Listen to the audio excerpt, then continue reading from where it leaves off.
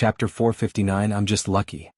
A sense of unrealism grew inside his mind as Lu Yi stared at the three women in front of him. He was fully aware that he was Lu Yi of the Crimson Blood Sect, but he was equally aware that he was the young master of the Myriad Beast Sect in this world. The Myriad Beast Sect was the strongest sect in the entire Myriad Beast domain. Before the Spirit Beasts had gone mad from the disease, the Myriad Beast Sect was without question the ruling sect of the entire cultivation world. All factions in the entire Myriad Beast domain must answer to them. Unfortunately, all beast-taming sects suffered greatly after the disease spread, and the Myriad Beast Sect was no exception. They managed to last longer than most thanks to their deep and all-encompassing roots, but in the end, even they weren't able to prevent their sect from being destroyed. 3 days ago, countless spirit beasts had attacked their headquarters and overwhelmed them. At least 70% of their people including the sect master himself had perished in battle. The survivors were scattered, but they had already made plans to seek refuge at Bilandia should the unthinkable happen. Lu Ye's group of 4 was one of them. Currently they were still over half a day away from the city.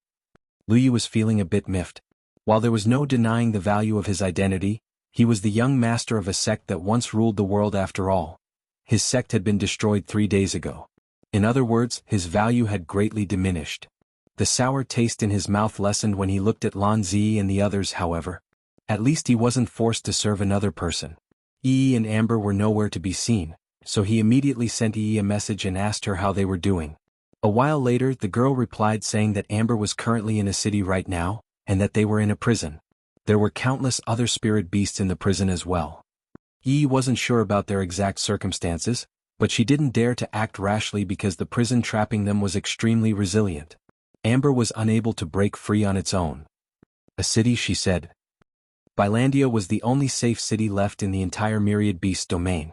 Therefore Yi and Amber were most likely in Bilandia. Lu Yi told Yi to continue lying low and wait for him. The girl had no qualms with the plan, of course. Watch out. A cry suddenly shook him out of his reverie. It came from the unfamiliar woman. Not a second too soon, he felt a terrific impact from the flank of the flying spirit artifact. Lu Yi hurriedly looked around. A dozen or so massive creatures had surrounded them before he knew it. They were spirit beasts of all shapes and sizes. Their sickly red eyes marked them as infected, and they were attacking the middle-grade flying spirit artifact they were sitting on like crazy. In the blink of an eye, their transport was shattered to pieces.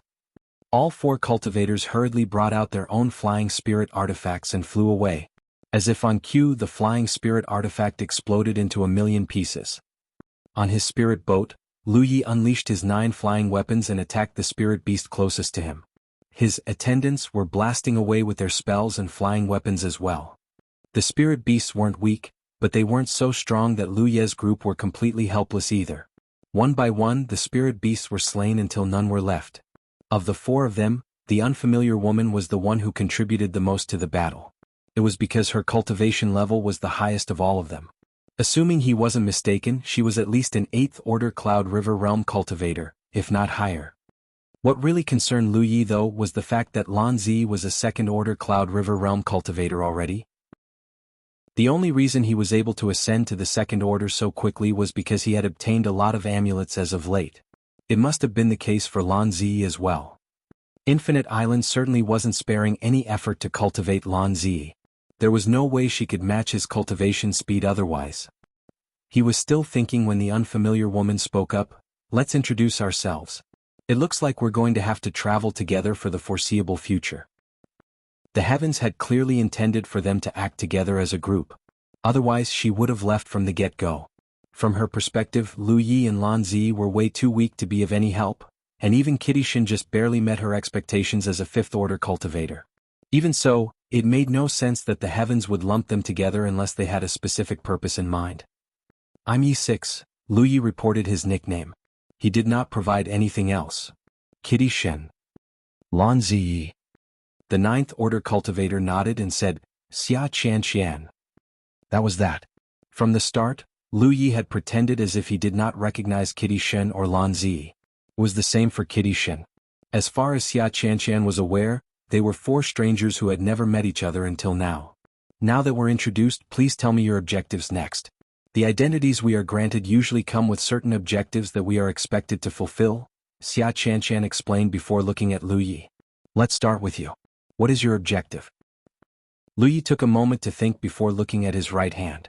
On his thumb was a jade ring that he was 100% sure did not exist until he entered the hidden realm.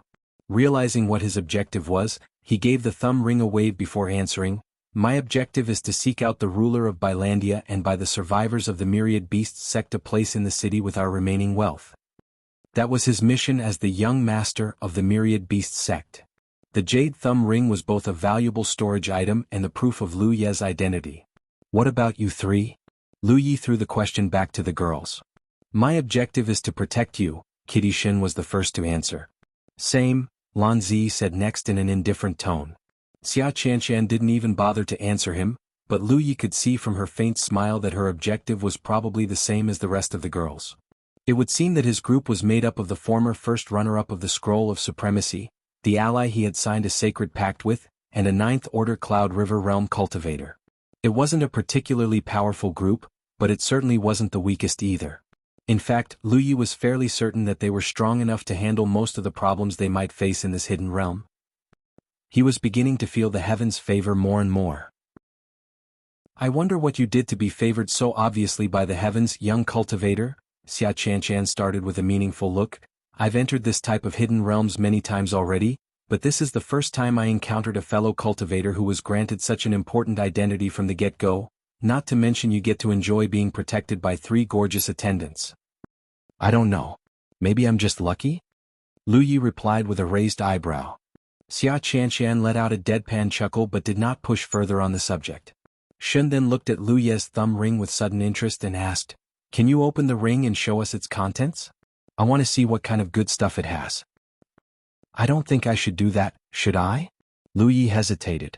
After all, his objective was to offer the goods in this ring to the ruler of Bilandia and buy the Myriad Beasts Sect a place to stay. Naturally, there must be a lot of valuables in the ring. "I'm not asking you to give us the stuff. I just want to take a look at it," Xia Qianshan urged. Kitty Shun and Lan Zi were looking at him expectantly as well. A few seconds later, Lu Yi gave in to his own temptation and nodded. "Fine. Just a look, nothing more." He tried channeling his spiritual power into the ring but could not elicit a response from it. He said, "It has a restraining lock. Let me see if I can unlock it," before inspecting the lock structure. Lu Yi was quite confident in his ability to lockpick most restraining locks, but the outcome of his inspection surprised him. The restraining lock was far more complex than he had initially imagined. A while later he shook his head and said, "It's too tough. I can't open it." He could force it open, but it would almost certainly result in the destruction of its contents. All 3 women withdrew their gazes in disappointment. Xia Qianshan said dejectedly, "Forget it. It is an item from the heavens. I should have known it wouldn't be so easy to unlock." Kitty Shin spoke up, "Sister Xia, you're the strongest of all of us and you said it yourself that you've visited this type of hidden realms many times. Is there anything you can teach us? I'm sure it would save us some trouble down the line."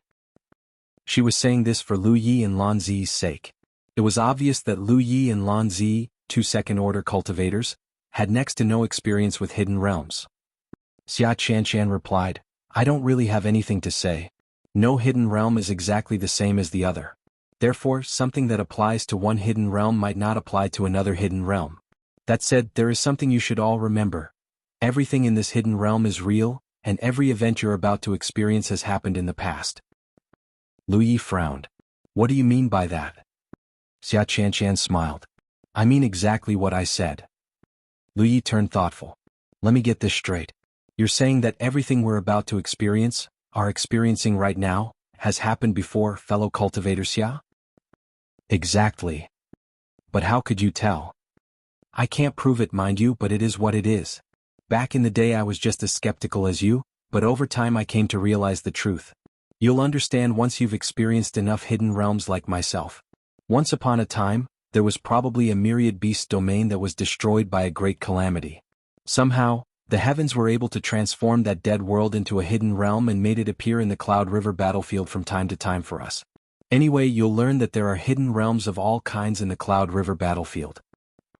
If what you say is true and the myriad beast domain was destroyed a long time ago, then how do you explain the remains of the spirit beasts we just killed? They sure look real to me." "You say that, but you don't actually know if they are spirit beasts, do you?" It could be a construct or an illusion the heavens have created to fool us, and we're just not strong enough to see through it. Xia Qianshan's answer only confused Lu Yi more. He was going to ask another question when she cut him off. Enough.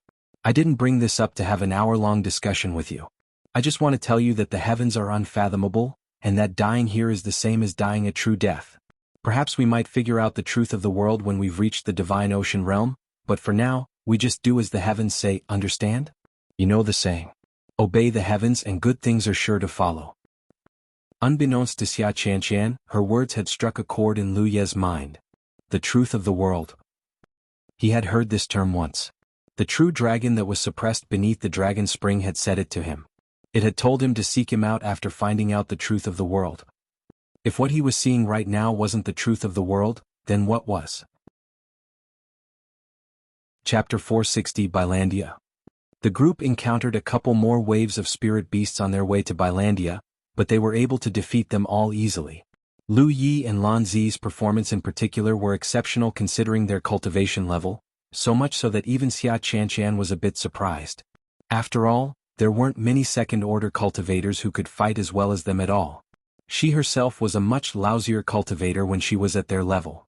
She knew then that they must have been quite famous when they were at the Spirit Creek realm. She strongly suspected that they were among the top 20 or even the top 10 rankers on the Scroll of Supremacy. Over half a day of travel later, Bilandia finally emerged from the horizon. It was a gigantic city that nearly stretched from one end of the horizon to the other. Not only were the walls over 70 meters tall, they were thick and glimmering a little. It was obvious they had been empowered with spells that made them tougher and more resistant to impact. Bilandia was the largest and final bastion of the human race of the myriad beasts domain. Without exaggeration, over half of the remaining humans in the entire cultivation world resided in this city. Those who weren't were making their way toward Bilandia as well. If the city was destroyed, then there would be no place left for humanity in the myriad beast domain.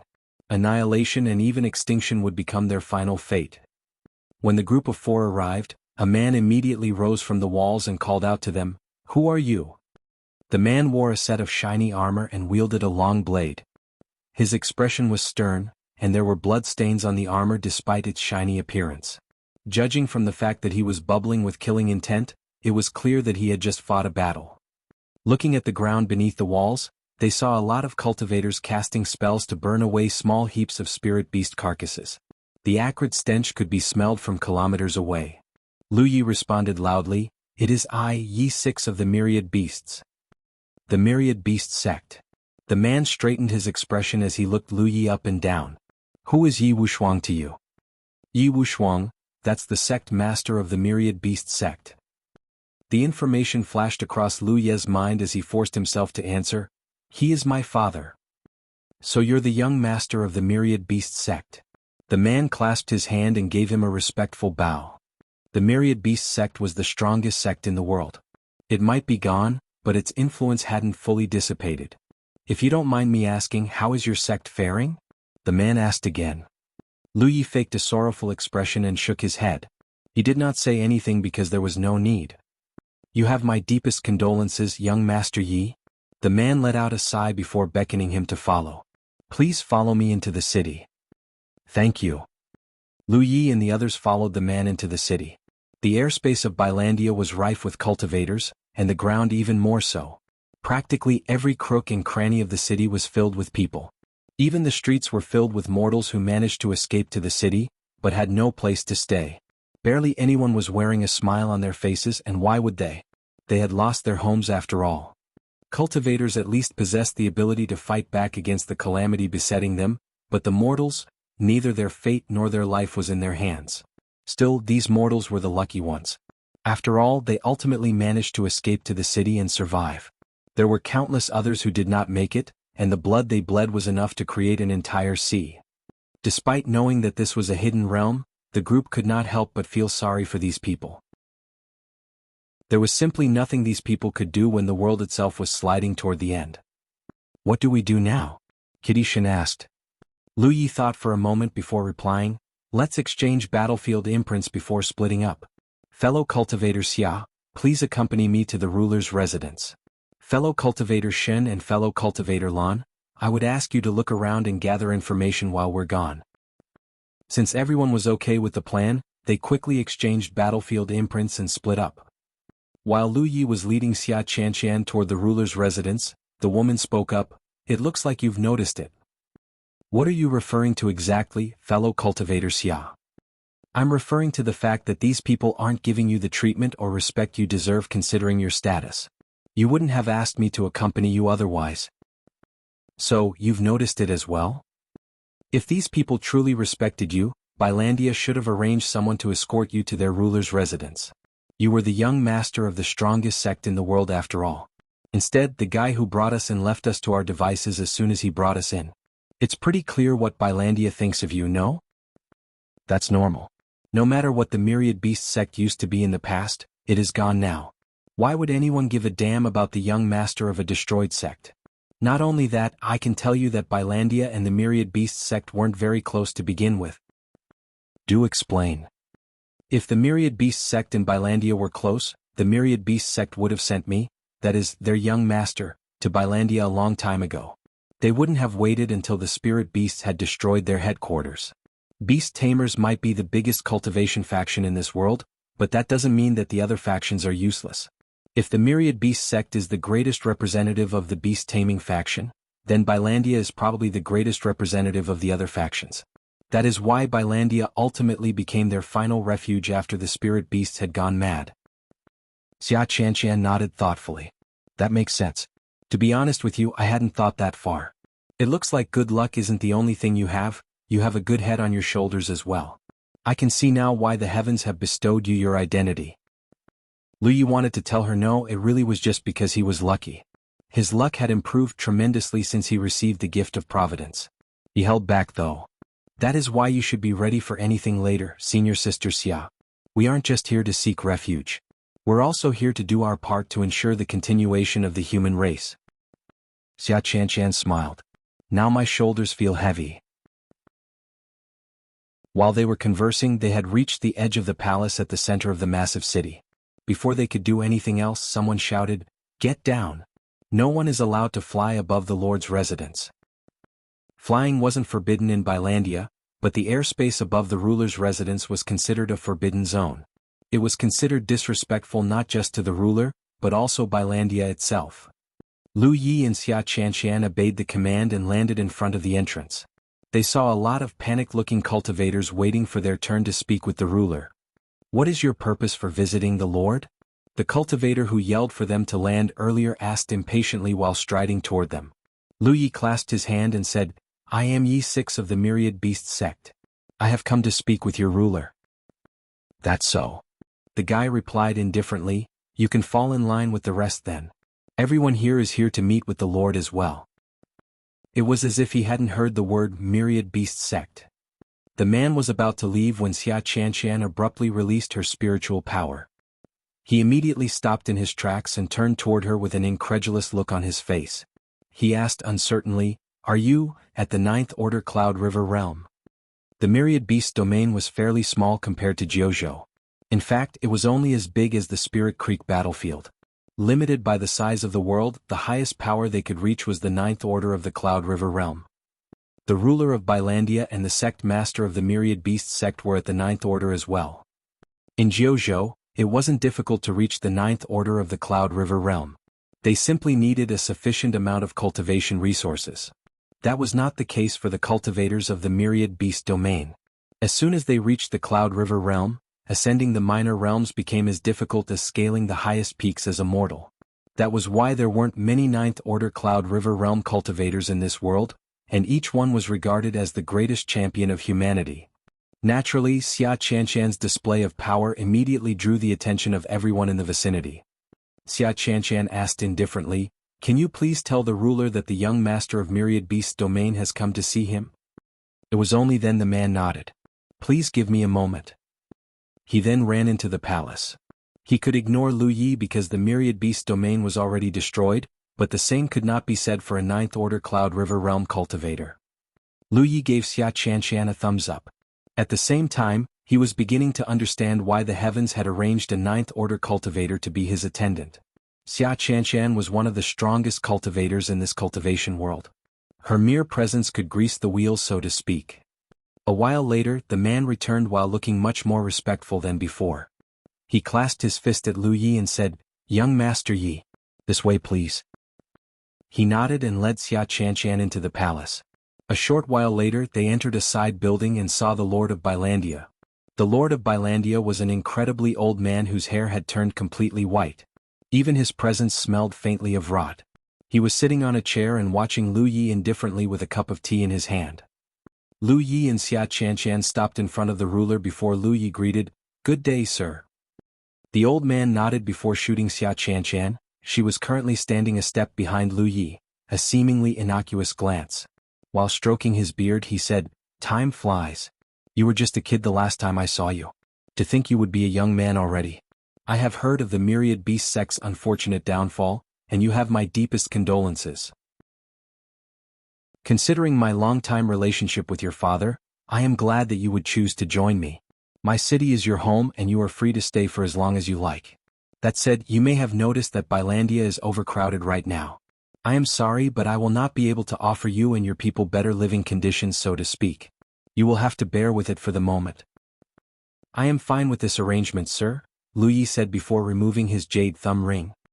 He set it down on the table beside the old man and said, "This is the gift my father had prepared for you before he saw me off." The old man accepted the ring and for the first time since they entered the room, looked visibly more spirited than before. He nodded. "You have my thanks." He waved a hand and called out, "Ah, see." "Milord," a thin, bizarre-looking man answered while stepping out from the shadows. He was covered in colorful, bizarre-looking tattoos. "Take them to their accommodations, will you?" "As you command," the man said before beckoning Lu Yi and Xia Chanshan to follow. "Please follow me." The man named Asi led them out of the palace before rising into the air. He brought them all the way to the outer edge of Bilandia before he finally landed. A while later they arrived at a detached house.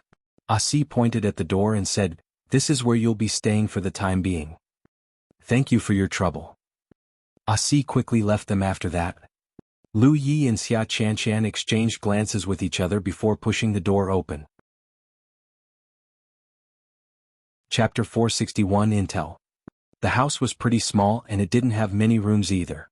It was big enough to accommodate 4 people though. Bilandia was absolutely jam-packed with people right now, but the ruler had still given them a detached house. It was because of Lu Ye's gift, of course. Without the thumb ring, there was no way the Lord would have offered them an acceptable accommodation.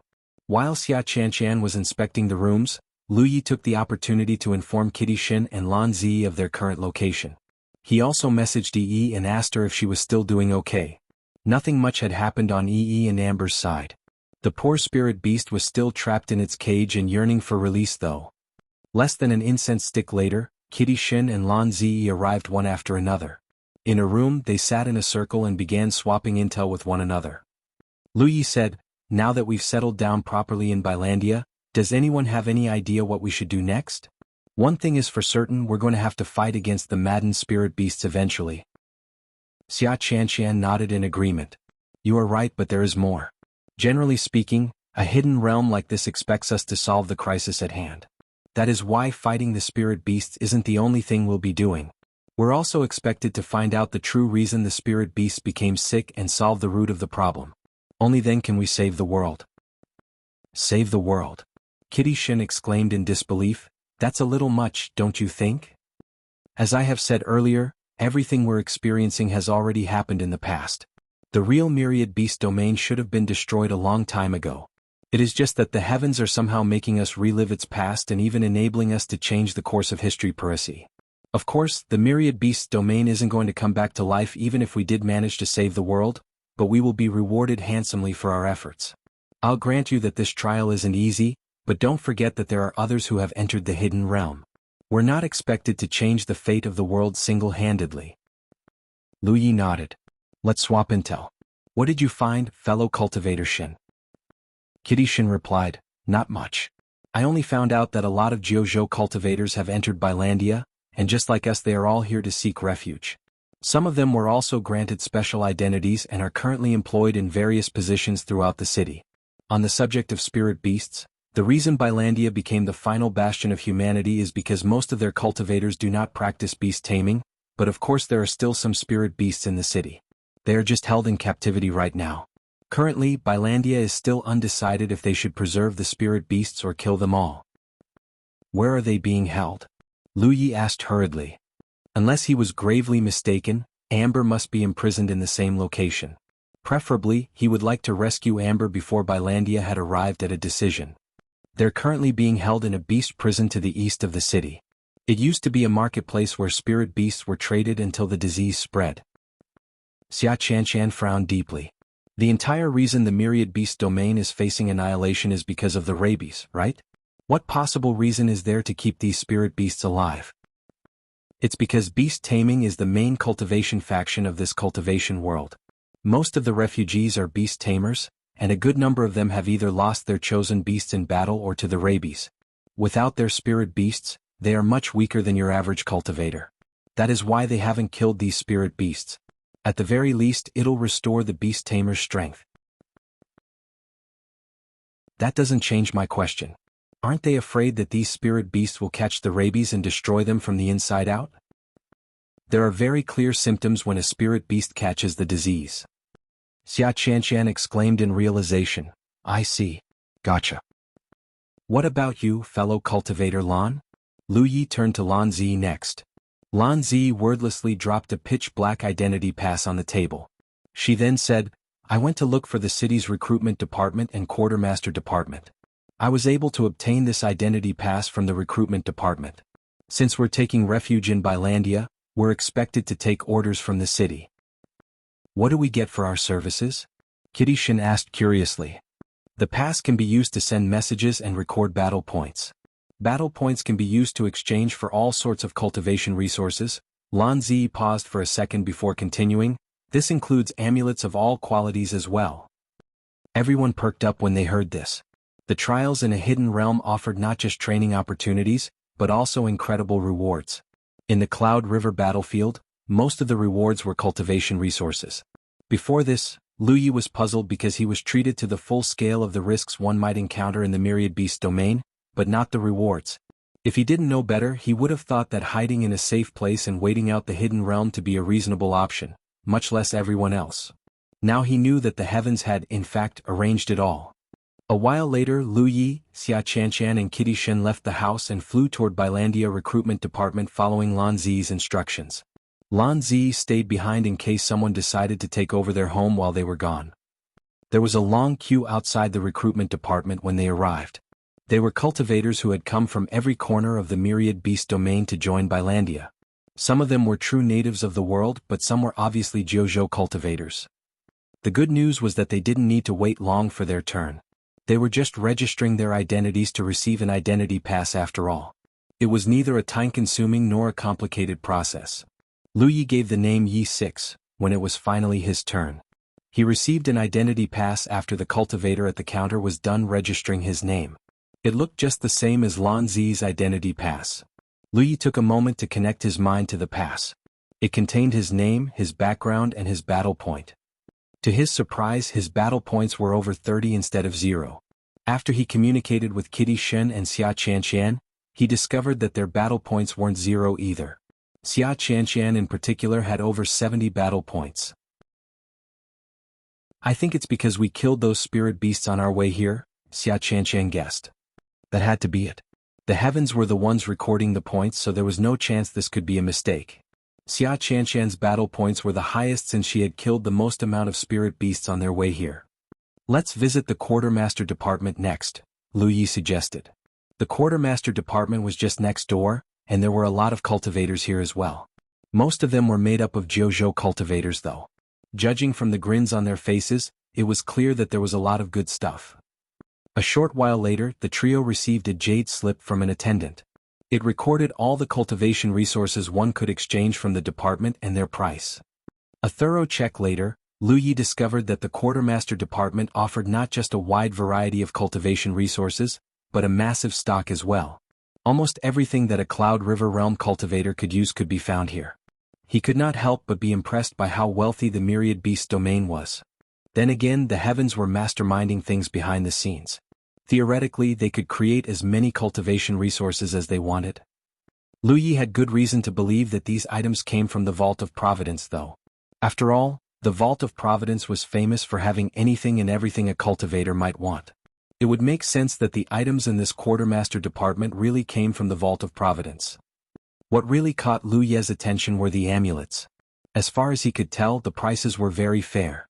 White amulets cost 200 apiece, green amulets cost 600 apiece, blue amulets cost 1,800, purple amulets cost 5,400, and gold amulets cost 16,200. It was almost the same price as the amulets would have been in contribution points. To make a comparison, Lu Yi had spent a little over 200 contribution points to purchase the white amulets. This was an opportunity for all the cultivators who entered this hidden realm. In the real world, they could not have purchased as many amulets as they wanted even if they could afford the contribution point cost. It took some luck to get the amulets you wanted in amulet auctions as well. But here in the Myriad Beast domain, they could exchange as many amulets as they wanted as long as they had the battle points, and battle points could be accrued as simply as killing the maddened spirit beasts. That was the one thing the Hidden Realm did not lack right now. It would seem that the rumors were right. The Hidden Realms really were golden opportunities for Cloud River Realm cultivators. They would not have obtained such a good deal on the Cloud River battlefield. Lu Ye's observation was shared by many other cultivators. Already, some cultivators were forming teams and getting ready to hunt down some spirit beasts.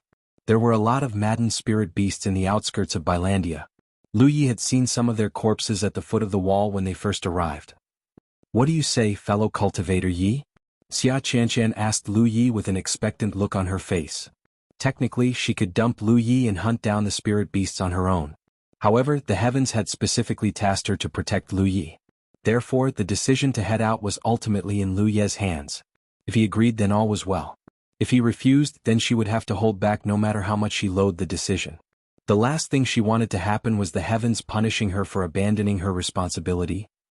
Instead of giving her an answer straight away, Lu Yi said, "Why don't you girls head back first? I have a private matter I need to settle." After he bade them goodbye, he flew to the eastern section of the city.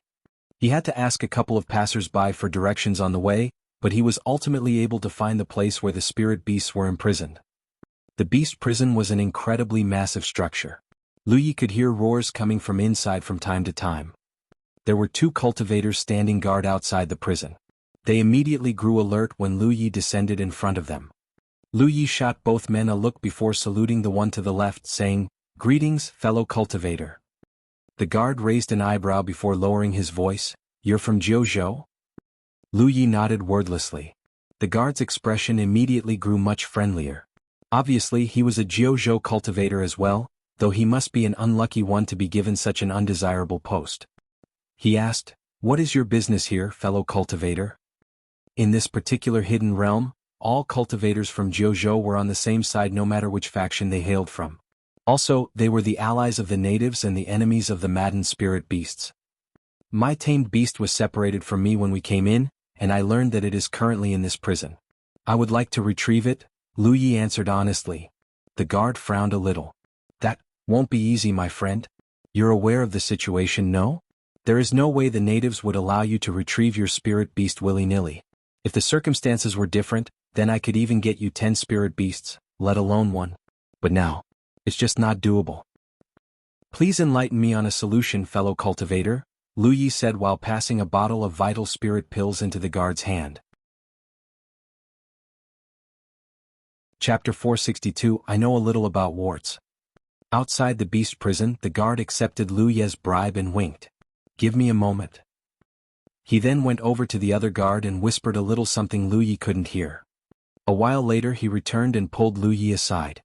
He then said, "According to my buddy over there, the only way to retrieve a spirit beast from the prison is to obtain a verbal or handwritten order from the lord of the city himself." Understanding bloomed across Lu Ye's features. "Understood. I'll find a way." If Lu Yi hadn't been bestowed a special identity, he would have had a hard time trying to organize a meeting with the ruler, much less obtain a handwritten order from him. But since he had already met with the ruler and even given him a great gift, it should not be too much trouble. Just in case though, he returned to his detached house and brought Xia Qianqian with him. The same guy was keeping the order when they arrived at the lord's residence once more. His attitude was a lot more respectful than before though. He saluted Lu Yi first before asking politely, "What else do you need, young Master Yi? Sorry for the trouble, but can you please inform the Lord that I have something else I'd like to speak with him about?" "Please give me a moment," the guy replied before leaving to carry Lu Ye's message. A while later the guy returned with the cultivator they had met before, Si. At that moment, Lu Yi knew that it was unlikely he would be able to meet the ruler again. It would seem that his earlier predictions were accurate after all. The myriad beast sect and Bilandia really didn't share a good relationship with each other. It made no sense that the city lord would not afford him a second meeting otherwise, especially considering that he had given him a great gift. Si walked up to them and asked, "What is your business, young Master Yi?" Lu Yi replied immediately, "I would like to enter the beast prison and retrieve a spirit beast." "Excuse me?" Si frowned before shaking his head. "My apologies, but I cannot do that.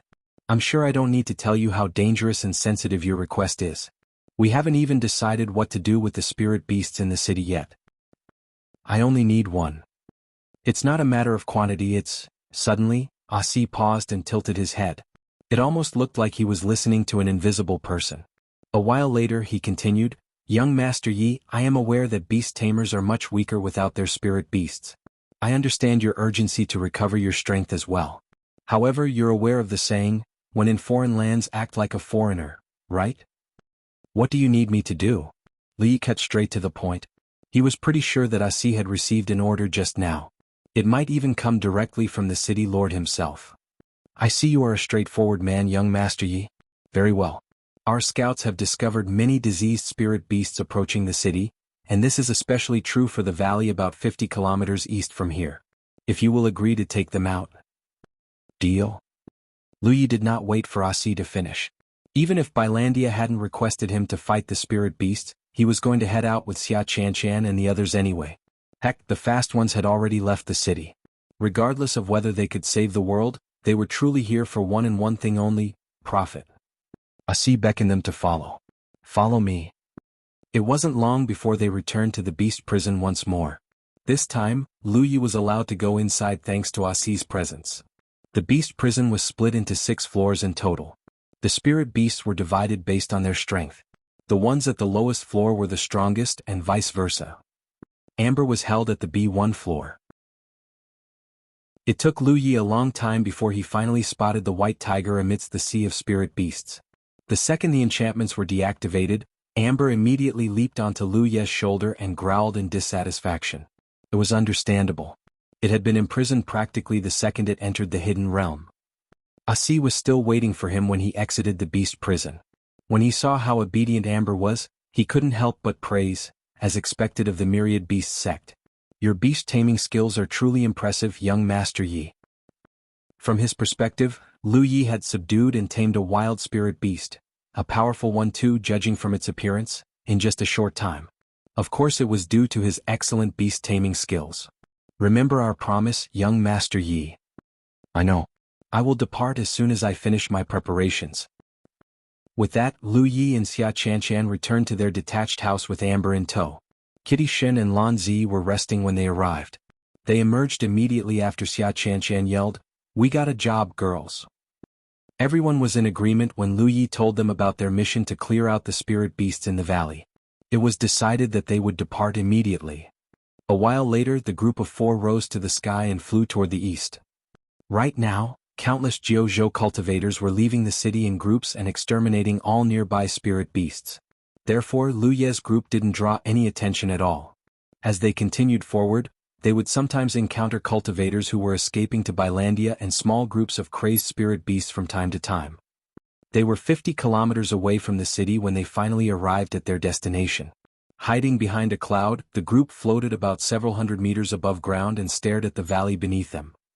The valley was incredibly huge, but it was still jam-packed with spirit beasts. Lu Yi could not even begin to imagine how many spirit beasts there were. What was even more surprising was the fact that these spirit beasts were perfectly silent. It was as if they were a well-trained army that were waiting patiently for the time to shine. "Are you sure that this is the valley Bilandia asked us to clear out, Yi 6? If it is, it sure looks like they sent us on a heaven's damned suicide mission," Kitty Shin commented worriedly as she stared at the sea of spirit beasts beneath them. There was no way in hell the 4 of them could clear out this entire valley by themselves. Lu Yi was expressionless.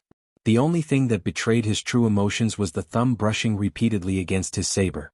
He wondered if Bilandia intel was outdated, or if Shin was right about the bastards sending them on a suicide mission. That said, they had already accepted the mission, and it wasn't like this was all bad news. Plenty of spirit beasts equaled plenty of battle points. Worst case scenario, they could just run and live to fight another day. I can set up a ward at that location. Lu Yi pointed at the flat terrain directly opposite of the valley entrance. You're a ward cultivator too? Xia Qianshan shot Lu Yi a surprised look. I thought you were a combat cultivator? I know a little about wards. Lan Zi's eyes twitched once when she heard this. Of the three of them, she was the only one who knew exactly who Lu Yi was. Lu Yi of the Crimson Blood Sect was the first cultivator ever to breach a grand ward at the Spirit Creek realm single-handedly. He was also the man who had earned titles like the Vanquisher of Sects and the Three Banes of Spirit Creek. To hear him say that he only knew a little about wards she would have punched him if she could. Okay. You go set up the wards and we'll lure the spirit beasts to that location. The goal is to kill as many spirit beasts as we can, Xia Qianshan said. Lu Yi nodded and descended on the location he mentioned. The girls followed him and acted as his guards while he did his work. It wasn't long before the ambush site was filled with wards. They were all the same type of wards though, explosive wards. Their goal was just to kill the crazed spirit beasts after all. They didn't need a fancy illusion ward that played with their enemy's senses or something. All they needed to do was a ton of damage. Not all of the explosive wards shared the same size, but they were all interconnected to one another in some ways. A good number of them were trigger traps as well. They would activate as soon as a spirit beast had entered the ward. Some of the explosive wards could only be triggered via manual control. Lu Yi had specifically asked the girls to memorize their locations just in case. Lu Yi had plenty of ward flags, but since he was aiming to obtain as many battle points from this battle as possible, he did not save even a single one of them. But of course he did not use the ward flags he received from the 100 Wards Tower. When everything was ready, 3 pairs of eyes turned to look at Xia Qianshan. She understood their meaning immediately. Right. I'm the strongest cultivator here, so I should be the one to lure the beasts over. Get ready then. They nodded their heads and Xia Qianshan flew straight toward the valley. A while later, the trio sensed a massive disturbance of spiritual power from the valley. They also saw the flashes of spell techniques. It was of course Xia Qianshan's handiwork. Xia Qianshan was a spell cultivator and a medicine cultivator. Her spells were great, but her medical skills were barely passable. In fact, there were a lot of cultivators in Jianghu who cultivated the medical arts, just like how most medicine cultivators would cultivate other cultivation arts. Generally speaking, their secondary cultivation was always poorer than their primary one. The ground shook like an earthquake as a beam of light flew toward them. Right behind her was what looked like an endless horde of spirit beasts. The good news was that the large majority of the spirit beasts were incapable of flight. All cultivators could fly without aid after reaching the Cloud River realm, but the same could not be said for spirit beasts. Some spirit beasts could fly after they became a champion-class spirit beast, but the rest were still stuck on the ground. Of course, avian spirit beasts could fly no matter what their power level was. Xia Qianshan cast one spell after another as she escaped her pursuers, unwittingly showing off the true power of a 9th-order Cloud River realm cultivator. Every time she launched a spell, multiple avian spirit beasts would fall from the sky and be crushed underfoot by the spirit beasts. Despite their preparation, Lu Ye's group could not help but feel a tingling in their spine as they watched the horde of spirit beasts charging straight at them. Lu Yi was the first to attack when the spirit beasts were about 300 meters away from them. His fiery red spiritual power joined together to form a beautiful fire phoenix before flying straight toward the horde. It was so lifelike that even the details of the feathers were clearly discernible. Since Lu Yi had reached the 2nd order, his fire phoenix spell was a lot stronger than before. He did not dare to use glyph, fire phoenix though. It just required too much spiritual power. Even at his current level, it would strain him too much to cast it. You know spells too? Shin blurted out in astonishment. She felt like she was recognizing the young man for the first time because he had not displayed any spell-casting ability until now. As if that wasn't enough, his spell-casting speed and the power of his spells were on par with that of a true spell cultivator. From her perspective, Yi 6 was a combat cultivator who knew wards, spells and even had a tamed beast. Not only was he a dabbler in at least 4 types of cultivation, it looked like he was damn good in all of them. Kitty Shin really wanted to know if there was anything that the young man wasn't good at. The fire phoenix dove into a group of spirit beasts before transforming into a massive inferno. The terrific heat instantly killed or injured most of them. It wasn't until Lu Yi had launched his third fire phoenix that Kitty Shin and Lan Zi finally had the opportunity to act. Kitty Shin threw the ribbon wrapped around her arm at a spirit beast, and the spirit artifact wrapped around her target like it had a life of its own. The next instant, the spirit beast exploded in a shower of blood and gore. Chapter 463 Run. Lan Zi's range option was a single flying weapon, a short sword about 1/3 of a meter long to be exact, but it was incredibly swift and powerful. It pierced through the spirit beast's foreheads like a hot knife through butter and killed them instantly. Right now, everyone was targeting the avian spirit beasts because they were the only creatures who could pose a real threat against them. They could afford to ignore the landbound spirit beasts for now. 300 meters were but the blink of an eye for cultivators. When Xia Qianshan rushed past the group, they also turned around and scattered in every direction. Each person was pursued by a massive group of spirit beasts, and every spirit beast's eyes looked unnaturally crimson. Suddenly there was a loud boom and a rumble. The spirit beasts had finally triggered one of Lu Ye's explosive wards. A massive fireball injured or killed every spirit beast within its vicinity. It wasn't just one explosion either. The explosive wards kept being triggered one after another as the spirit beasts trampled over them. Not to mention that Lu Yi was waving a ward flag and triggering the remote-controlled explosive wards as well. At the same time, 9 flying weapons slaughtered every flying spirit beast chasing after him. The spirit beasts were numerous, but their power level was a mixed bag at best. In fact, only a small number of them were champion-level spirit beasts, while the rest were normal spirit beasts, the spirit beast equivalent of a Spirit Creek Realm cultivator. Not only that, a normal champion-class spirit beast would find itself hard-pressed to handle anyone in their group. Only the truly strong ones could pose a certain level of threat against them. Unfortunately, it wasn't long before the sounds of explosions faded into nothing. Despite the incredible amount of explosive wards Lu Yi had laid down beforehand, they had still run out in less than an incense stick. Not only that, the horde before their eyes still looked positively unmanageable. By now, the group had become completely separated from one another. Kitty Shin and Xia Qianshan were nowhere to be seen. Lan Zi was being surrounded and attacked by a bunch of avian spirit beasts, though judging from her swift movements and occasional sword flashes she was in no danger of dying just yet. Lu Yi himself wasn't doing too well. Among the massive group of spirit beasts were 2 incredibly powerful champion-class spirit beasts that were on par with a 5th or 6th order Cloud River Realm cultivator. Their pincer attack wasn't easy to handle to say the least. The one silver lining in their situation was that the maddened spirit beasts were a lot stupider than they should have been. They were also extremely bloodthirsty and impulsive. Whatever power they gained was offset by the decline in intelligence. Otherwise, he might have decided to make a run for it already. Lu Yi tried a couple of times to eliminate one of the 2 champion-class spirit beasts that were keeping him on his toes, but unfortunately he did not succeed. He could only fly circles around his pursuers while cutting down the weaker spirit beasts.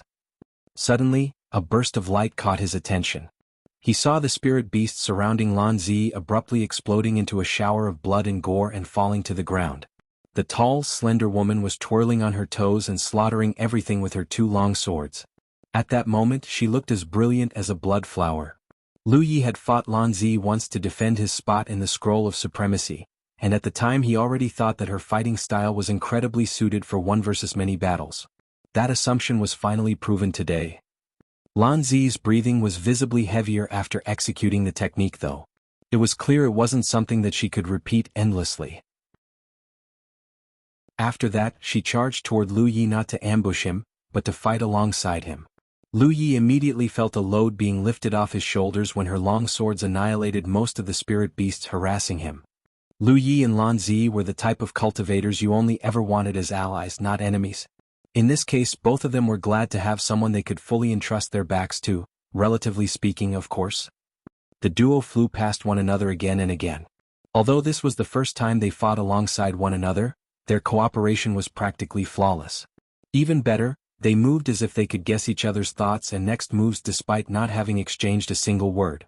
The storm of saber and swords mowed down the spirit beasts in unstoppable fashion. Even the 2 champion-class spirit beasts that gave Lu Yi trouble earlier were no match for them. Lu Yi and Lan Zi had already slain one of them, and it was only a matter of time before the other one was dead as well. Suddenly they felt a burst of spiritual power from their flanks. When Lu Yi looked back, he saw Kitty Shin flying toward them with a dozen or so spirit beasts on her tail. She yelled as soon as she got close to them, "Ye six, we got reinforcements." Just now, she was attacked and hounded by so many spirit beasts that she had no choice but to escape in the direction of Bilandia. About halfway there, she suddenly saw a massive group of cultivators rushing toward her and killing all the spirit beasts chasing her. It was only then she turned around and flew back to the valley. Her rescuers were obviously cultivators from Jianghu. They were all busy collecting battle points when Kitty Shin had flown up to them with a horde of spirit beasts. Sensing an opportunity, they followed her back to the valley and were overjoyed to see that their intuition was right. They immediately spread out and started mowing down the spirit beasts. Just like Lu Ye's group had done earlier, they prioritized killing the avian spirit beasts. Once the enemy's aerial units were all dead, it was only a matter of time before they cleaned up the rest. Worst-case scenario, they could withdraw and live to fight another day. Spells and spirit artifacts erupted across the sky like fireworks and killed down dozens of avian spirit beasts per second. Now that they were joined by a dozen or so cultivators, the speed at which they were mowing down the horde had increased drastically. A while later, Lu Yi, Lan Zi and Kitty Shin landed on the ground and formed a triangular formation. Although they were attacked from all sides, the spirit beasts usually died before they could even get close to the trio. Amber had also jumped off Lu Ye's shoulder and manifested its true self. From time to time, it would roar to stun the enemies and bite a wounded spirit beast to death. The white tiger was really happy that they were finally fighting on the ground. Just now, the most he could do was to let out a roar or two to stun the enemies. Eventually, the entire mountain range was covered in the corpses of spirit beasts. So much blood was shed that the entire battlefield reeked of it. It looked like it was only a matter of time before the spirit beasts were all killed, but the maddened creatures continued to attack them with the same ferocity and madness as before. They were as immune to fear as they were to pain. Time passed as the howls of the spirit beasts lessened. Lu Ye's saber arm was numb, and even Lan Zi and Kitty Shin were looking pale. Eventually, the only ones left standing on the battlefield were blood-soaked cultivators. The chaotic battle had finally come to an end. Xia Qianshan appeared out of nowhere and shot the group a glance. "Is anyone hurt?" She looked as dirty and tired as they were. She would have joined up with Lu Yi and the others sooner, but she wasn't able to extricate herself from several powerful champion-class spirit beasts until the battle was almost over. Lu Yi slowly shook his head as he flicked off the blood on the inviolable and returned it to its sheath. He then tossed 2 vital spirit pills into his mouth and chewed slowly. Lan Zi and Kitty Shin hurriedly ate their pills to recover as well. Without exaggeration, this was one of the hardest battles Lu Yi and the other cultivators had ever fought. There were just too many spirit beasts. Even Lu Ye's group had underestimated just how many spirit beasts there were in the valley despite having seen it all from the sky earlier. If they had known this, they would never have agreed to Asi's request. It all turned out well in the end though. The dozen or so Jianghu cultivators could not have arrived at a better time. The battle was hard, but the rewards were well worth it. There wasn't a single person who wasn't smiling after calculating their battle points. Lu Yi checked his own identity pass and noted that he now had over 3,000 battle points. One blue amulet cost only 1,800 battle points, and he had almost earned enough battle points to buy 2 of them. The main reason he was able to accumulate this many battle points was thanks to the explosive wards he had laid down earlier. They had taken out a considerable amount of spirit beasts before the battle was engaged. Fighting alongside Lan Zi and Kitty Shin also meant that he could focus far more on killing the enemies and less on defending himself. He was sure he had earned more battle points than Kitty Shin and Lan Zi. Not even Xia Qianshan, a 9th-order Cloud River Realm cultivator, could have earned more battle points than him. Suddenly, Lu Yi realized that ward cultivators held a massive advantage in this type of battles. If he had known this would happen and prepared more ward flags beforehand, he could have earned even more battle points. Battle points weren't the only reward they got from the battle. The champion-class spirit beasts had mutant cores in their bodies. Already the others were scouring the battlefield for them. Naturally, Lu Yi was doing the same with Amber. Unfortunately, champion-class spirit beasts did not really look that different from normal spirit beasts. In extreme cases, one could spend half a day searching a battlefield of carcasses and still not locate a single champion-class spirit beast. Amber loved eating mutant cores, but Lu Yi forbade it from eating them because these spirit beasts had gone insane from some unknown disease. Until they had found out the real reason they went insane, Lu Yi wasn't going to risk Amber going insane as well. 2 hours later, they were finally done scouring the battlefield for loot. Every cultivator had found some mutant cores, and Lu Yi himself had collected over a dozen of them. He stored them all in his storage space. None of the mutant cores shared exactly the same size and color, but they all contained a tremendous amount of energy. A mutant core had many uses. A pill cultivator could refine a mutant core into pills, a ward cultivator could use it to create wards, and an artificer could use it to refine an artifact. In any case, it was very valuable. Everyone was beaming and chatting happily with each other. They were just discussing if they should join hands and kill more spirit beasts when suddenly, the ground started rumbling unnaturally. Everyone's expression changed as they spun around to face the source of the commotion. It wasn't long before they saw a swathe of black clouds flying in their direction. They were all avian spirit beasts. Lu Yi and a couple more cultivators immediately rose to the sky and looked again. Their expressions slowly turned grim as they observed the incoming tide. The biggest horde of spirit beasts they had ever seen was moving toward them. They literally stretched from one end of the horizon to the other. It was impossible to calculate how many there were. There was no way their little group could handle this many spirit beasts. In fact, everyone realized what they were seeing at the same time. The spirit beasts had come to conquer the final bastion of humanity, Bilandia. Fly. A cultivator yelled before taking off in the direction of Bilandia. The others followed him without question. The city might be the only place left in the entire world that could give them some sense of security, but chewing inside their hearts was the ominous feeling that even Bilandia might not be able to hold back such a large army. Chapter 464 Not Fair Heavens. Not fair. When Lu Ye's group had finally returned to Bilandia, the entire city had entered a battle-ready state. Each section of the wall was guarded by countless cultivators, and ward cultivators were setting up all sorts of wards outside the city as well. Bilandia was the human race's final bastion in the myriad beasts domain. If it fell, then no one was safe and the world would fall under the control of the crazed spirit beasts completely. All the survivors had already reached Bilandia, and those who did not make it were most likely lost to the spirit beasts already. Lu Yi and his companions had just fought a great battle. Naturally, they were going to catch some rest. If they participated in the battle in their depleted state, there was a high chance they would not be able to last the whole fight. There was a surprise waiting for them, however. When they arrived at their accommodation, they discovered that a dozen or so strangers had moved into their house. Xia Qianqian and the girls immediately turned wary. Bilandia was so overcrowded that countless cultivators and mortals had to sleep on the streets. It would be terrible if someone had robbed them of their homes while they were out, especially considering the massive gift they had paid to the city lord to make it happen. Lu Yi thought differently though. A moment of hesitation later, he openly approached the unfamiliar group. If I'm not mistaken, they should be, as Lu Yi predicted, one of the cultivators in the group, an old man, broke into tears when he saw him. He immediately ran up to him, grabbed his shoulders and cried out, "Are you okay, young master?" What? Xia Qianqian and the rest of the girls immediately figured out who these people were after catching his outburst. There was only one type of people who would address Lu Yi as young master, and they were the cultivators of the Myriad Beast Sect. The girls were surprised because they didn't think that some of the natives would be their natural allies, but Lu Yi did because of his identity. He would not have approached them if he hadn't realized this.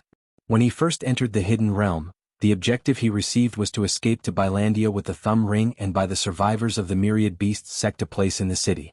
In fact, Lu Yi knew that the survivors of the Myriad Beasts Sect had spread out after their headquarters was destroyed. His group could not be the only one who had escaped the disaster.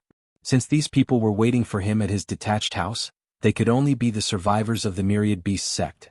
The group numbered a dozen or so people, and they were all Cloud River Realm cultivators. Considering the average power level of the Myriad Beast domain, they were without a doubt a force to be reckoned with. This was especially true for the old man holding Lu Yi and the old woman standing at the back of the group. If he wasn't mistaken, they were both 9th Order Cloud River Realm cultivators. "I'm fine," Lu Yi assured while nodding his head. The old man looked Lu Yi up and down until he was sure that Lu Yi was unhurt. However, his relieved expression quickly morphed into anger as he yelled, "Damn that Lu Wuzhai! Our sect had just been destroyed, and that old bastard already sent you out to face against the spirit beasts? He must have been hoping that you would die out there. I cannot imagine how the bastard ever became the Lord of Bilandia considering how short-sighted he is. Lu Wuzhai was the name of the city lord of Bilandia. Clearly the old man had many things to say about the city lord's decision to send Lu Yi out to danger. In fact, he immediately turned on the girls next and yelled, "Are you girls stupid or what? Whatever possessed you to think that putting the young master at risk is a good idea?" The girls were incredibly miffed, of course. If not for the fact that the natives had no idea they were really Jianghu cultivators, they would have taken offense and argued back already. "What? Why are you looking at me like that? How dare you? If it wasn't for the Myriad Beast sect, you would have died on some forgotten streets a long time ago."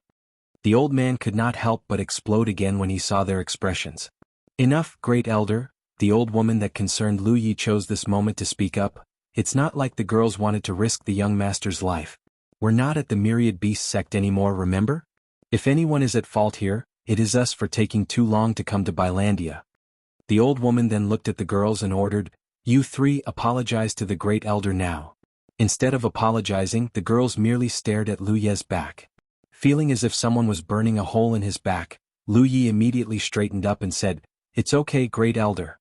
I'm the one who made the decision to go on the mission. It's not their fault." The great elder let out a long sigh. "Young master, I know you love the girls, but you can't pamper them too much. Otherwise, forget it. We are all that is left of the sect now, and I do not wish to make the atmosphere any more unpleasant than it already is. Just remember to keep the young master out of danger next time." Finally, the girls let out a disgruntled Suddenly, the great elder looked at Amber. The white tiger was currently draped over Lu Ye's shoulder. The longer he stared, the brighter his eyes shone. "Where did you find this little fella, young master? Is it okay if I take a look at it?" Lu Yi tilted his head at Amber, and the white tiger immediately leaped over to the great elder. The old man's eyes brightened even more when he caught Amber. "Oh, what an intelligent fella you are." After inspecting Amber thoroughly, the great elder finally returned the white tiger to Lu Yi with a wide smile on his face. "Congratulations, young master. You are incredibly lucky to have recruited this incredible beast not long after you lost your chosen beast. If I'm not mistaken, this beast is a descendant of the 4 sacred beasts. It might not be very powerful right now, but it possesses incredible potential. If raised properly, its future is guaranteed to be brighter than most." Lu Yi was surprised. He did not think that the old man would be able to identify Amber's bloodline, but then again, what was he expecting? He was the great elder of the Myriad Beast sect, the greatest beast-taming sect of this cultivation world before it was destroyed. Even Lu Yi himself wasn't sure that Amber was a descendant of the 4 sacred beasts until now. As for the chosen beast the great elder spoke of, Lu Yi knew nothing about the poor animal, of course. He wasn't actually the young master of the Myriad Beast sect, he was just assuming his identity. According to Xia Chanshan, there used to be a Myriad Beast domain in the past. Everything they were experiencing right now was something that had already happened in the distant past. They were reliving that experience now only because the heavens had somehow recreated it through some means he was nowhere powerful enough to even imagine. Both the Myriad Beast sect and the young master of the Myriad Beast sect were real, but Lu Yi had no idea what the young master's chosen beast was because the heavens hadn't given him that information. Heck, he didn't even know that the old man before him was the great elder until the old woman had spoken up. Lu Yi was an inquisitive man, so he asked, "How can I make it my chosen beast, great elder?" The great elder shot him a confused look. "I'm sorry?" The art of converting a spirit beast into a chosen beast was the beating heart of beast taming itself. How could Lu Yi possibly not know about it? Lu Yi immediately feigned a sorrowful expression. "I'm sorry. I've been feeling pretty addled since the Myriad Beast sect was destroyed. It's gotten to the point where I've forgotten many things that I should never forget." Xia Chanshan and the others rolled their eyes repeatedly when they heard this. However, the great elder accepted the shoddy excuse and sighed. "I see. I'm sorry you had such a hard time, young master." He then shoved his hand into his storage bag and searched around for a bit before passing Lu Yi a jade slip. "This contains the most important technique of our sect, the Beast Pact art. Keep it safe." Lu Yi accepted it respectfully and nodded. "Do not worry, great elder." Behind him, the girls felt their eyes widening like saucers. Who would have thought that asking was all Lu Yi needed to do to obtain the Myriad Beast sect's most important technique? They might not know what the Beast Pact art was, but it didn't take a genius to know that it must have something to do with beast taming. In Jianghu, beast taming was a minor cultivation faction at best, But here in the Myriad Beasts domain it was the complete opposite. They had no doubt that the cultivators of the Myriad Beast domain were far better at the way of beast taming than the cultivators of Jianghu, not to mention that the beast pact art Lu Yi just received came from their strongest beast taming sect. The beast tamers of Jianghu would kill to obtain the beast pact art. It was extremely valuable to say the least. This old man isn't a nuisance. He's an opportunity. Xia Qianqian was a woman of action. She immediately asked, "Great Elder, we've run out of cultivation resources. Can we?" The Great Elder immediately lost his pleasant expression and glared at her. "Did the sect master not give you a bag of spirit stones right before you left? Don't tell me you've used them all already." Xia Qianqian groaned on the inside. "Of course not. I haven't even met your heaven's damned sect master, much less received anything from him." The Great Elder turned back to Lu Yi with a pleasant expression. "The guy must be a master of faces. Where is your spirit beast bag, young master?" "I'm sorry?" The Great Elder let out another sorrowful sigh. "Oh, young master. It's not easy to make spirit beast bags, you know. Our sect only has a dozen of them and they were all passed down by our ancestors. You can't just lose it like this." He then removed a bag from his waist and handed it to Lu Yi. "Here. This is yours now." To say Lu Yi was flabbergasted would be an understatement, but his shock was not even close to the girls. They were so jealous they could strangle the lucky Sinuvabich. Forget Kitty Shin, even a veteran like Xia Qianqian had never seen anyone receiving such preferential treatment from a hidden realm native before. Xia Qianqian had thought that Lu Ye's identity was a superficial status at first, but clearly she was mistaken. The guy could abandon them all and go into hiding right now, and she wouldn't even be able to fault him for it. It's not fair. Why is a second-order cultivator getting so much profit for free while I, a ninth-order cultivator, get nothing at all? Is it because he's a male? Not fair, heavens. Not fair.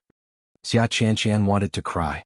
It was at this moment the old woman spoke up. "The young master has just returned from battle. Why don't we postpone this conversation to a later date?" The Great Elder nodded. "You're right. Please take your rest, young master. We will speak again after you've recovered." "I shall be taking my rest then," Lu Yi replied. He was going to walk into the house when suddenly, he felt a few pairs of red-hot gazes piercing his back. He hurriedly waved at the girls and added, "You girls follow me." "Yes, sir." The girls hurriedly responded. As he was walking toward his room, he thought he heard the sound of grinding teeth behind his back. He wondered if it was his imagination. Lu Yi went into his room and closed the door. He had just sat down on the floor when the world suddenly grew a little dim. He looked up and saw the three women glaring down on him with thick, unbridled disdain. "I can't help it. The heavens are the ones who arranged all this." Lu Yi tried to defend himself. "Plus, I brought you all here to catch some rest, didn't I? We're splitting the loot." Xia Qianqian uttered through gritted teeth. She was going to explode if Lu Yi said no. "Sure. How do you want to split it?" "You can have whatever's inside the spirit beast bag, but I want a copy of that beast pact art. Don't worry, I'm not going to sell it. I have a senior brother who's a beast tamer, and the art might be useful to him." "Me too." Kitty Shin raised her hand immediately. Lan Zi was silent, but it was obvious she wanted a copy as well.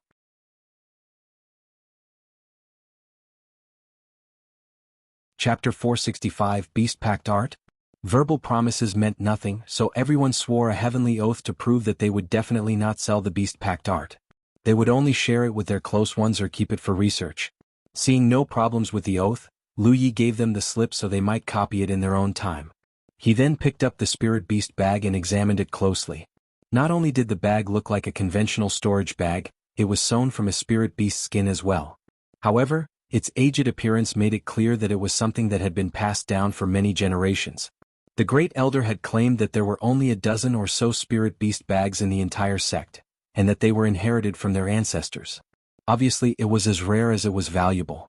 The Great Elder had removed the restriction lock on the bag before giving it to Lu Yi, so it took him little effort to refine it and make it his own. When he inspected it, he was surprised by what he found. The storage space of the spirit beast bag wasn't very big, and at first glance it looked like it was no different from a storage bag. Something about the storage space felt different from a storage bag's though. Lu Yi had an inkling what it was used for. Its very name was telling. Amber was currently napping beside Lu Yi. When it sensed Lu Ye's gaze, it looked up and tilted its head cutely. Lu Yi gestured at Amber with the spirit beast bag, so Amber rose to its feet and waited. It was only then that Lu Yi channeled his spiritual power and threw the spirit beast bag over the white tiger. As expected, Amber immediately vanished from view. When he checked, he found that the tamed beast had been stored inside the spirit beast bag. However, Amber was twisting and turning non-stop as if it wasn't used to the environment. To be fair, the storage space itself looked incredibly cramped now that it was inside. The bag itself wriggled as Amber struggled. I was right. The spirit beast bag really can be used to hold a living creature. A storage bag did not have such a function. In fact, none of the storage bags Lu Yi knew could be used to store a living creature. To do so would result in the eventual demise of said creature. Technically speaking, Lu Yi possessed an item that could be used to store not just one but multiple living creatures. It was of course the Nine Realms Scroll. The spirit treasure could even be used to store multiple people, let alone other things. However, it wasn't just a combat item but one that was shaped like a painting. It would be incredibly inconvenient to carry it on his person, not to mention that it cost a continuous stream of spiritual power to keep it activated. Convenience-wise, this spirit beast bag was 1,000,000 times better than the ward scroll. He could just hang it on his waist or carry it beneath his shirt. This way, Amber would not need to lie on its shoulder all the time. It wasn't that he had a problem with keeping Amber in the open. In fact, having Amber on his shoulder was usually a boost to his combat abilities unless he faced someone he needed to go all out against. The problem was that Amber was a very recognizable spirit beast. His enemies only needed to take one look at the white tiger to know that he was Lu Yi. Back in the Spirit Creek battlefield, there was practically no Thousand Demon Ridge cultivator who didn't know that Lu Yi of the Crimson Blood Sect owned a white tiger. Even those who never met him could easily recognize him through Amber. As a result, Lu Yi was unable to conceal his identity most of the time. The spirit beast bag was a solution to this problem. In the future, he simply needed to store Amber in the spirit beast bag and put on a spirit artifact that could change his appearance to hide himself. He didn't have such an item yet, but he could just buy one from the Vault of Providence. No one would know who he was. Maybe it was because he was excited, but he didn't release Amber until some time later. Because of this, the white tiger immediately tried to take a bite out of the spirit beast bag when it was finally loose. Lu Yi hurriedly put a hand on its forehead to stop him. His plans would go up in flames if the spirit beast bag was damaged. It was at this moment Lu Yi received a message. He checked his battlefield imprint and discovered that it came from Yi. Yi chose this method of communication because she didn't want to reveal herself. A trump card should remain hidden until the right time after all. According to the girl, Amber didn't feel comfortable inside the spirit beast bag. Not only was it pitch black inside the bag, it was cramped to the point of being claustrophobic. That said, the storage space of the spirit beast bag wasn't fixed. Amber could fit inside even if it returned to its true form. Amber glowered as Lu Yi shoved the spirit beast bag under his shirt. He also promised Amber he would never put it in the bag unless absolutely necessary. It was only then it finally withdrew its gaze and calmed down. The three women had already finished copying the contents of the jade slip. They were currently meditating and recuperating their strength. Lu Yi tossed a couple of vital spirit pills into his mouth while checking the beast pact art. At first he didn't care too much for it. He wasn't a beast tamer after all. However, his expression grew increasingly serious over time. The beast pact art had never existed in Jianghu. If the technique could be spread, it would improve the power of its beast tamers tremendously. The beast tamers were a minor cultivation faction in the cultivation world of Jianghu, but compared to other factions, there were a lot more beast tamers than, say, golem masters. Even Lu Yi technically counted as a beast tamer since Amber was his tamed beast. Intelligent and tameable spirit beasts were extremely useful, especially during the early stages of one's cultivation. They could fight alongside their tamers and be used as mounts. Plenty of cultivators carried at least one tamed beast with them when they were weak. Unfortunately, just like all other minor cultivation factions, beast tamers were considered a minor cultivation faction because they rarely produced champions.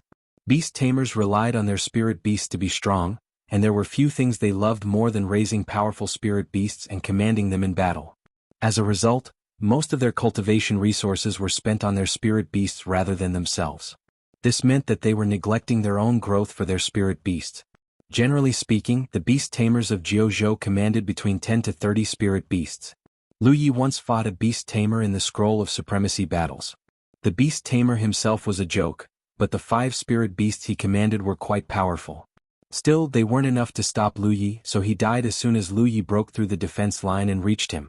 In Lu Ye's opinion, cultivators should always focus on cultivating themselves. Spirit beasts were powerful supports at best. Before he read the Beast Pact art, Lu Yi thought that the beast tamers of the myriad beast domain were more or less the same as their Jianghu counterparts. It wasn't until he studied the technique that he realized that he was wrong. As it turned out, there was a reason beast taming became the primary cultivation faction in the myriad beasts domain. In fact, every cultivation faction theoretically had a place in the world given the right circumstances. While the beast tamers of the myriad beasts domain also tamed, raised and fought alongside their spirit beasts, their focus was on the cultivator, not the spirit beasts. There wasn't a single beast tamer in the myriad beast domain that commanded over a dozen spirit beasts. In fact, most of them owned only one spirit beast, their chosen beast. Even the handful who owned more than one spirit beast would not keep more than 3 spirit beasts at a time. It was because they did not have the resources or the energy to raise that many spirit beasts. A chosen beast was a spirit beast whose life and energy were literally connected to the cultivator using a secret technique. They shared both honor and disgrace. If the cultivator lived, then the chosen beast lived. If the cultivator died, then the chosen beast died as well. The opposite wasn't true, however. The cultivator would suffer some backlash if they lost their chosen beast, but that was it. It was a secret technique that was created by cultivators after all. Of course, it was more advantageous toward the cultivator. A spirit beast that had just been born was usually chosen to be the chosen beast. It was because it was easier to mold its nature at a young age and forge a relationship with them. Only when the cultivator and the spirit beast were willing to give up their lives for one another would their life and energy become interconnected. After that, the spirit beast would become the cultivator's chosen beast, and a beast pact would be formed between them. After the beast pact was created, the cultivator could borrow their chosen beast's strength to strengthen themselves to a certain degree. If they had sufficient trust in one another, they could even subsume the chosen beast into the beast pact temporarily to drastically increase their strength.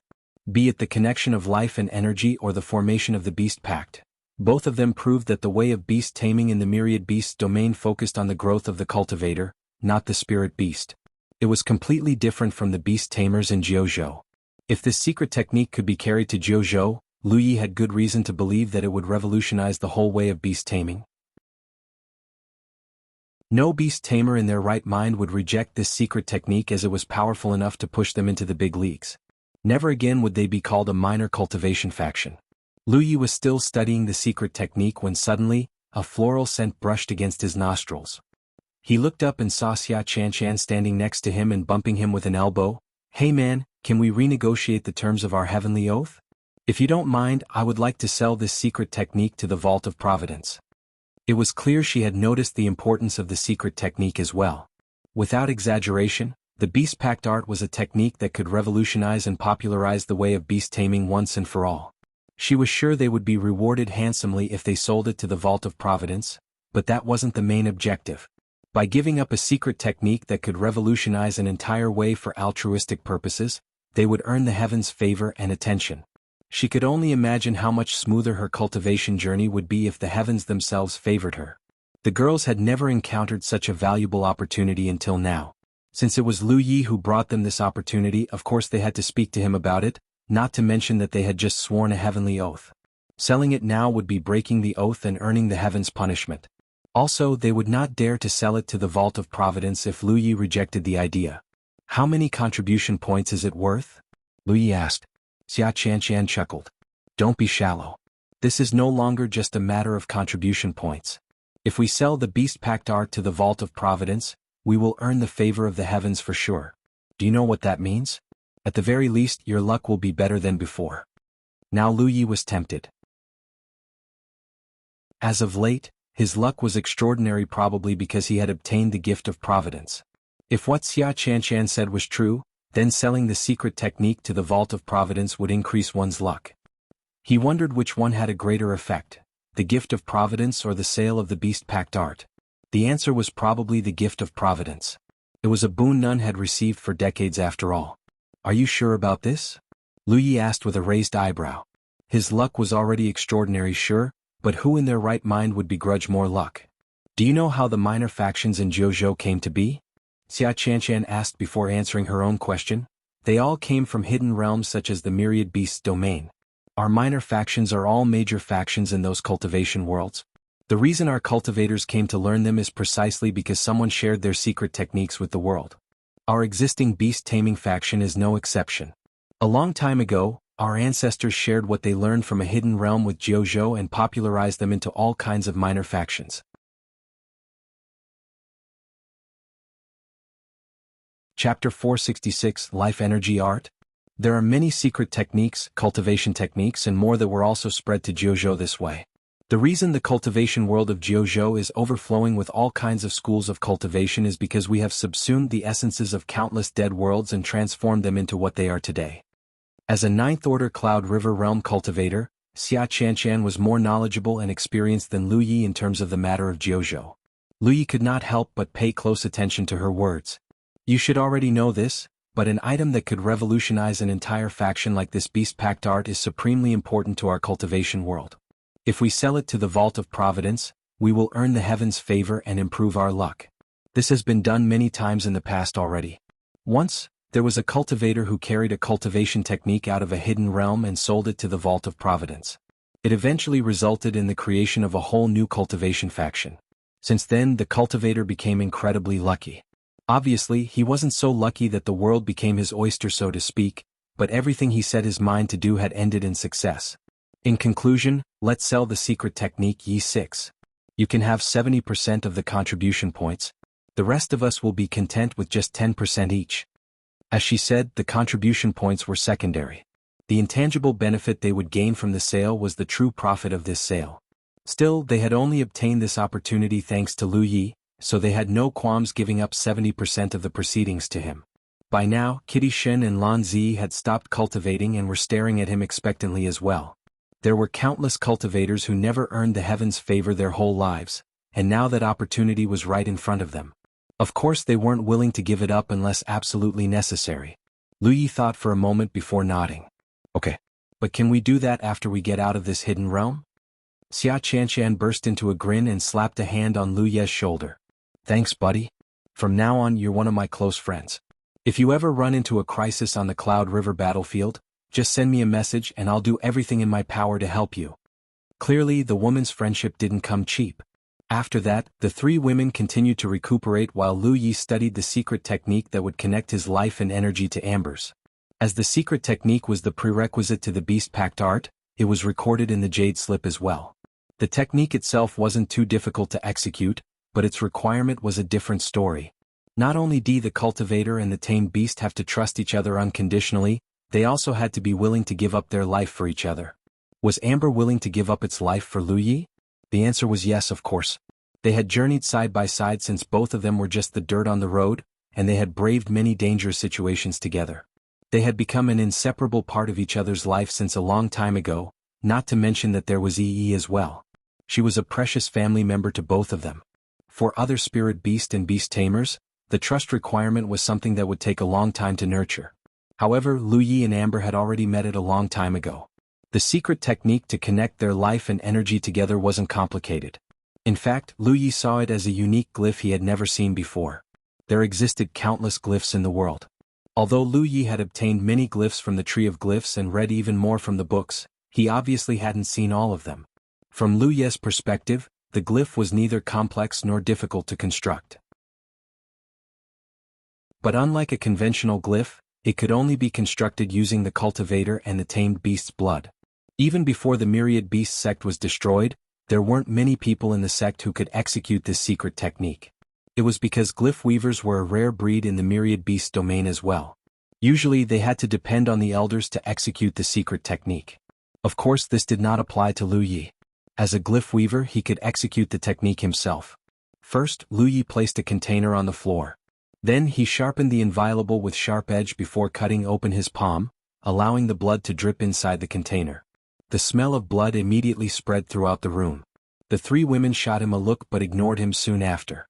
After filling up around half of the container, Lu Yi pointed his saber at Amber and motioned for it to come closer. However, the white tiger actually backed away from him and shook his head like a fan. Amber looked mighty impressive when it unleashed its true self, and in battle it looked like nothing could faze it. In reality, it was terrified of pain. It was a weakness only Lu Yi and Yi were aware of. Lu Yi didn't care for Amber's rejection, of course. He caught the white tiger's paw and cut a thin line on its forelimb before it could struggle free. The poor beast immediately let out a pitiful whine as its pupils contracted into pin needles. Blood dripped profusely from the wound and into the container. Lu Yi let go only when the container was almost full. Amber immediately withdrew its paw and licked its wound aggressively. From time to time it would shot Lu Yi an annoyed look. Lu Yi picked up the container and gave it a little shake so that their blood would mingle as one. Then he left the room and asked the Great Elder for herbs. The old man was currently resting in the courtyard as well. The Great Elder figured out what Lu Yi was planning immediately. Are you planning to execute the life energy art, young master?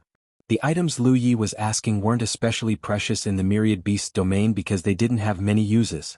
They could only be used to refine spirit pills or execute the life energy art. Lu Yi nodded and the Great Elder offered, "Do you need my assistance?" "It's okay. I can do it myself." The Great Elder advised, "I'm aware you wish to regain your strength as soon as possible.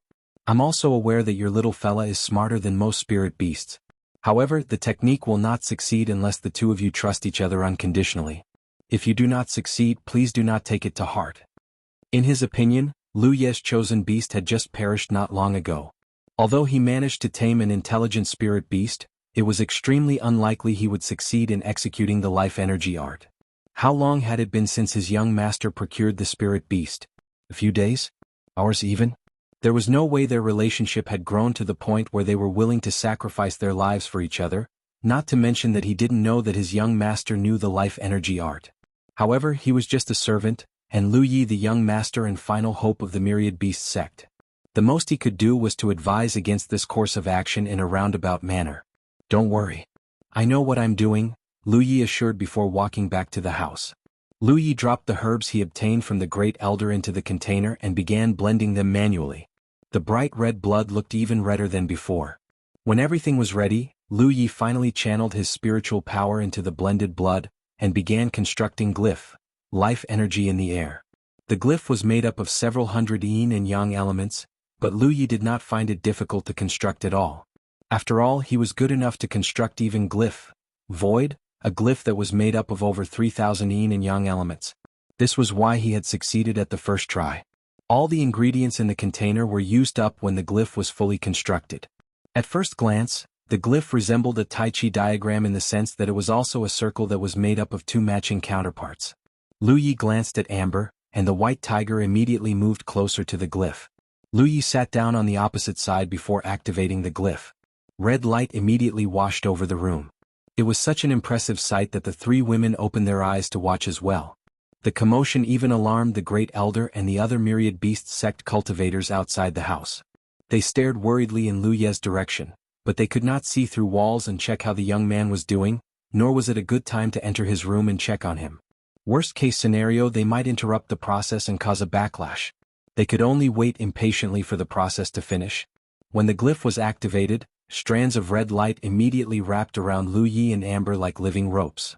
Lu Yi groaned, and Amber growled at the same time because their blood had grown boiling hot all of a sudden. Right after that, red mist exited their pores and hung around their bodies. It was their vitality. Amber was in its cat form, but the life energy art forced it to manifest its true self. Luckily, Lu Yi had anticipated this and cleared up some space beforehand. It would have been quite the conundrum otherwise. As more and more vitality poured out of their bodies, everyone felt as if they were choking on blood. Thankfully, this phenomenon only lasted for a couple of seconds before the red mist converged at the space between Lu Yi and Amber. The ropes of red light wrapped around Lu Yi and Amber began spinning rapidly. Lu Yi felt as if he was losing and gaining vitality rapidly both at the same time. It was as if an indescribable power was drawing out his blood from one end of his body and injecting it into the other. It was a strange sensation to say the least. As time passed, Lu Yi felt a gradual change transforming his vitality. Not only was it stronger and richer, he felt as if some sort of bestial instinct was mixed in it. It came from none other than Amber. The dazzling scene would continue for another dozens of breaths before it finally subsided.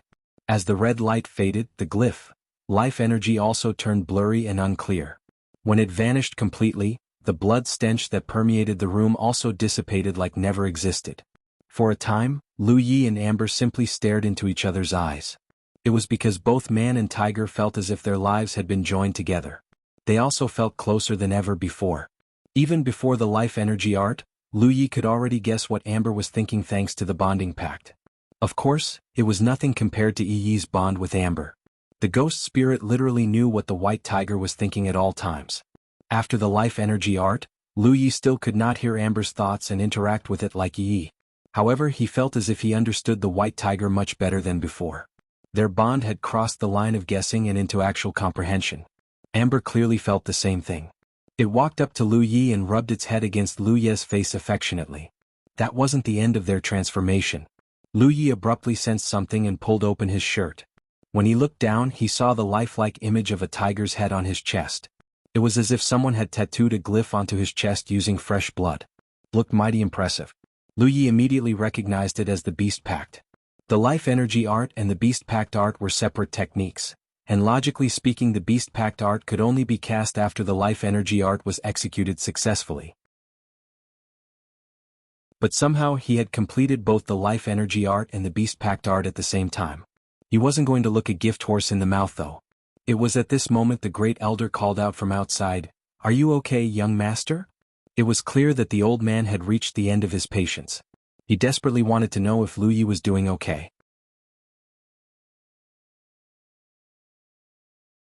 Chapter 467 The Spirit Beast's Attacks. "I'm fine," Lu Yi replied before returning his focus back to his transformation. Lu Yi did not feel particularly changed despite having formed the life energy art and the Beast Pact art with Amber. He could understand Amber better and their lives were now as one, but that was it. That said, Lu Yi had a feeling that he could borrow Amber's strength in battle if he wanted to. This ability alone was worth the trip to this hidden realm. A while later, Lu Yi exited the house and saw the great elder and the old woman waiting for him outside the door. The great elder's eyes immediately lit up when he saw Lu Yi and Amber. He asked, "Did you do it, young master?" It was clear that he had noticed something. While asking the question, the great elder wondered when his young master had picked up the life energy art. "Yeah," Lu Yi responded before pulling up his shirt. "I have a question, great elder. I was only casting the life energy art, so why did the Beast Pact take form as well?" Amazement bloomed across the great elder's face. "You?" The old woman's eyes had widened in shock as well. "This is not a problem, right?" Although Lu Yi didn't feel anything wrong with the Beast Pact, he would rather be safe than sorry. The heavens haven't abandoned the myriad beast sect after all. The great elder abruptly bellowed as tears streamed down his cheeks. It was such a surprising and unexpected reaction that Lu Yi was paralyzed with uncertainty for a time. Even the old woman was saying, the sect master would have been so glad if he could have seen this. It wasn't until they calmed down that Lu Yi finally learned why they had such an outburst. As it turned out, the life energy art and the Beast Pact art were really two parts of a whole.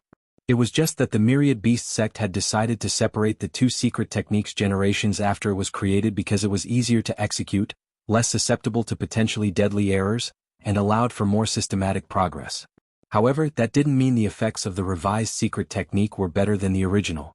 The fact that Lu Yi had successfully formed the life energy art and the Beast Pact art with Amber at the same time meant that they were connected at a level that most beast tamers and their spirit beasts could not compare to.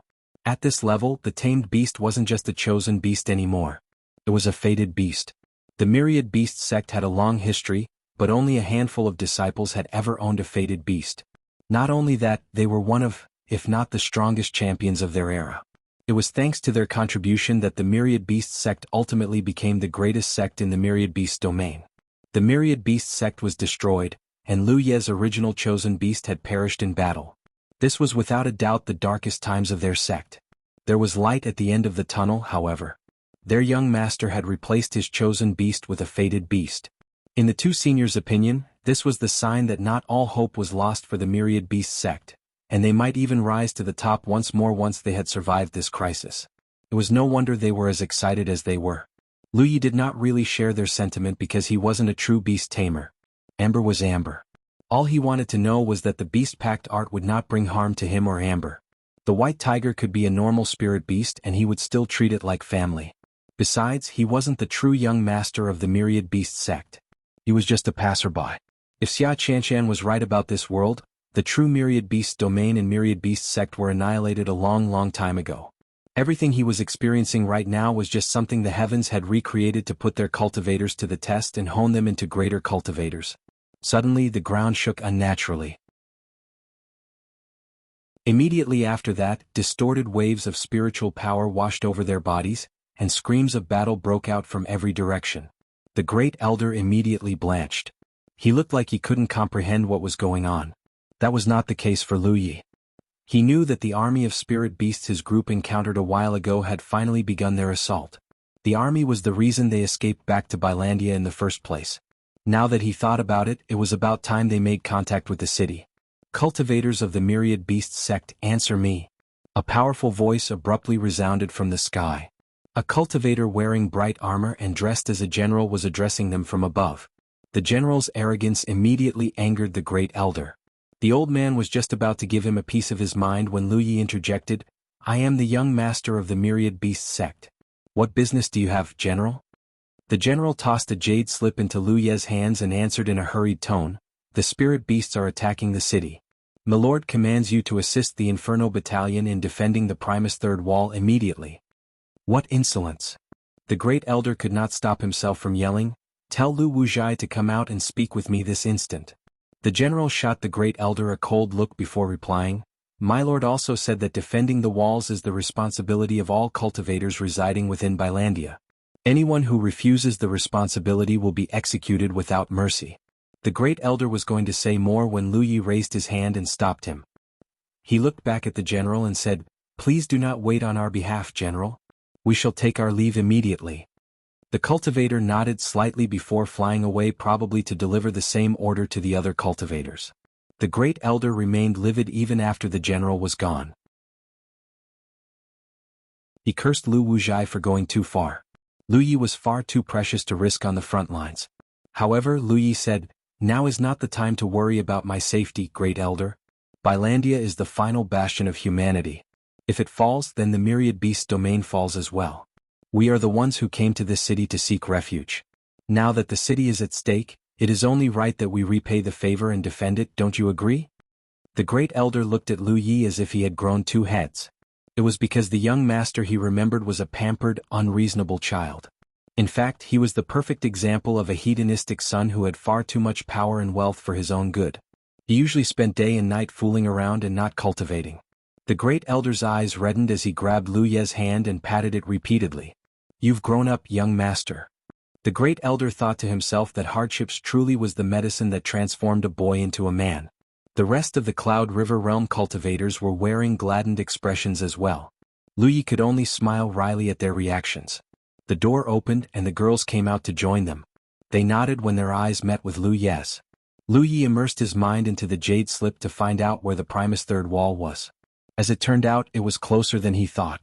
Lu Wuzhai had probably planned for them to guard this wall from the moment he assigned them to this house.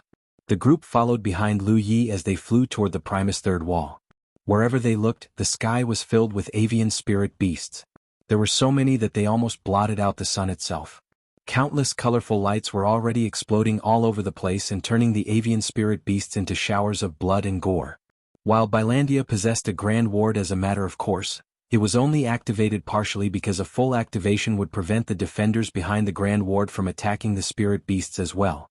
Considering that the enemy vastly outnumbered them, it was only a matter of time before the grand ward was destroyed. The only way they might survive this crisis was to kill as many spirit beasts as possible while defending. That was why numerous gaps had been opened at strategic locations throughout the Grand Ward. By funneling the spirit beasts into this gap, they could lessen the burden on the Grand Ward and improve their kill efficiency drastically. The cultivators of Bilandia weren't so dumb that they didn't understand basic strategy. The Primus Third Wall Lu Yi's group was assigned to was one of the places where a gap was opened. Right now, countless avian spirit beasts were flooding through the gap and attacking every human in sight. The powerless mortals could only hide in the buildings and pray that the cultivators could stop the assault. Inside the city, many cultivators could be seen flying here and there and hunting down the spirit beasts that managed to break through the defense line. Blood rained all over the city like a downpour. On the walls, the defenders were doing everything in their power to kill the spirit beasts that were climbing up the walls. They beat back the tide of flesh and madness again and again. It was utter chaos everywhere. When Lu Yi and his group arrived at the Primus Third Wall, they discovered that the section was already in danger of falling. Many spirit beasts had already climbed up to the walls and were tearing into the cultivators with wild abandon. Some people were hurt, some were dead, and some were roaring and fighting with all their might just to stay alive. Without reinforcements, this wall would have been overcome in just a matter of minutes. The defense line would be breached, and the endless horde would quickly overtake the entire city. The only way to stop this was to close the gap, but that also meant that the Grand Ward would withstand greater pressure. One could say that Lu Ye's group had arrived at the perfect time. Everyone in the group was a Cloud River Realm cultivator. Their numbers were few, but 3 of them were 9th Order Cloud River Realm cultivators. They were as powerful as they were indispensable in this battle. As usual, the cultivators kicked off their counterattack with spells and flying weapons first. The flying weapons made a tut-tut noise every time they pierced through a spirit beast's flesh. Lu Yi had fought many great battles on the Spirit Creek battlefield, but they were almost child's play compared to this battle. This was a battle with the fate of the entire world at stake. Humanity was already at their last legs, and their enemy, the spirit beasts, only needed to wipe out Bilandia to achieve total victory. If the cultivators lost this battle, they and everyone else behind them would be killed. Lu Yi was a cultivator from Jianghu. Personally, he did not think he would truly be able to empathize with the cultivators of the myriad beasts domain even if he was an active participant in it. However, he quickly discovered he was wrong. Not long after he set foot in this battle, he found himself fighting with everything he got. At that moment, it was as if he had truly become the young master of the myriad beast sect, and that he was leading the remnants of his sect against the endless tide in hopes of postponing their extinction even a second longer. As Lu Yi was the leader of the group, he was supported by Xia Chanshan and the Great Elder. Wherever they went, even champion-class spirit beasts fell to their blades with insulting ease. Thanks to their efforts, every spirit beast that managed to climb onto the walls were slain in short order, and this section of the defense line was no longer in danger of collapsing. Vitality rolled off Lu Ye's body like clouds as blood dripped from the inviolable. Amber was overflowing with vitality as well. When he formed a beast pact with Amber at the beginning, Lu Yi thought that he didn't feel too different from before. Now that he was fighting though, he could clearly feel the additional energy coursing through his veins. After their vitality became linked, every attack Lu Yi executed was imbued with a bit of Amber's strength. Thanks to this, his attacks were stronger and swifter than before.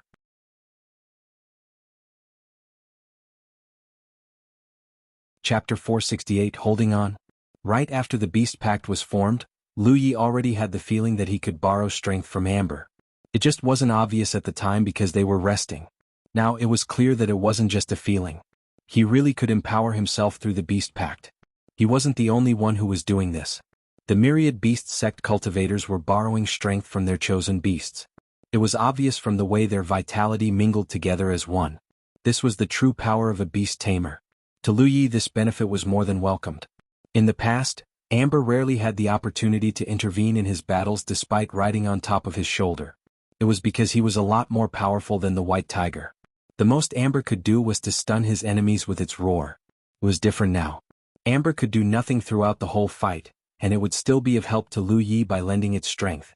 Not only that, this was just the beginning of the strength borrowing. When their vitality had mingled to a certain extent, Amber could even temporarily merge with Lu Yi to become a singular, more powerful entity. He did not expect that to happen anytime soon, of course. He had formed a beast pact with Amber less than an hour ago. He was nowhere close to figuring out how to merge with his chosen, fated beast. Lu Yi swung the flame-wreathed inviolable through a spirit beast's neck and killed it instantly. A blood-drenched cultivator crawled out from beneath the dead creature, straightened his helmet and gave Lu Yi a nod. "Thank you for the save, fellow cultivator. Who are you people?" The cultivator Lu Yi saved was obviously a native. He would have died if Lu Yi hadn't acted fast enough. "We are the Myriad Beast Sect." His eyes lit up when he heard this. The Myriad Beast Sect. No wonder you managed to plug the leak so easily.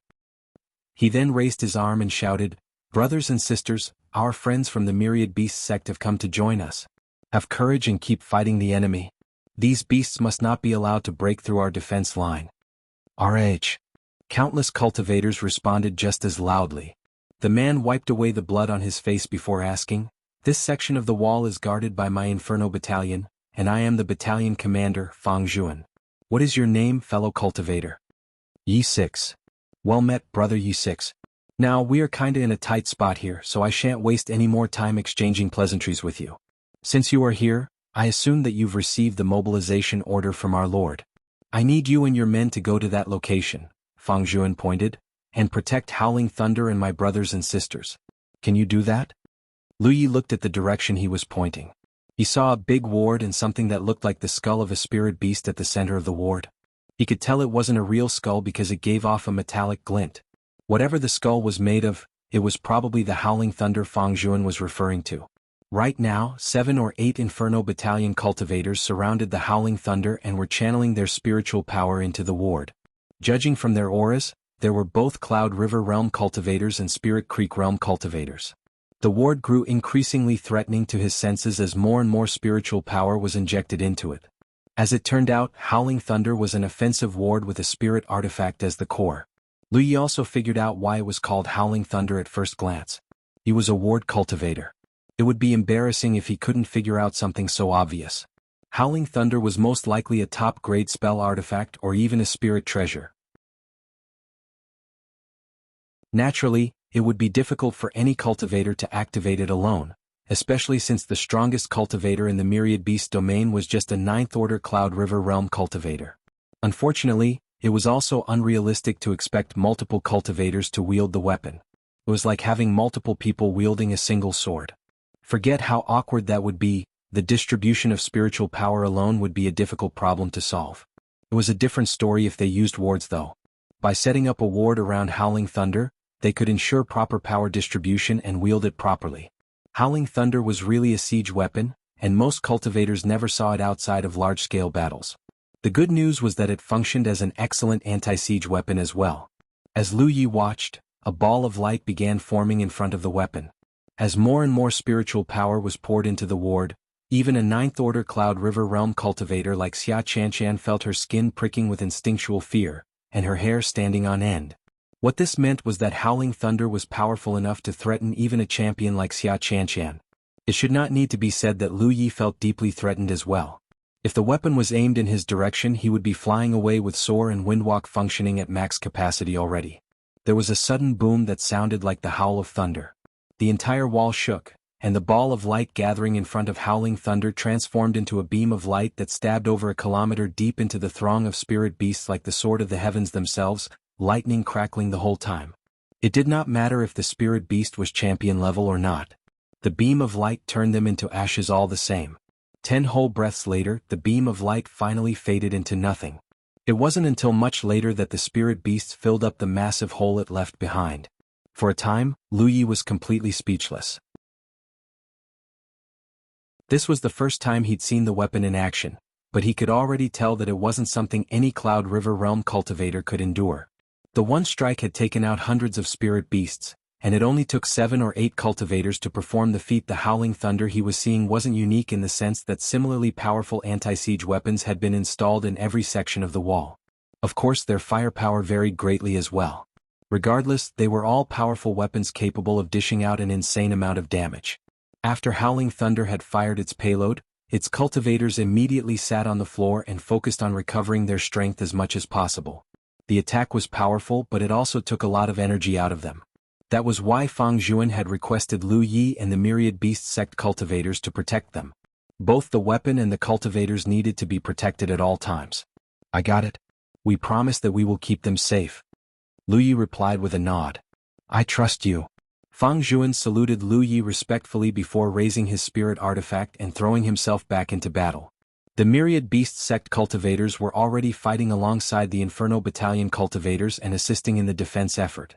As for Lu Yi, he summoned the 3 women to his side before leaving to protect the Howling Thunder and its cultivators.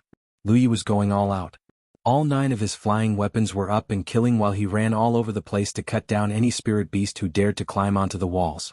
From time to time he would unleash a Fire Phoenix technique and blast the avian spirit beasts to Kingdom Come as well.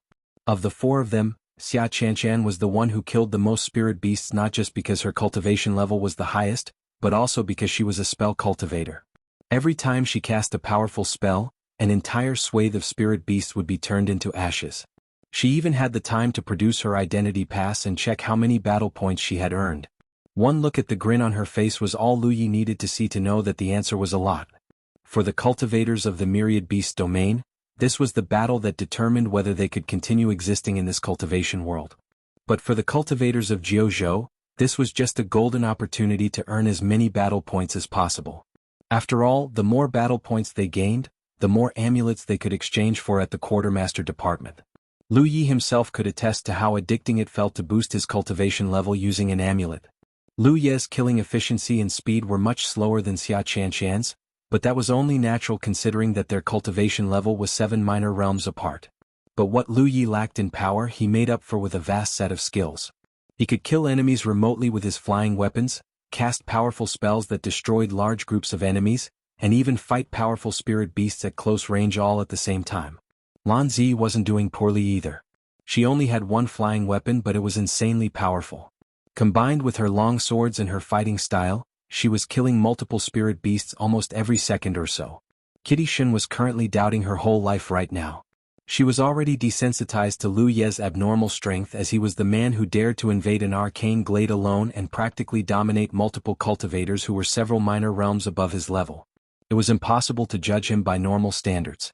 She had no doubt that he was an extremely accomplished ranker on the Scroll of Supremacy before he entered the Cloud River battlefield, as he was on par with the average 4th or 5th order Cloud River realm cultivator despite just being a 2nd order. But what about Lan Zi? How was she, a 2nd order cultivator, performing as well as she, a 5th order cultivator? She wasn't that weak, was she? Kitty Shen could not help but feel a bit depressed. She was a top 50 Spirit Creek realm ranker as well, but she could not even hold a candle to these two. And so the cultivators of the Myriad Beasts Sect and Inferno Battalion worked together to defend the entire section of the wall. It wasn't long before everyone was positively soaked in blood. The carcasses beneath the walls had piled up as high as hills by this point.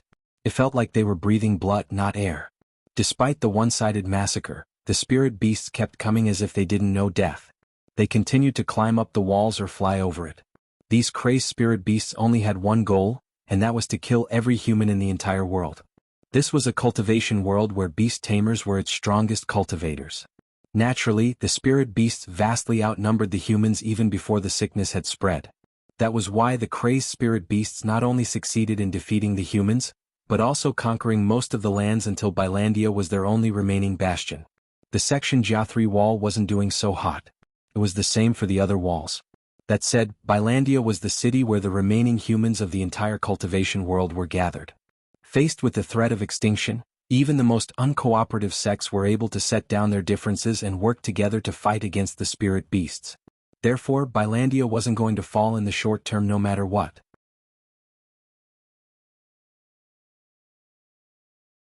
Chapter 469 Cruel War.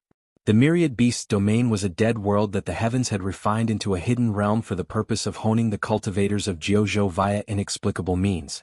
This meant Bilandia had fallen to the spirit beasts in the original history. In this reenactment though, things were slightly different thanks to the participation of the cultivators of Jianghu. At least hundreds of Cloud River realm cultivators had entered this hidden realm after all. Not all of them were high-level cultivators, but they were still a powerful force that could not be underestimated. Right now, the cultivators of Jianghu were guarding the walls and working together with the natives to resist the spirit beasts. On the section Jia3 wall, a thunderous boom rocked the world once more. A dazzling beam of light plowed into the area with the greatest number of spirit beasts and evaporated everything within its path. When it faded, it left behind a smoking trail that was a kilometer long at least. It was howling thunder making short work of the spirit beasts, of course. The Myriad Beasts Sect and Inferno Battalion cultivators were doing their best to thin the horde as well. Flying weapons and spells dropped countless spirit beasts before they could get close enough to attack. By now, the carcasses beneath the walls had grown tall enough for most spirit beasts to use them to climb up to the walls. They kept coming no matter how many of them were killed. Lu Yi had swung his saber so many times that his weapon arm had turned completely numb. Lan Zi and Kitty Shen were pale-faced, panting heavily. The battle was so intense that even Cloud River realm cultivators could not hold out for long. Worse, the spirit beasts were invading just as fiercely as before when even a 9th order cultivator like Xia Qianqian was slowly but surely slowing down. It was as if their numbers would never end. The defenders were almost at their limit already. If nothing changed, then this section of the defense line was going to collapse in less than an hour. Thankfully, Bilandia had already prepared for this scenario. Some time passed, and the defenders suddenly heard a rumble from inside the city. Then Fang Zhuan's voice reached everyone. Hang on everyone. The ward cultivators are closing the gaps on the wards now. Lu Yi shot a glance at the gap in front of the section Jia 3 wall. It was slowly but surely growing narrower and narrower. Someone was clearly controlling the Grand Ward. As the gap shrank, the area the cultivators needed to defend grew smaller as well. It made it so much easier to defend against the enemies. In the end, the gaps were completely shut, and the spirit beasts were fully blocked out by the Grand Ward. It was just a temporary reprieve, but for now the battle was finally over. The defenders on the section Jia 3 wall relaxed and collapsed to their feet in relief. There was no time to rest, however. They hurriedly shoved a handful of spirit pills into their mouths and focused on recovering their strength. At the same time, a new gap opened in front of the walls right next to the section Jia 3 wall. The fresh defenders of that wall fought against a new tide of spirit beasts. Against such numbers, Bilandia was well aware that it was better to lead the enemy down planned kill lanes than to block them out completely. They could activate the Grand Ward in full, but such folly would only shorten its lifespan and hasten Bilandia's demise drastically. This was the solution they had come up with to handle the endless tide. By opening gaps on the walls periodically and systematically, they ensured that their defense would be more effective. For example, the defenders next to the section Jia 3 wall were resting while they were battling against the horde. Now, it was their turn to fight while the defenders of the section Jia 3 wall rested. Alternating defenses this way not only allowed for greater margins of error, but also ensured that the cultivators would last as long as possible both physically and mentally. Whoever came up with this arrangement clearly had a knack for seeing the bigger picture. Right now, nearly everyone on the section Jia 3 wall was meditating and recovering their strength. Lu Yi was the only one who was sitting in front of Howling Thunder and examining the wards around it curiously.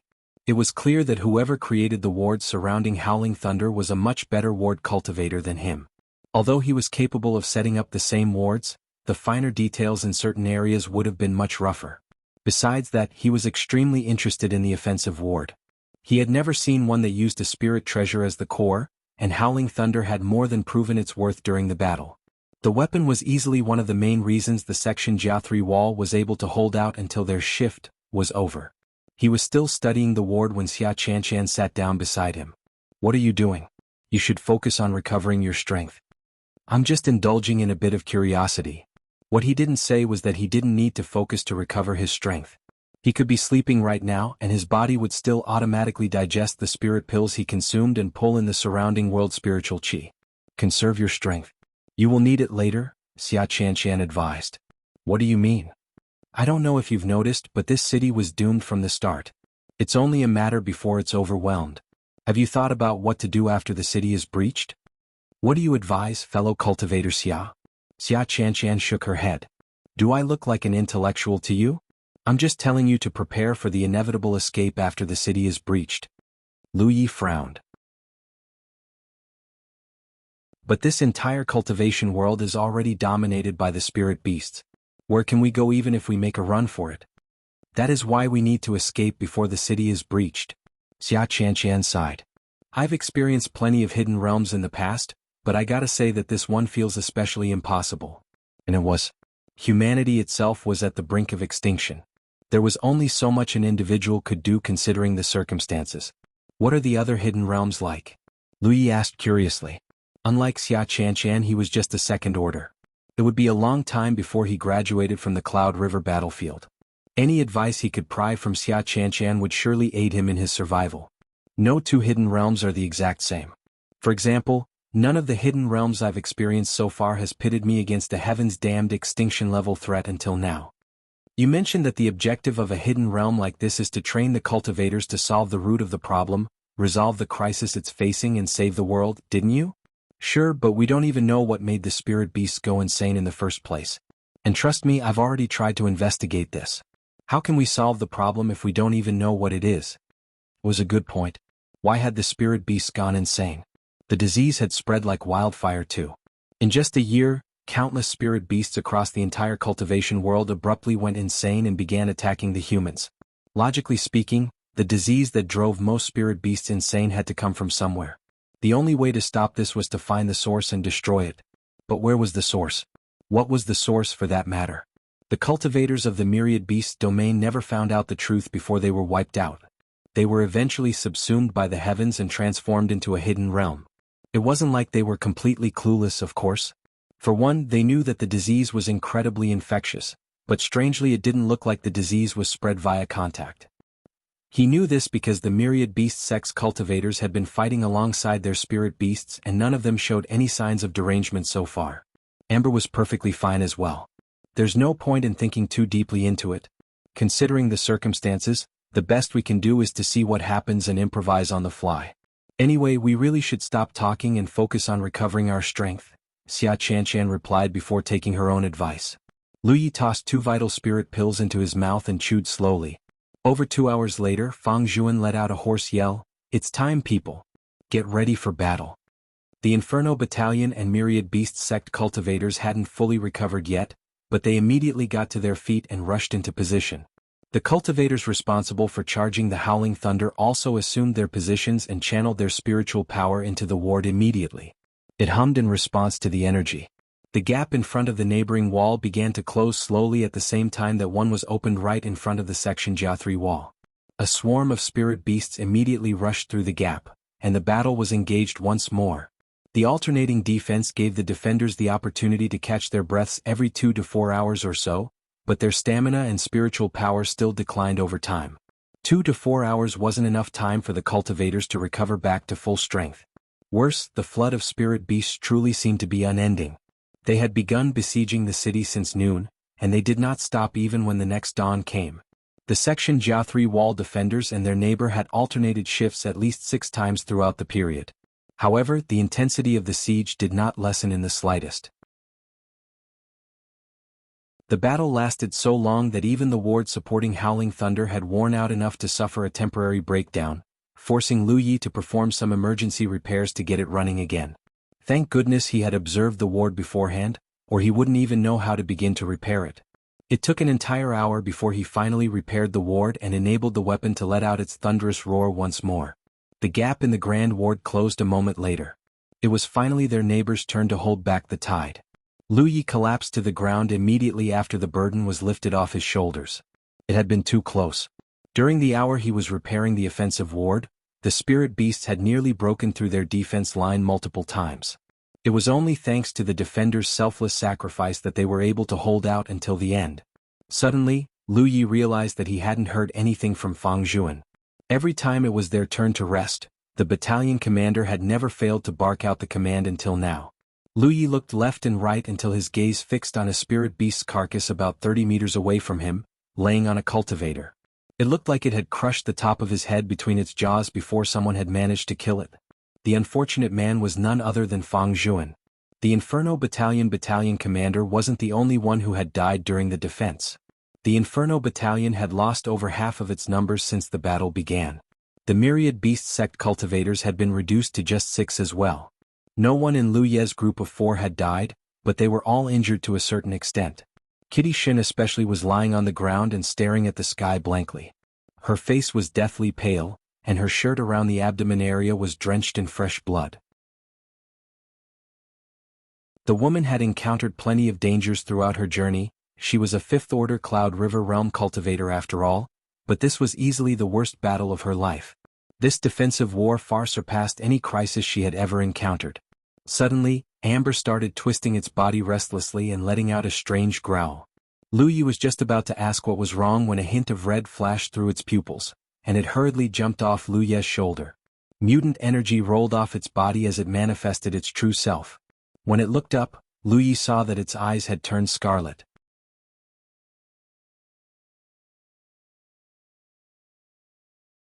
Chapter 470 The Truth of the Rabies. Young Master, watch out. The Great Elder was resting nearby when Amber began to act strangely. He immediately leaped to his feet and attempted to attack Amber. From his perspective, Lu Ye's fated beast had caught the rabies. The only way to deal with this situation was to kill the spirit beast before it harmed its master and everyone else around it. However, a flash of fiery red stopped the Great Elder in his tracks. He glanced at Lu Yi in astonishment while blurting, "Young Master? Just give me a moment." Lu Yi ordered with a grim expression. Amber was the last spirit beast he expected to catch the rabies. The white tiger had been fighting by his side this whole time, and he was certain that it wasn't injured once throughout the battle. With that in mind, how on earth did he catch the rabies? There was one thing that was markedly different between Amber and other maddened spirit beasts, however. Although the white tiger was staring at him with scarlet eyes and growling uncontrollably, it was equally clear that it was doing its best to maintain its sanity. Otherwise, it would have attacked him and everyone else around it already. Amber was Lu Ye's tamed beast for more than 2 years, and it was restricted by the bonding pact bestowed by the heavens themselves. Despite having caught the rabies, it didn't lose its mind completely like the others. It was at this moment Lu Yi received a message via his battlefield imprint. As expected, it came from me. Lu Yi looked up at Amber immediately after he finished reading the message. At the same time, Amber bowed its head before Lu Yi. There was a metallic glint, and before everyone knew it, Lu Yi had stabbed his saber 3 inches into the back of Amber's neck. The attack was so sudden that no one was able to react in time. Xia Qianqian and the girls were all staring at him in astonishment. Just a moment ago, the young man had stopped the Great Elder from killing Amber. Was it because he didn't want Amber to die in a stranger's hands, or? They realized they were wrong the second the thought crossed their minds. If Lu Yi truly wanted to kill his tamed beast, there were a number of vital spots he could have chosen that would make the death as painless as possible. Suddenly, everyone heard a strange cry from Amber. It almost sounded like a cicada's cry. However, the battlefield was noisy enough that they weren't sure if they had actually heard right. It was at this moment that Lu Yi pulled his saber out of Amber's neck. Everyone's gaze suddenly became affixed to the tip of the blade. There was what looked like a tiny cicada at the end of the saber. It was struggling and writhing furiously. Before they could see it clearly though, it suddenly exploded into a pool of black liquid. Lu Yi hurriedly enveloped the black liquid with his spiritual power before it could hit anyone. Then he kept it afloat as everyone stared at the black liquid with varying expressions on their faces. At the same time, Amber relaxed the second the strange cicada was removed from the back of its neck. It shook its head once and looked up. The unnatural scarlet coloring its eyes earlier was no longer present. The back of its neck was still leaking blood, but this level of injury was at worst superficial to a powerful spirit beast like Amber. While staring warily at the black liquid being trapped within Lu Ye's energy globe, it walked behind Lu Yi and stayed there. Lu Yi turned around and met Xia Qianqian's eyes for a moment. Then he said, "I found the reason the spirit beast went insane." "What?" Xia Qianqian did not react immediately because she was still stunned by everything she had seen until now. Then realization hit her like a hammer. "You mean that thing you just removed earlier it's not rabies or even a disease. It's a parasite. A parasite is controlling all the spirit beasts." Xia Qianqian's eyes widened in shock. "Are you sure?" 100%. If he was alone, he would not have been able to discover the truth so quickly. It was because the parasite that had buried itself into Amber's neck had blended it perfectly with Amber's aura. The camouflage was so perfect that he could have searched every inch of Amber's body with his spiritual power and still not discover the insect in the end. In fact, this was precisely why the cultivators of the myriad beasts domain never discovered the truth behind the spirit beast's madness. The parasite was so well hidden they couldn't find it even after capturing some crazed spirit beasts and investigating their bodies thoroughly. Amber had to look after it, however. The girl had not shown herself ever since she entered this hidden realm. At the beginning, she didn't notice anything wrong with Amber's body either. Then it started acting strangely, and she hurriedly investigated its body for signs of abnormality. She immediately found the strange parasite and messaged Lu Yi about it.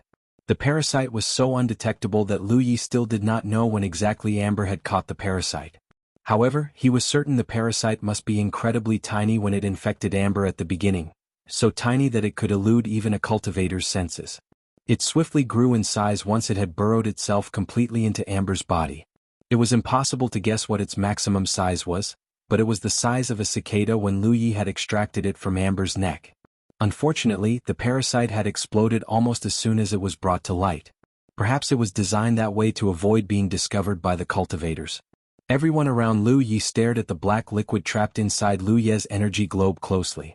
To their shock, it was swimming with many minuscule insects just as Lu Yi had theorized. No wonder it was able to remain hidden until now. After the others were done studying the black liquid, Lu Yi channeled his fire attribute spiritual power and burned every last drop of it. Growl? Amber transformed into its cat form and returned to Lu Ye's shoulder. Then it started growling as if it was making conversation with Lu Yi. It wasn't. To be specific, Yi was translating everything Amber was saying and conveying it to Lu Yi via the battlefield imprint. The girl was Amber's ghost spirit, so she understood its thoughts perfectly. This was one area even Lu Yi, the White Tiger's owner, could not hope to do better even with the bonding pact of the heavens, the life energy art and the beast pact art tying them closer than ever before. At best, Lu Yi could make some simple conversation with Amber. He could not discern its exact thoughts like Yi could. Lu Yi pretended to nod his head to Amber's growls as he read Yi's messages. Xia Qianshan asked curiously, "What is it saying?" She had never seen such an intelligent spirit beast until now. Unfortunately, Yi wasn't done conveying Amber's message yet, so he just pretended he hadn't heard her and kept nodding his head. A while later he finally said while pointing, "It said it felt something from that direction when it was being controlled by the parasite." Okay. What does that mean exactly? It's not sure, but it could feel an invisible connection between the parasite and whatever's in that direction. Is it the source of the madness? Xia Qianshan's eyes lit up immediately. The reason the spirit beasts went insane wasn't because there was something wrong with them, but because their body had been taken control by parasites. Now, Amber was saying that it felt an invisible connection between the parasite and something that lay somewhere down that direction. It was impossible not to think that this something might just be the root of all evil. Assuming they were right, then the path ahead of them was finally clear. All they needed to do was to head there and eliminate the root of all evil. Great Elder. Do you know what the spirit beast might be referring to? Xia Qianshan spun toward the old man. Let me think. Down that direction is... The Great Elder muttered thoughtfully before his eyes suddenly lit up with realization. Lu Yi noticed the reaction and asked, "Tell me, Great Elder." "It's where the Black Tortoise sect used to reside," and a frown overcame the Great Elder's features. "It is also where the madness first appeared before sweeping across the entire myriad beasts' domain." His answer was the final nail in the coffin. Lu Yi and Xia Qianshan had no doubt that whatever Amber had sensed most likely resided in the Black Tortoise sect. But the Black Tortoise sect was wiped out a long time ago, and we never found anything when we went to investigate it. You investigated the crazed spirit beasts and never found the parasite either. Is it that surprising that you might have missed something during your search? Xia Qianshan retorted and earned a shameful look from the Great Elder. In his opinion, they would not have discovered the existence of the parasites if his young master wasn't close enough with his fated beast that he could understand its words. Technically speaking, they couldn't be sure that the Black Tortoise sect was the root of all evil. However, it was the best answer they could come up with the information they currently had. Lu Yi and Xia Qianshan exchanged a knowing look with each other. There was no saving Bilandia if they chose to remain where they were. At this rate, the city could give it their 200%, and they would still be overwhelmed in the matter of days. The fall of the city would mean that the myriad beasts' domain had failed to deviate from its current path of extinction. Horrible, horrible things were going to befall the natives and even the cultivators Jianghu if they allowed that to happen. In fact, now that he thought about it, traveling to the source of the problem and solving it once and for all was the only path to survival. It would be extremely dangerous, but it was the only chance they might survive this. "We're going to have to gather a team," Lu Yi said solemnly. "I'll contact them right away," Xia Qianshan replied before she began messaging her acquaintances. Xia Qianshan was a 9th-order Cloud River Realm cultivator, so her social contacts were way bigger than Lu Ye's as a matter of course. There had to be someone in this hidden realm that was on her list of contacts. "Young master, are you planning to?" the Great Elder began. Lu Yi thought for a second before telling the truth. "Great Elder, we're going to the Black Tortoise sect. It might hold the answer to all our problems." "You want to head there now?" The Great Elder blanched immediately. The spirit beasts were currently sieging the city. To leave now was to push against the endless tide. It was dangerous to say the least. It will be too late if we don't leave as soon as possible. Death is the only thing that awaits us if we stay here. The Great Elder instinctively wanted to advise against such a dangerous course of action, but when he really thought about it, he realized that Lu Yi was speaking the truth. So he nodded and declared, "You're right, young master. To stay here is to die a slow and painful death. In that case, I will speak with Lu Wuzhai and see if he can spare some men to aid us on our quest." Lu Yi nodded approvingly. "That's a good idea. Obviously, the bigger the team, the higher their chances of success would be. Please give me a moment, young master," the Great Elder said before flying straight toward the Lord's residence. A while later, a cultivator flew over from a distance and landed in front of them. He said in a lazy voice, "Are you aware you're going to lose battle points if you leave your post at a critical time like this, Xia Qian? Lu Yi was caught off guard by the voice. Why does he sound so familiar? He turned toward the source of the noise and saw a round, fat man. His face was full of fat, and his eyes were narrowed into slits. He wore a beaming smile and carried a round belly in front of him. Lu Yi was well and truly surprised. He never expected to encounter the man here. In fact, he never even saw him before they entered the hidden realm. As if noticing Lu Ye's gaze, the fat man looked over and met Lu Ye's gaze. His eyes glinted, and his smile grew even wider than before.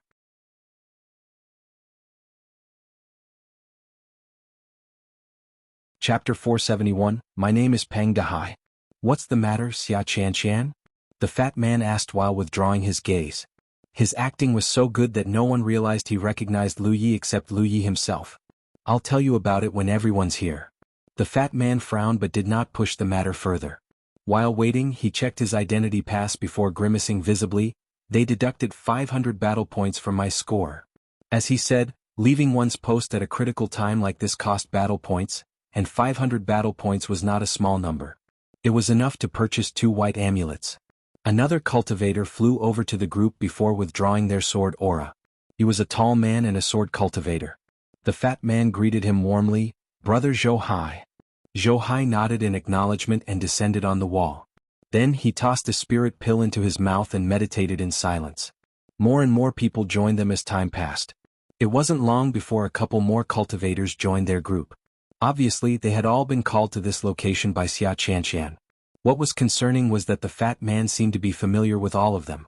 He could always address the newcomers by their name and make small conversation with them. Xia Qian had messaged more people than this, but no one else joined them after that. The fat man said, Well, it looks like everyone who could attend our little meeting has already arrived. Let's jump straight into business, shall we? The group turned to look at Xia Qian and the Ninth Order cultivator said calmly, We found the reason the spirit beasts went insane. Her words immediately caused everyone to perk up. Since they entered the hidden realm and figured out what was plaguing the myriad beast domain, they had made multiple attempts to find out the cause of the madness. Unfortunately, their efforts had ended in total failure. Just like the natives, they were unable to find anything wrong with the crazed spirit beasts even after capturing them and investigating them from head to toe. Naturally, they were extremely interested to hear what Xia Qian had to say. The cultivators of Jianghu were aware that the only way they might survive this hidden realm was to solve the root of the problem. And to solve the root of the problem, they must first figure out what it was. If a greenhorn like Lu Yi could see that there was no way they could defend Bilandia until the end, then the others had to have realized their predicament as well. It was suicide to defend Doggedly City without considering other avenues of action. They were all Cloud River Realm cultivators. No one wanted to die here when they had a bright future ahead of them. Tell us, Xia Qian. It's a parasite. A kind of insectoid to be exact. Xia Qian replied before relaying everything they had discovered earlier. The sword cultivator named Dahai listened quietly to the end before flying away on his sword. A while later he returned with a struggling spirit beast with gorgeous, fiery red fur. It was probably a blood fox. 3 inches behind the neck, right? Dahai asked Xia Qian for confirmation. She nodded affirmatively. That was where we found our parasite, yes. There was a flash of metal and a mournful cry from the blood fox Dahai was holding. Everyone gazed at his sword and found what looked like a struggling cicada at the tip. The parasite exploded into black liquid just a second later, but since Dahai was forewarned about its ability, he was able to move fast enough to annihilate every drop before it could get anywhere. There really is a parasite. Now they knew for certain that what Xia Qian said was true. Someone asked, Unbelievable. If these spirit beasts were all controlled by a parasite, then why didn't we find anything when we were studying their carcasses? They must have exploded the moment the spirit beast was killed. That is why we didn't find anything. The fat man added with a grimace, Insectoids. Why is it always insectoids? It was clear from everyone's expressions that they shared his sentiment. I've never encountered an insectoid that burrowed into a spirit beast and took control of their body, however. Does that mean there's an insectoid nest somewhere in this world? Most likely. But where could it be? The situation won't change if we do not know where it is. Since fellow cultivator Xia summoned all of us over, I bet she already has a clue where it's located. Am I right, fellow cultivator Xia? When the group looked at Xia Qian, she answered, You're right, but I must clarify that I'm not the one who discovered the clue. It is my friend, fellow cultivator Yi6 who found it. He has an extremely intelligent tamed beast that was nearly taken over by a parasite, but was able to hold it off long enough to convey its location and allow Yi6 to remove it. That is why the credit goes wholly to them. Also, when the tamed beast was controlled by the parasite, it felt a strange connection from over there. Everyone followed her finger when she pointed. Assuming that we're not mistaken, it should be where the insectoid nest is located. The fat man gazed at Lu Yi with interest. Your name is Yi6, is it? What a coincidence. I have a friend who's called that name as well. Allow me to introduce myself. My name is Pang Dahai. Fellow cultivator Pang. What else can you tell us about the insectoid nest? I don't know much about the insectoid nest or if there is even an insectoid nest in that location, but I can tell you that my tamed beast definitely sensed something in that direction. Moreover, we got clarification that that is where the headquarters of the Black Tortoise sect used Tobe, the very place where the first outbreak occurred before spreading throughout the whole cultivation world. Everyone's eyes brightened when they heard this. Dahai declared, that has to be it. The insectoid nest must be located at the Black Tortoise sect. There's no time to waste. Let us depart right away. The sooner we take out the insectoid nest, the sooner we can end this crisis. Not yet. We're still waiting for someone. Xia Qianshan hurriedly stopped them. It was at this moment a cultivator descended in front of them. It was none other than the great elder who offered to speak with the city lord. His ugly expression told Lu Yi that he hadn't brought good news, however. As expected, the great elder swore loudly, that muddle-headed idiot who calls himself a city lord. I cannot believe he would do this when we're literally days away from total annihilation. Just how foolish can he be? He saluted Lu Yi apologetically after the rest. My apologies for failing you, young master. What did the city lord say, great elder? The old man answered in a furious tone. Not only did that old dog ignore my advice, he forbade us from leaving Bilandia. He declared that we'll be branded as deserters and never be allowed to set foot in Bilandia again if we dare to leave. The surviving members of the Myriad Beast sect were filled with disdain and righteous anger when they heard this. Lu Yi consoled them by saying, it's okay. We already have enough people to carry out the mission. It was only now that the great elder realized that their group had been joined by 8 newcomers. He asked, who are these people, young master? Lu Yi kept his answer brief. They are fellow cultivators who have decided to join us on our mission after hearing the truth, great elder. Pleasant surprise bloomed across the old man's features. Wonderful. Most wonderful. At the same time, he thought to himself once more that his young master had truly grown up, and that he was no longer the hedonistic son who knew nothing about life's suffering anymore. Unbeknownst to Lu Yi, Pang Dahai and the other Jiuzhou cultivators were staring at him with shocked expressions. Pang Dahai moved closer to Xia Qianshan and asked in a low tone, hey, this old man's a native, right? Why is he addressing Yi6 as young master? Who is Yi6 in this world? He's the young master of the Myriad Beast sect. The Myriad Beast sect? Pang Dahai blanked out for a second before blurting in astonishment, that is some insane luck.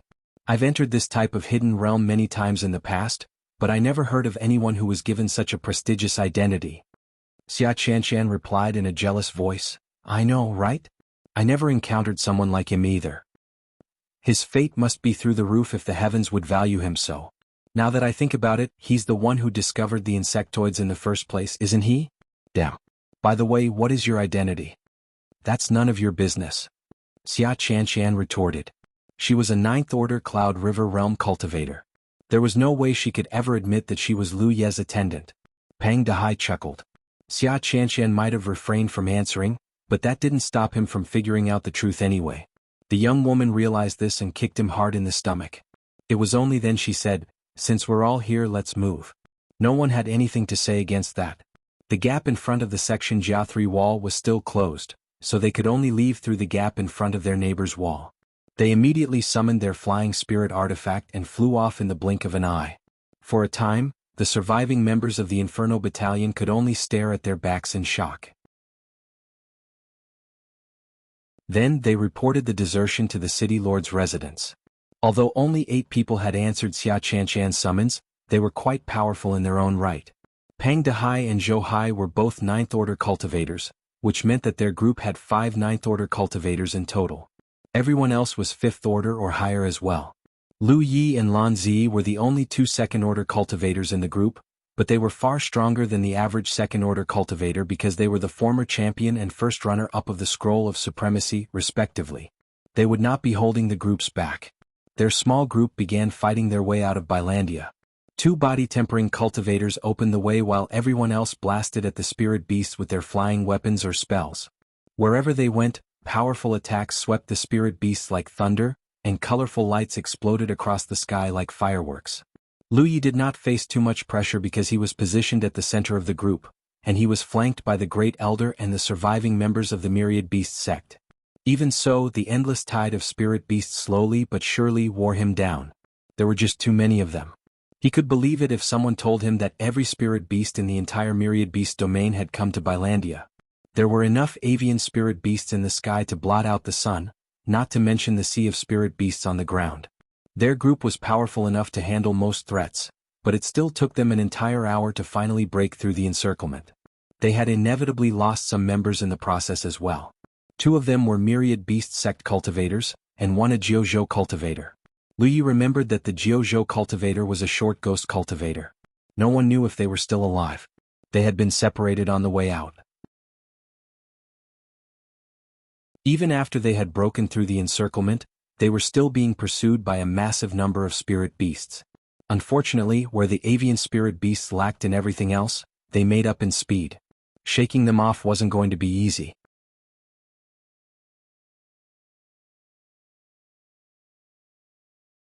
Chapter 472 The Black Tortoise Sect? The group thinned the horde of avian spirit beasts chasing after them as they escaped. It wasn't until a quarter of a day later that they finally eliminated all of their pursuers. For a time, they simply floated in the air and watched their surroundings for more hostiles.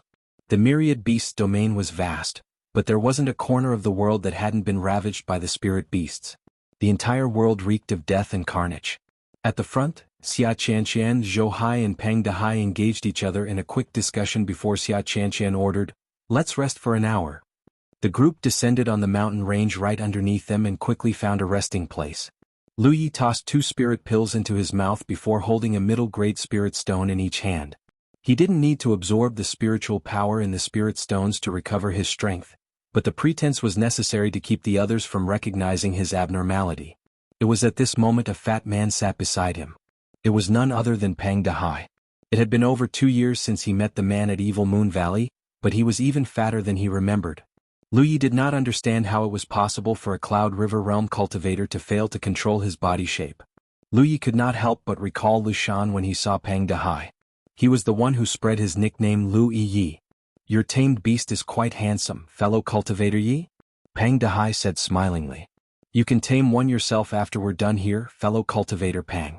The one thing the Myriad Beast domain doesn't lack is spirit beasts. I have tried raising tamed beasts in the past, but for some reason they always end up in my stomach." The man said the scariest thing in a nonchalant tone while rubbing his belly. He then lowered his voice and added, "I noticed that the Myriad Beast Sect cultivators are uniquely skilled in the way of beast taming. They seem to be capable of merging their vitality with their spirit beasts to improve their own combat prowess. You should ask them about it if you're interested in the technique. They probably won't reject you considering your identity." The man had clearly seen some things during the earlier battle, things that clashed with what he knew about beast tamers. At the very least, he was sure that no beast tamer in Jianghu could have performed some of the feats the Myriad Beast Sect cultivators had displayed. "I've already obtained them," Lu Yi replied in a low tone as well. Peng Dahai raised an eyebrow before giving him a thumbs up. Lu Yi wasn't content to end the conversation here, however. He asked, "By the way, there is something I want to ask you about, fellow cultivator Peng." "Speak." "I noticed that you brought up the insectoid nest the moment we told you about the parasites. Why is that?" He didn't understand why everyone else seemed certain that there was an insectoid nest somewhere in the Myriad Beast domain. He would have asked it sooner, but the timing wasn't right until now. "Did you experience an insectoid attack during your time at the Spirit Creek battlefield?" Peng Dahai asked. Lu Yi nodded in acknowledgement. "Good. That'll save me some breath. Since you've experienced an insectoid attack, you should know that the insectoids do not grow out of thin air. They are all born from an insectoid nest. Going by that logic, the parasites that control the spirit beasts must be born from an insectoid nest as well." Peng Dahai explained patiently, "You're still new to the Cloud River battlefield, but you'll come to understand that the insectoids are usually the big bad behind many hidden realms. Generally speaking, the best way to deal with insectoids is to take out their nest. Otherwise, you can kill a billion insectoids and you'll still be nowhere close to eliminating them. Also, insectoids exist not just in the hidden realms of the Cloud River battlefield, but also Jianghu itself. By now, Pang Dahai had Lu Ye's full attention. The reason none of us thought that the big bad behind this hidden realm before Xia Qianshan told us is because we've never encountered this type of insectoid before.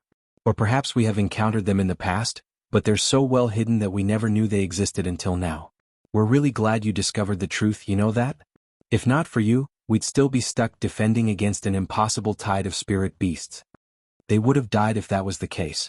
Pang Dahai put a hand on Lu Ye's shoulder and said seriously, if you run into a similar situation in the future, always remember to take the insectoids into consideration. And if you do find an insectoid, remember that locating the insectoid nest is the key to solving the root of the problem once and for all. Lu Yi nodded in acknowledgement. How far are we from the Black Tortoise Sect, Great Elder? Lu Yi turned to the Great Elder and asked.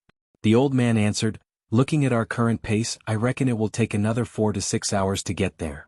All things considered, that's close enough. Lu Yi silently compared the directions he got from Amber earlier to their current destination. It was a good match.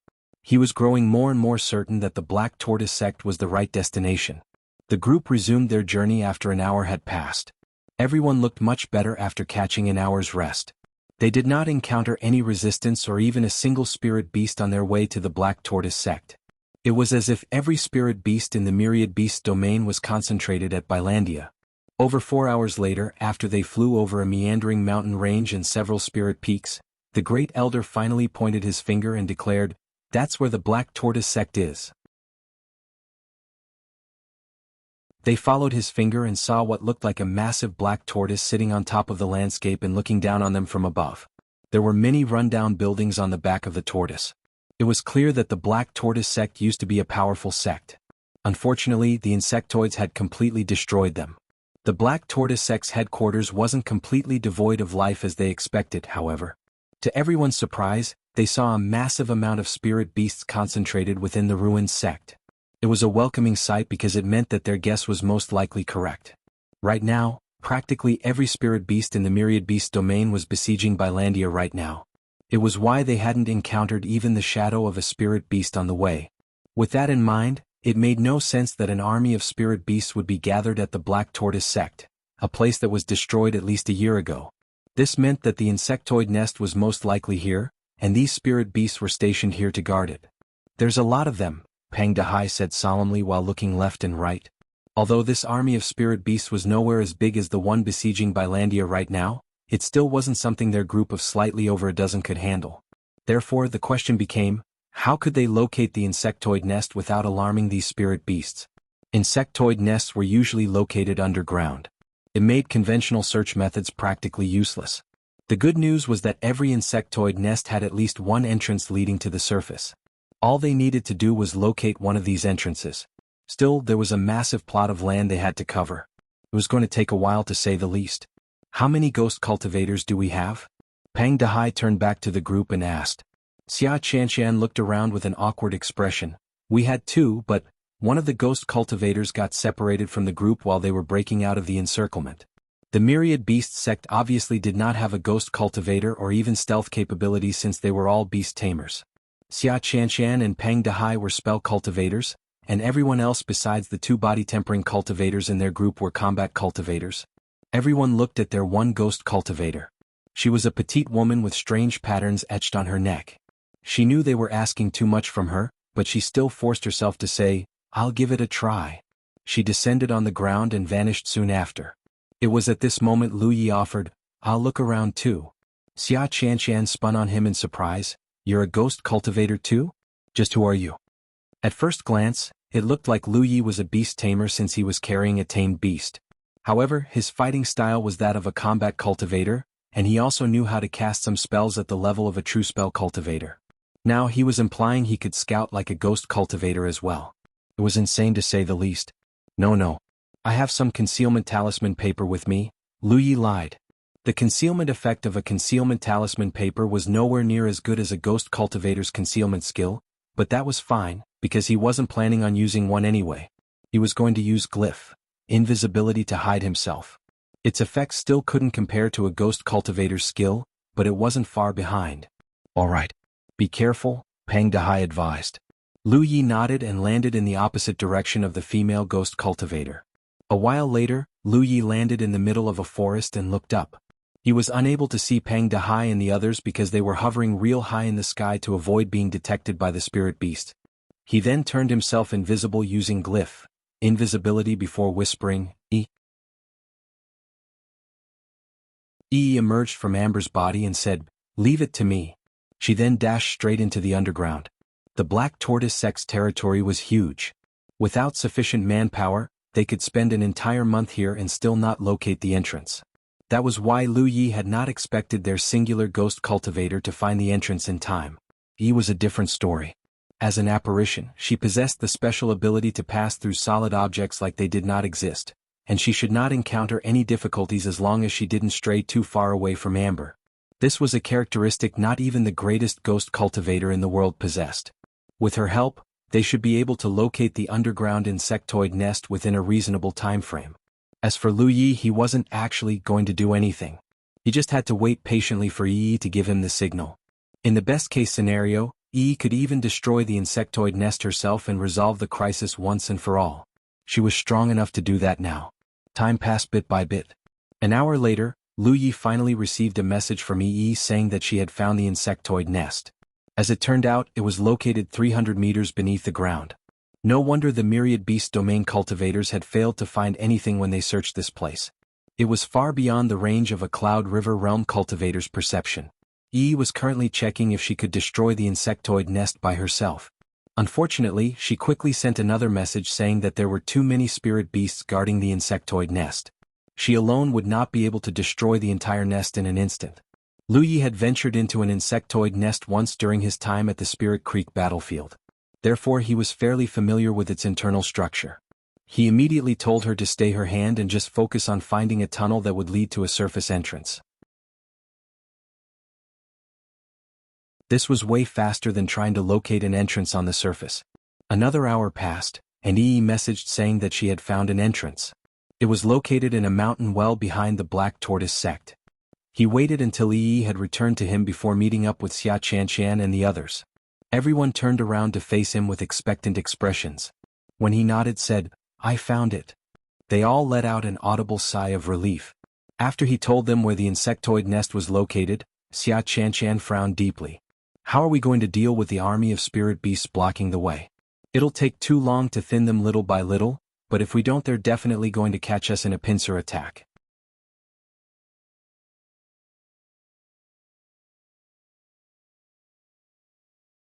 Chapter 473. Something's not right?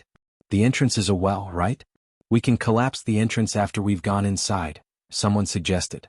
That's too dangerous. Worst case scenario, we would be burying ourselves, another cultivator disagreed. Should we try luring the spirit beasts away? That could work, but I doubt it'll be easy since the reason they're here is to guard the insectoid nest. At best, we can only lure away some of them. It's better than nothing. Who will do it? For a time, no one said a thing. It wasn't that the task was dangerous. The spirit beasts were numerous, but not even the millions and millions besieging Bilandia were able to stop them from breaking out. But those responsible for luring the spirit beasts away would not be participating in the operation to destroy the insectoid nest. To the Jianghu cultivators, this was a golden opportunity to earn a ton of battle points. If they succeeded in destroying the insectoid nest and consequently saving the myriad beast domain, they would surely be rewarded handsomely. A while later, every Jianghu cultivator in the group turned to look at Lu Yi. Their meaning was as plain as day. Without waiting for someone to speak up, Lu Yi looked at the Great Elder and said, "Great Elder, I leave it to you and our people to lure away the spirit beasts." He agreed. "Sure. I'll be accompanying you though, young master." The myriad beast sect only had 6 people left, and losing the Great Elder would reduce that number to 5. While a task like this could benefit from having greater numbers, losing one person didn't matter too much in the grand scheme of things. Moreover, the Great Elder was a 9th-order Cloud River realm cultivator. At the very least, he could protect Lu Yi to a certain extent. Lu Yi agreed immediately. "No problem." The old woman said, "Take care, young master," before descending toward the ground. It wasn't long before they started blasting away at the spirit beasts and doing their best to lure the spirit beasts to them. As expected, the group of 5 was quickly chased by a horde of spirit beasts. For maximum effect, they circled around the headquarters a few times before finally making their escape. The number of spirit beasts guarding the Black Tortoise sect was immediately reduced by half. This wasn't ideal or even a good outcome per se, but it was the outcome they had expected. Theoretically, they could dispatch a couple more people to lure away the spirit beasts, but that would be folly because there were plenty of spirit beasts in the insectoid nest as well. If they did that, there was a high chance the remaining group would not be strong enough to destroy the insectoid nest. "Please lead the way, fellow cultivator Yi," Dahai said. Without a word, Lu Yi descended and flew straight toward the well. Their auras quickly caught the attention of the remaining spirit beasts. Large groups of avian spirit beasts began swarming them from all sides. Behind Lu Yi, the Great Elder and the Jianghu cultivators launched their spells and flying weapons in response. They were able to blast a hole through the horde and make it all the way to the well. Lu Yi was the first to enter the well, followed by the Great Elder, Kitty Shin, Lan Zi, Xia Chanchan, and finally everyone else. The body-tempering cultivators were the last to enter. After everyone was inside the wall, the 2 body-tempering cultivators covering their rear immediately attacked the steening around them. It wasn't long before rocks began falling from above. The well was less than 30 meters deep. The second Lu Yi landed on the floor, Amber immediately jumped off his shoulder and ran into a hidden passage. Lu Yi hurriedly followed behind it. Yi had scouted the underground passage beforehand. With her guidance, there was no chance that Amber would get lost. Meanwhile, the body-tempering cultivators had finally collapsed the steening and sealed off the entrance. For now, they would not need to worry about pursuers. The commotion had alerted the spirit beasts lurking in the underground, however. They could hear their roars mingling with those who were stuck on the surface for now. The winding passage they were using was not the only passage in the underground as a matter of course. There seemed to be an infinite amount of forks as well. Without Yi's guidance, it would have taken them hours, if not days, to make it to the insectoid nest. By then it would already be too late. From time to time, spirit beasts would emerge from a side passage and attempt to kill them all. Their scarlet eyes were especially conspicuous in the darkness. Although Lu Yi was leading the way, he wasn't worried for his safety because the Great Elder was protecting him. With his cultivation level, no one could get within 10 meters of Lu Yi without being annihilated in one punch. He could not deny it felt great to be protected by a 9th Order Cloud River Realm cultivator who was absolutely loyal to him. The group did not encounter any difficulties along the way because the Great Elder wasn't the only 9th Order cultivator in the group. Xia Chanshan, Pang Dahai and Dahai were all 9th Order cultivators, and Dahai in particular was a sword cultivator. Not only could he slay most spirit beasts in one strike, he was so fast that even Lu Yi could not see his movements. The gap between their cultivation levels was just too large, not to mention that sword cultivators were famed for their killing power. When they were over 300 meters below the surface, the path in front of them suddenly widened into a massive chamber. They had finally arrived at the insectoid nest. The insectoid nest looked identical to the one Lu Yi had seen at the Spirit Creek battlefield. It looked like they were inside a karst cave, though the interior was completely covered by a layer of flesh. Not only were the walls covered in bulging flesh sacks, these wriggled from time to time as if there was something inside them. They would not be surprised if something actually burst out of the sacks and attacked them. It felt disgusting to walk on the flesh. The air was filled with an acrid stench that reminded them of a living stomach. It was at this moment countless pairs of scarlet pupils appeared from behind the darkness. There were so many of them that one could mistake them for a cavern of fireflies. It should not need to be said, but the insectoid nest was guarded by a massive number of spirit beasts. There was a brief standoff before one spirit beast let out a mighty roar. Then, every spirit beast in the area charged at Lu Ye's group. Spells and flying weapons illuminated the cave. Dahai's swords were especially bright. Although this was the first time they fought alongside one another, their teamwork still far exceeded that of a group of Spirit Creek Realm cultivators. The 2 body-tempering cultivators immediately occupied the front lines and summoned their shield spirit artifacts. While cycling their vitality and spiritual power, they did everything in their power to hold back the tide of spirit beasts. The combat cultivators positioned themselves at the center of the formation, and the spell cultivators went at the rear. The start of the battle was the hardest to endure. The spirit beasts were still at their full strength as they battered the 2 body-tempering cultivators from multiple directions, causing their shields to flash wildly. Over time, the cave became filled with blood stench, and the horde grew smaller and smaller. Eventually, they reached a point where the spirit beasts could no longer threaten their formation in the slightest. Some members of the group were injured during the battle, but no one was ever in danger of dying. The end was so close they could almost taste it. They worked even harder to kill the spirit beast. An hour later, they finally took out every spirit beast in the insectoid nest. Carcasses piled like little hills all over the place. Suddenly, Xia Qianshan said, "Something isn't right about this." "I agree." Peng Dahai panted while tossing a vital spirit pill into his mouth. Zhou Hai was silent, but the fact that his aura remained strong proved that he was on full alert. Even the Great Elder was sticking to Lu Ye's side with a tight expression on his face. All the Ninth Order cultivators sensed that something was amiss. This was supposed to be the battle that decided it all, but they had barely encountered any difficulties at all. Sure, there were some harrowing moments here and there, but it was still nothing compared to their breakout from Bilandia. Something fishy was going on here. It was at this moment Lu Yi declared, "Our exit is blocked." The group hurriedly turned around and found exactly that. The all-pervading flesh wall had blocked the exit completely before they knew it. No one knew when it happened. After all, they were all busy killing the enemies in front of them. This meant that the insectoid nest was completely sealed. Zhou Hai tried attacking the flesh wall with his sword, but he only managed to cut through the surface layer. When the light faded, they saw the wall of flesh wriggling and restoring itself to pristine condition in the blink of an eye. Everyone's faces were severe and grim-looking. At this point, it was clear that this insectoid nest wasn't quite the same as the one they were familiar with. Forget the myriad beast domain, even they had never encountered this type of insectoid nest before. The flesh wall wasn't just tough enough to block a Ninth Order sword cultivator's slash, it recovered so fast that any attempt to destroy it would just be a waste of time. What should they do? "I have another question." Peng Dahai walked up to a flesh sack and stepped on it. The insectoids in this world are shaped like tiny cicadas, right? If that's true, then what the hell are inside these flesh sacks? Usually this type of flesh sack was used to breed large insectoids. However, the insectoids of this world obviously didn't need them.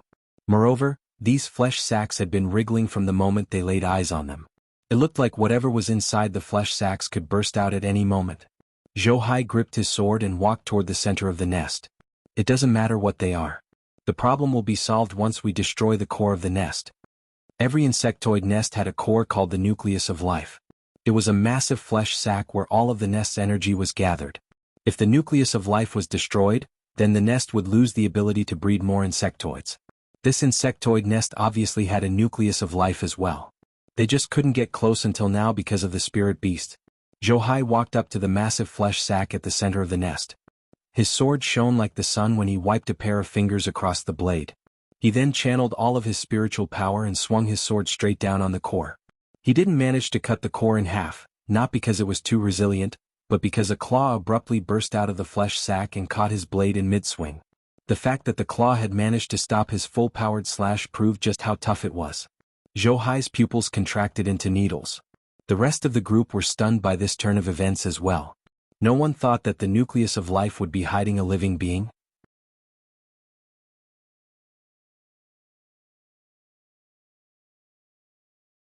Chapter 474 Niu Meng. A pair of scarlet beams erupted from within the flesh sack. It took them a second to realize that they were a pair of human eyes. Just like the crazed spirit beasts, they were unnaturally bright, crimson, and utterly devoid of emotions. Only madness and violence dwelled in those pupils. Every hair on Zhou Hai's body was standing on end, and it wasn't just because of the alarm bells blaring in full force inside his head. He immediately withdrew his sword and leaped away from the strange human without a second thought. Unfortunately, he was just a little too late. What looked like a hoof abruptly burst out of the flesh sack and struck Zhou Hai dead center in the abdomen. The kick was so swift and powerful that it shattered his protective aura in an instant and sent him flying across the air. He crashed hard in the middle of the group and rolled a few times before his momentum was finally spent. Everyone was stunned by this turn of events, to say the least. There was a loud shredding noise as the flesh sack was ripped apart. The strange human inside it then grabbed the broken flesh walls with large talon-like hands and pulled himself upright. His entire body was covered in some sort of sticky liquid. It was clear he was no ordinary human being.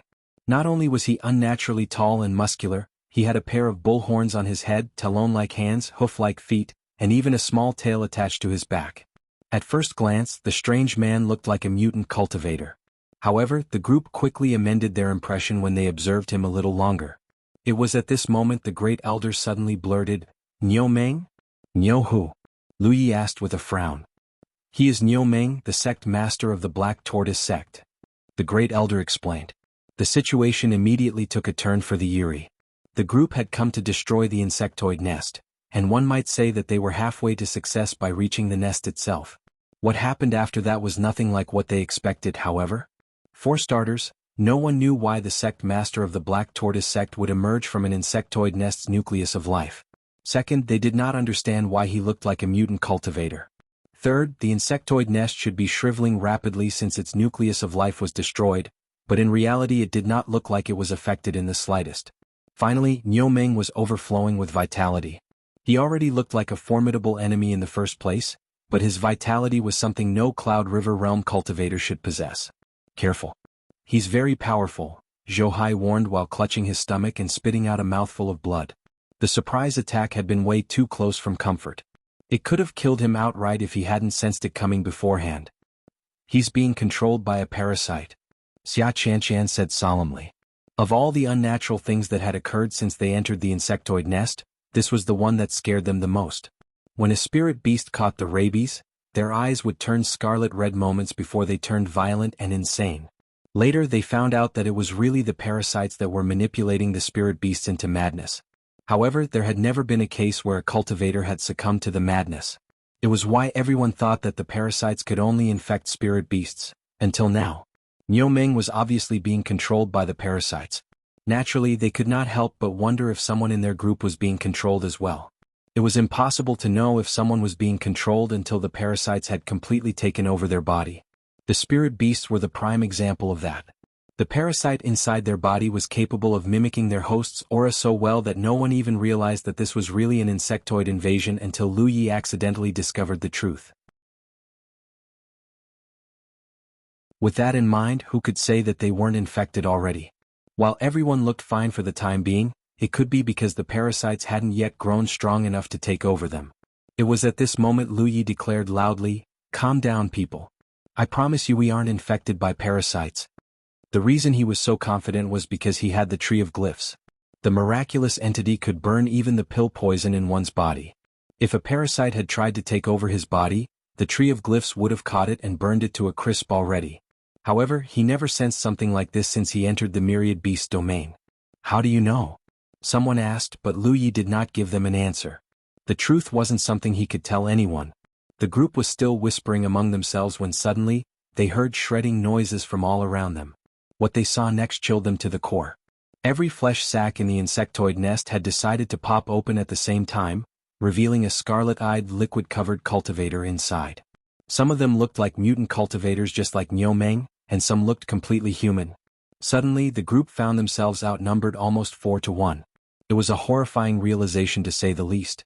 Before this, they thought that getting to the insectoid nest would be the most difficult part of this mission.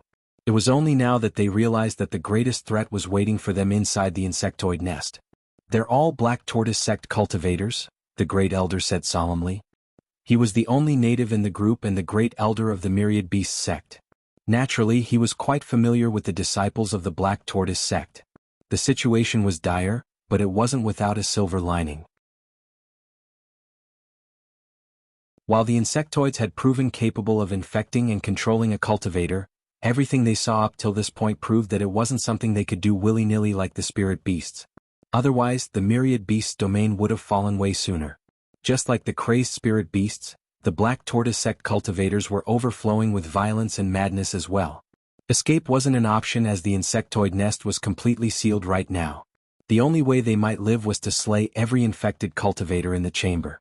The group would dearly like to hold a discussion before engaging the Black Tortoise sect cultivators in battle, but of course the enemy wasn't going to give them the time to do so. The battle kicked off almost as soon as the cultivators had burst out of the flesh sacs. Vitality and spiritual power surged as the Jianghu cultivators and one myriad beast sect cultivator tightened their formation. They pressed their backs against a flesh wall and braced themselves against the incoming assault. As usual, the body-tempering cultivators stood at the forefront and blocked as many attacks as possible. Their shield spirit artifacts flashed violently as flesh, metal and spells rained down from every direction. To the group's astonishment and relief, the Black Tortoise Sect cultivators fought like mindless beasts despite drastically outnumbering them. They were controlled by the parasites, but the trade-off was their intelligence and rationality. They knew how to channel spiritual power into their limbs to strengthen their attacks, but that was it. They even bit at them like animals. The Jianghu cultivators calmed down a little. The Black Tortoise Sect cultivators didn't just outnumber them, their average cultivation level was higher as well. If these people could fight at their full strength, then this would have been an absolute massacre. Violent impacts and colorful explosions reverberated throughout the insectoid nest as both sides fought. Although the Jianghu cultivators were at a complete disadvantage in terms of quantity and quality, they were able to hold out thanks to a tight formation and a flexible set of skills. On the other hand, the Black Tortoise Sect cultivators were immune to fear and pain just like the spirit beasts. They continued to attack like wild beasts even though their blood was spilled, and they took fatal wounds all over their bodies. It didn't matter though. At this rate, it was only a matter of time before they killed them all. What really concerned the group wasn't the overwhelming number of cultivators attacking their formation, but Niu Meng. The sect master hadn't attacked them like the rest of the Black Tortoise Sect cultivators. Since sending Dahai flying with an explosive kick, the man had simply stood where he was and watched them in silence. The man's vitality was as glaring as a lighthouse in the dead of the night. It was impossible to ignore him even if they tried. Dahai unleashed a slash that sent a Black Tortoise Sect cultivator's head flying across the air. The cultivator had not stopped attacking even after they had blasted away his limbs, but the decapitation caused him to stop moving entirely. The only way to kill them is to cut off their heads. He immediately yelled. The Black Tortoise Sect cultivators were all controlled by a parasite. It was impossible to say if the cultivators were alive or dead, but the point was that they were immune to pain, and no amount of injury seemed good enough to stop them.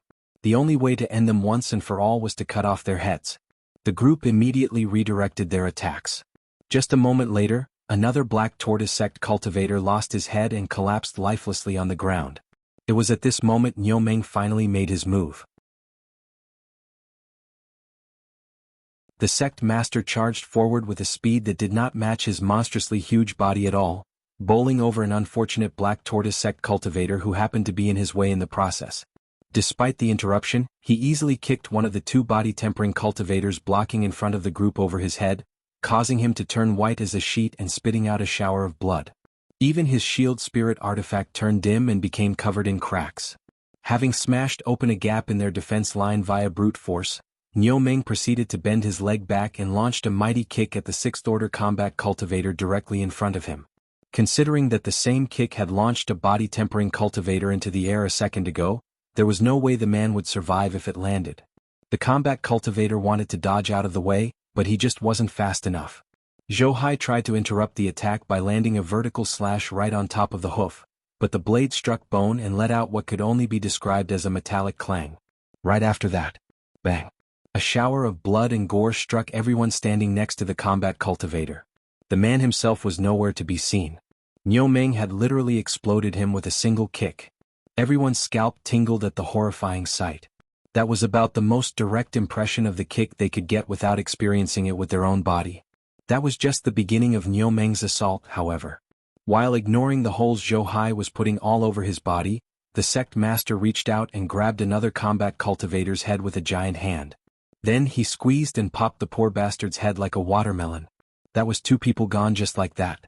It was only then Niu Meng threw a swipe at Dahai and knocked him away. One man had single-handedly destroyed their tight formation. Kitty Shin's eyes widened and her blood turned ice cold.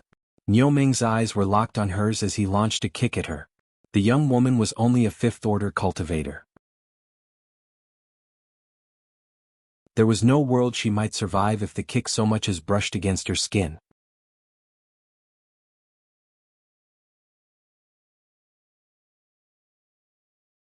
Chapter 475, Desperate Measures. Her life flashing before her eyes, Kitty Shin did everything in her power to save herself. She pulled her ribbon into a multi-layered barrier in front of her and channeled all of her spiritual power into it. Unfortunately, the gap between her cultivation level and Niu Meng's was just too wide. Not only did the spirit artifact lose its power instantly, Niu Meng's hoof continued to travel toward her as if her protective aura didn't exist. Her mind was on overdrive, but there was nothing she could do except watch death slowly approaching her. It was at this moment a fat man rammed her out of the way. He was none other than Pang Dahai. The despair in Kitty Shin's eyes morphed into shock as she sailed across the air. The last person she expected to save her, if at all, was a spell cultivator, even though Pang Dahai and the other spell cultivator were the only ones close enough to save her. It was because spell cultivators were notoriously fragile. He might be a ninth-order cultivator, but it was still incredibly unlikely that he would be able to survive Niu Meng's kick. There was a loud bang as the hoofs smashed against spiritual power. All the fat on his body began rippling violently as his face flushed bright red in an instant. It was then something unexpected happened. Everyone was expecting the worst, but not only did the spell cultivator not explode into a shower of gore, he did not move an inch from his spot. Instead, the force of Niu Meng's kick was converted into a shockwave that knocked over everyone behind him. For a second, Niu Meng's hoof was trapped inside Pang Dahai's massive belly as if he had stepped into a swamp. Then Pang Dahai let out a mighty roar, puffed up his belly, and actually sent the Sect master flying across the air. As it turned out, Pang Dahai wasn't just a spell cultivator. An unimaginable amount of blood-red vitality churned out of his body and surrounded him in a layer of protective energy. It was such a jarring transformation they could almost believe that he was a different person altogether. "Take out the other cultivators while I keep him busy," Pang Dahai said quickly before launching himself into the air with both feet and ramming into Niu Meng. The man had never felt more awe-inspiring until now. Unfortunately, Niu Meng wasn't at a level where Pang Dahai could keep him busy all by himself. Despite his best efforts, the fat man was knocked back to the floor after just a series of exchanges. While climbing back to his feet and hissing in pain, he shouted, "Actually, please help me, Brother Dahai. This bastard is too strong for me to handle alone." He then rushed Niu Meng again before the Sect master could attack anyone else. Dahai knew that Pang Dahai would never cry for help if it was even remotely possible for him to handle Niu Meng by himself.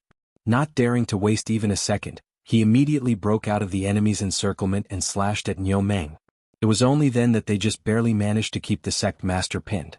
Although the enemy's strongest was kept busy for the moment, it took two of their strongest to do so. Not only that, two of their combat cultivators were dead, and their formation was in disarray. To say that their situation was bad would be an understatement. Nearly everyone was fighting multiple cultivators on their own. Lu Yi was currently fighting against 3 Black Tortoise Sect cultivators, and if they were on the same cultivation level as him, he would have annihilated them in the blink of an eye. However, 2 of them were 5th-order cultivators, and the third was a 7th-order cultivator. If these cultivators were in full possession of their faculties, Lu Yi would be long dead already. Even so, Lu Yi had to spend most of his time running away from his attackers. The trade-off for losing their intelligence and the ability to execute even the simplest of skills was explosive power and speed.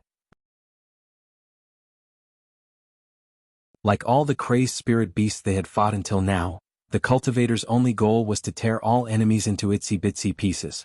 Lu Yi dodged an attack and landed a massive blow on his opponent's neck. However, it wasn't powerful enough to behead him outright. The price of that failure was his opponent catching his shoulder in a vice-like grip and digging into his flesh with his talons. Lu Yi managed to pull free, but not without losing his sleeves and a good chunk of the flesh on his shoulders. Blood immediately poured profusely out of his wounds. That wasn't all. The other 2 enemies leaped into the air and descended on his position like a pair of bloodthirsty hawks. Lu Yi hurriedly rolled on the floor and just barely dodged the assault. He was just climbing to his feet when he felt another blow flying toward his face. He hurriedly spun around, channeled a massive amount of vitality into his right arm, and slashed at the enemy. Flash!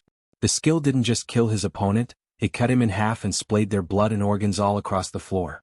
Unfortunately, he didn't have time to catch a breather. The other 2 Black Tortoise Sect cultivators were already flanking him from both sides. On Lu Ye's shoulder, Amber growled menacingly as its vitality intermingled with Lu Ye's. Thanks to the beast imprint, the White Tiger's vitality was empowering Lu Ye's every move. Without the increased endurance and power, he might have succumbed to his opponents already. Lu Yi reversed his grip on the inviolable and swung it into a blur. His saber slashed and thrust from multiple angles so quickly that it was unthinkable that it was the action of a mere 2nd-order cultivator. If there was one silver lining about the situation, it was that the desperation of the battle spurred his and Amber's vitality to merge faster than ever before. Lu Yi wasn't the only one who was pressed. Lan Zi was running and taking potshots at the Black Tortoise Sect cultivators chasing after her. Kitty Shin was injured in the first place, and now her shirt was entirely drenched in blood. One of the body-tempering cultivators was lying motionless on the ground and probably dead, while the other was holding back 4 black Tortoise Sect cultivators as they tore chunks of flesh from his body with every swipe. Even Xia Qianqian and the Great Elder, 2 of the strongest cultivators in their group, weren't doing much better. They might be 9th Order Cloud River Realm cultivators, but so were their opponents. They were both fighting off a group of 8th and 9th Order cultivators each. As for Dahai and Pang Dahai, one only needed to hear Pang Dahai's high-pitched screams to know that they were faring poorly.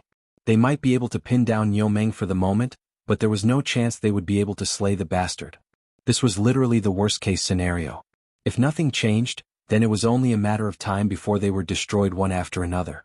Lu Yi was still desperately trying to escape his pursuers despite his earlier success. Considering his strength, skill and foundation, he should have no problems handling 2 opponents at the same time. With proper planning and execution he could even turn the tables and slay them both. The problem was that 2 more Black Tortoise Sect cultivators had appeared out of nowhere and joined in the hunt. Now that he thought about it, they were probably the opponents of the body-tempering cultivator on the ground. He was just a 2nd Order Cloud River Realm cultivator. How could he possibly fight 4 opponents at once when they were all multiple minor realms stronger than him? He did not hesitate to empower himself with Windwalk and run circles around the periphery of the insectoid nest. He was just delaying the inevitable, however. At this rate, it was only a matter of time before he and everyone else was overwhelmed. Realizing that the situation could not get any worse than it already was, Lu Yi finally decided that it was time to use the last resort. He pulled out an aquamarine orb from his storage bag. The orb was only the size of a longan, but it burned his skin the second he held it in his hand. Not only that, the Tree of Glyphs responded immediately by releasing a massive amount of gray smoke. This only happened when a deadly poison had invaded Lu Ye's body. The orb was none other than the omni-poison pill Wuxia had gifted him, of course. Wuxia had told him how to use it when she gave him the orb. All he needed to do was to inject it with spiritual power and tossed it on the ground. The orb was useless to him on the Spirit Creek battlefield because he was the apex predator of apex predators of that battlefield. But now it was finally time to use it. Honestly, he did not know how effective it would be. After all, his opponents were all Cloud River Realm cultivators. He didn't think it would be completely useless, but there was a chance the effect would be mild enough that it wouldn't impact his enemy's combat capabilities. He did not have a choice though. It was that or dying and becoming into the puppet of the insectoids. He was well aware that his allies would be affected by the poison as well, but the situation couldn't get any worse than it already was. Plus, most cultivators carried some antidotes on their person at all times. Ideally, they could simply swallow a handful of antidotes and cure themselves. On the other hand, the Black Tortoise Sect cultivators were just mindless beasts. There was no way they would know how to use an antidote, not to mention that they weren't carrying anything on their person. All in all, the omni-poison pill should benefit his side more than the enemy's. His mind made up, Lu Yi channeled his spiritual power into the orb. There was a soft pop before an unimaginable amount of poison gas flooded the entire chamber in an instant. The mist was so thick that it was almost solid. He could hold his fingers in front of his eyes and still not see a thing. It was even thicker than the mist that permeated the myriad poison forest. The omni-poison pill was the culmination of Huaxi's own cultivation level. Naturally, it was several times more toxic than even the deadliest poison at the center of myriad poison forest. It was even more effective than normal since the insectoid nest was completely sealed. His allies were caught completely off guard by this turn of events. 1 second there was nothing, and the next their vision was completely blocked by the poisonous mist. Xia Qianqian sensed the changes within her body and cried out in alarm, "Watch out! Poison!" She then held her breath and channeled her spiritual power to keep out the poison. To everyone's shock, the poisonous mist that seemed to be everywhere was capable of corroding their protective aura. It easily entered their bodies and worsened their condition. It wasn't long before they started feeling lightheaded. Everyone except Lu Yi thought they were goners. They were already facing the worst-case scenario, but now they were poisoned as well. They were sure that they were going to die here. However, the group quickly discovered that they weren't the only ones who were poisoned. The Black Tortoise Sect cultivators were facing the same problem. Their movements suddenly slowed dramatically, and their strength wasn't nearly as explosive as it was before. There was no time to waste. They hurriedly swallowed their antidotes and hastened its digestion with their spiritual power. It was only then that their symptoms lessened a little. They were Cloud River Realm cultivators. It was incredible that Huaxi's omni-poison pill, something she had created as a Spirit Creek Realm cultivator, was effective even on their strongest, but the symptoms definitely weren't unmanageable. Meanwhile, Lu Yi discovered that the 4 Black Tortoise Sect cultivators chasing after him suddenly slowed down drastically. Their auras had turned completely green as well. When he looked within himself, he discovered that the Tree of Glyphs was working overtime and consuming its fuel non-stop to purge the poison. I think I underestimated Huaxi's omni-poison pill. He wondered if Wuxia had more. Considering how potent the orb was, he would love to get his hands on more omni-poison pills.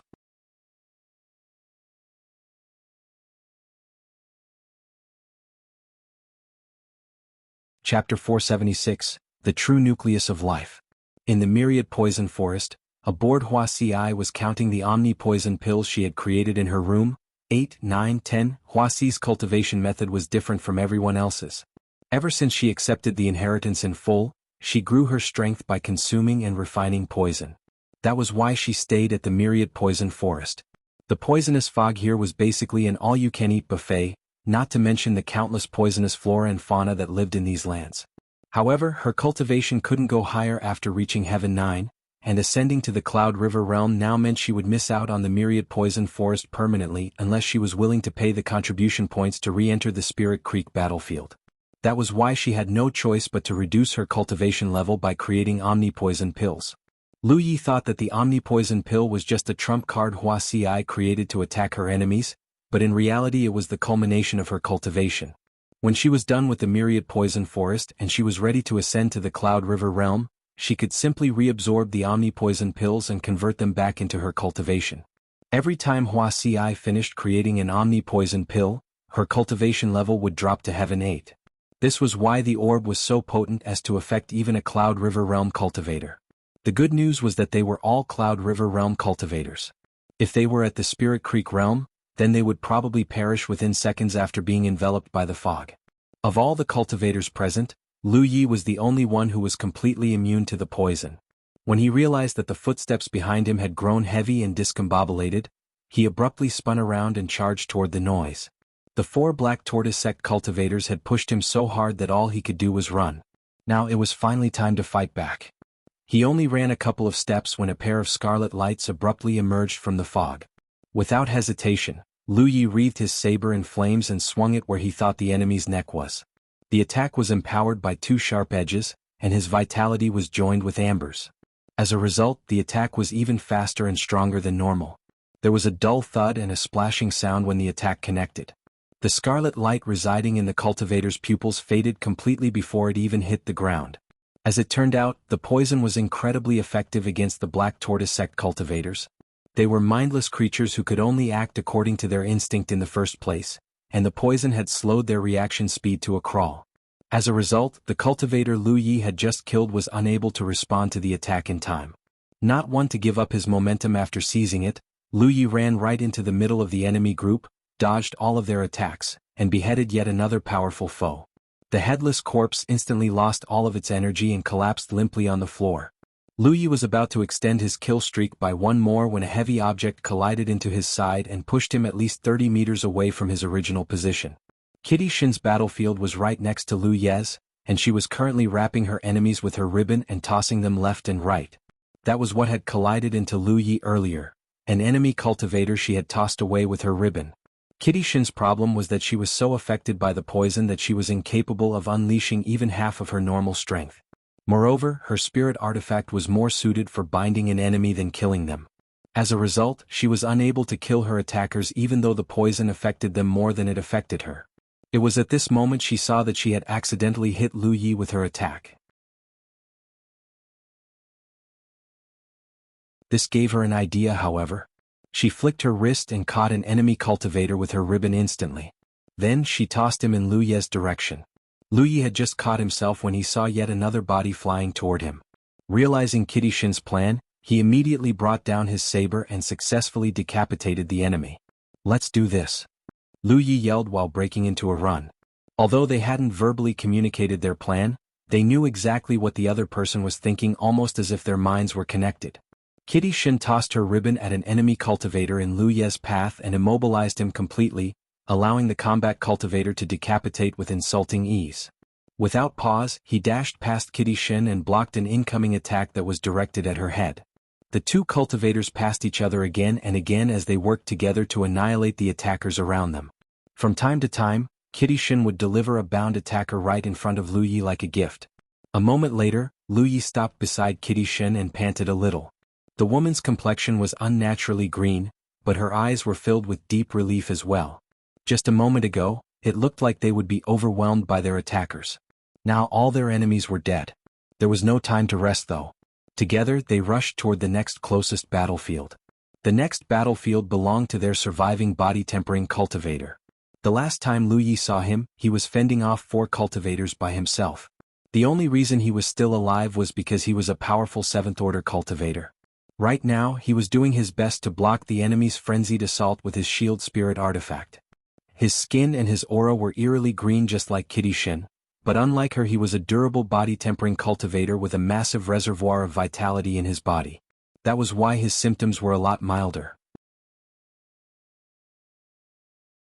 Not only that, the headless body lying beside his feet suggested that he had taken out one of the attackers on his own. Even if Lu Yi and Kitty Shin hadn't come to his aid, he probably could have held out long enough to kill them all. Ribbon and saber danced through the air as Lu Yi and Kitty Shin hit the attackers from behind. The body-tempering cultivator did not hesitate to launch his counter-attack as well. A moment later, the Black Tortoise Sect cultivators lay dead at their feet. Without pause, the trio moved to the next battlefield. Like a snowball that grew bigger and bigger as it rolled down a snowy hill, the group kept growing in size and their enemies kept falling like flies. Finally, the scattered group was joined once more. Everyone looked like shit, and not just because the poison turned their auras and their skin as green as a plant. Not even the strongest among them, the Great Elder and Xia Qianshan, were able to avoid taking some injuries. Not only that, their symptoms were slowly but surely worsening over time. Although they had consumed an antidote, the poisonous mist was thinning at an excruciatingly slow rate because the insectoid nest was sealed. This meant that the poisonous mist had nowhere to go except into their bodies. This was why everyone, even their 9th-order cultivators, were having trouble resisting the poison. That said, the poisonous mist had cleared up enough that Xia Qianshan noticed something unusual. Everyone's aura and skin was as green as a plant because of the poison, but not Lu Yi. Not only did the young man look perfectly fine, even Amber was untouched by the poison, though that was because Lu Yi had protected it with his spiritual power this whole time. Xia Qianshan had been wondering who was the culprit behind the poisonous mist since it was conjured. At the beginning she thought that it was caused by the Black Tortoise Sect cultivators or the insectoids. It wasn't until she noticed that the poisonous mist was affecting her attackers as well that she realized she was mistaken. Now that she saw that Lu Yi was completely untouched by the poison, she had a feeling she knew exactly who the culprit was. It made sense that the one person who wasn't affected by the poison would be the poisoner himself, no? Technically speaking, Xia Qianshan should berate Lu Yi for his decision because it was a monstrous trump card that affected everyone except the poisoner himself. However, she could not deny that it was the right choice. Considering the earlier situation, they would have died one by one if nothing had changed. Sure, they weren't in the best condition right now, but they weren't going to drop dead in the short term either. Assuming that they survived this crisis, they would eventually recover from this ordeal. Meanwhile, Dahai and Peng Dahai were still fighting against Niu Meng, the sect master of the Black Tortoise Sect. The situation didn't look good though. One of Peng Dahai's arms was broken, and one of Dahai's legs was bent in an unnatural manner. Even worse, Niu Meng looked as fresh as ever even though he was taking multiple hits by the second. The sect master was expressionless, but his violent, cruel eyes told a different story. His attacks were simple and practically monotonous, but there was so much force behind them that Dahai and Peng Dahai felt like death was breathing down their necks the whole time. Technically speaking, they should be overwhelming Niu Meng because their cultivation levels were equal, and they outnumbered the sect master 2-1. He was also fighting mindlessly because he was being controlled by a parasite. In reality, the duo was just barely keeping Niu Meng at bay. Something clearly wasn't right about this. What concerned Lu Yi even more was the fact that Niu Meng looked completely unharmed. He was sure Niu Meng had taken a wound from Dahai when he made his first move, so why? Lu Yi quickly figured out the answer. Dahai was aiming at Niu Meng's arm and successfully scored a hit that penetrated all the way to the bone, but the wound had wriggled and healed in just a matter of seconds. It was such a stunning sight that no one could say a thing for a couple of seconds. It should not be possible for anyone at the Cloud River realm level to recover so quickly, and yet there was no denying the reality that happened right before their eyes. His life energy, Xia Chanshan suddenly blurted out in realization. He's the core of this nest. The true nucleus of life. Every insectoid nest contained a core. The easiest way to destroy a nest was to destroy the core, not just because it was where most of the nest's life energy was concentrated, but also because it held the nucleus of life. So long as the core remained, the nest could theoretically produce an infinite amount of insectoids. Only by destroying the core could they wither the nest and destroy its ability to produce insectoids. Usually the centermost flesh sac in the nest was the core. Since the nest hadn't withered even though Niu Meng had ripped open the flesh sac and stepped into the open, not to mention that he was overflowing with an impossible amount of life energy, it could only mean that he was the true core of the nest. Xia Chanshan's outburst hit everyone like a thunderbolt. The reason Niu Meng was overflowing with life energy was because he was the true core of the nest. No wonder the Sect master had regenerated from his wounds instantly. The revelation wasn't something to be happy about, however. It meant that the only way to destroy the insectoid nest was to kill Niu Meng. They couldn't even escape because the nest was completely sealed. However, how could they kill an enemy that could regenerate from his wounds instantly? Besides decapitating the Sect master, the only other way they could defeat him was to grind down his life energy bit by bit. There was a silver lining though. Niu Meng was just as green as the rest of them, meaning that he was poisoned as well. The fact that he felt a lot weaker than he was at the beginning of the fight was proof of that. They were all affected by the poison, but it looked like Niu Meng was affected harder than most. I'm going in. The 7th Order body-tempering cultivator declared before joining Dahai and Dahai. The Great Elder was right behind him. No one else stepped forward because they weren't body-tempering cultivators.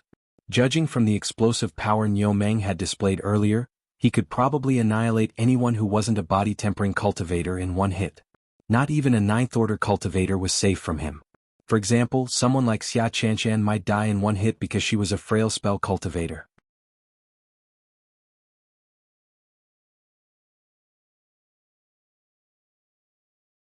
Chapter 477. You should have said it sooner. The battle continued. Dahai, Dahai, the Great Elder and the 7th Order body-tempering cultivator were just barely fighting Niu Meng to a standstill. The rest of them had spread out so they could attack Niu Meng with their spells and flying weapons from multiple directions as well. However, Niu Meng just had too much life energy. No matter how many wounds they left on his body, no matter how many times they staggered him, he would recover in the blink of an eye. If fast recovery was Niu Meng's only advantage, then they could have devised a way to deal with it a while ago. The problem was that Niu Meng was extraordinarily tough as well, not to mention that they were severely weakened due to the poison. As a result, they only managed to leave superficial wounds on his body most of the time. Not even Lu Yi, the only one who was completely unaffected by the poison, was able to cut deeper than 3 inches despite having empowered his flying weapons with 2 sharp edges. Out of all of them, Dahai was the only one with enough strength to cut deep enough to expose the bones. It was useless though. Dahai had tried multiple times to behead Niu Meng to no avail. While Niu Meng wasn't able to dodge his lightning-fast slashes, Dahai was unable to cut off his head either.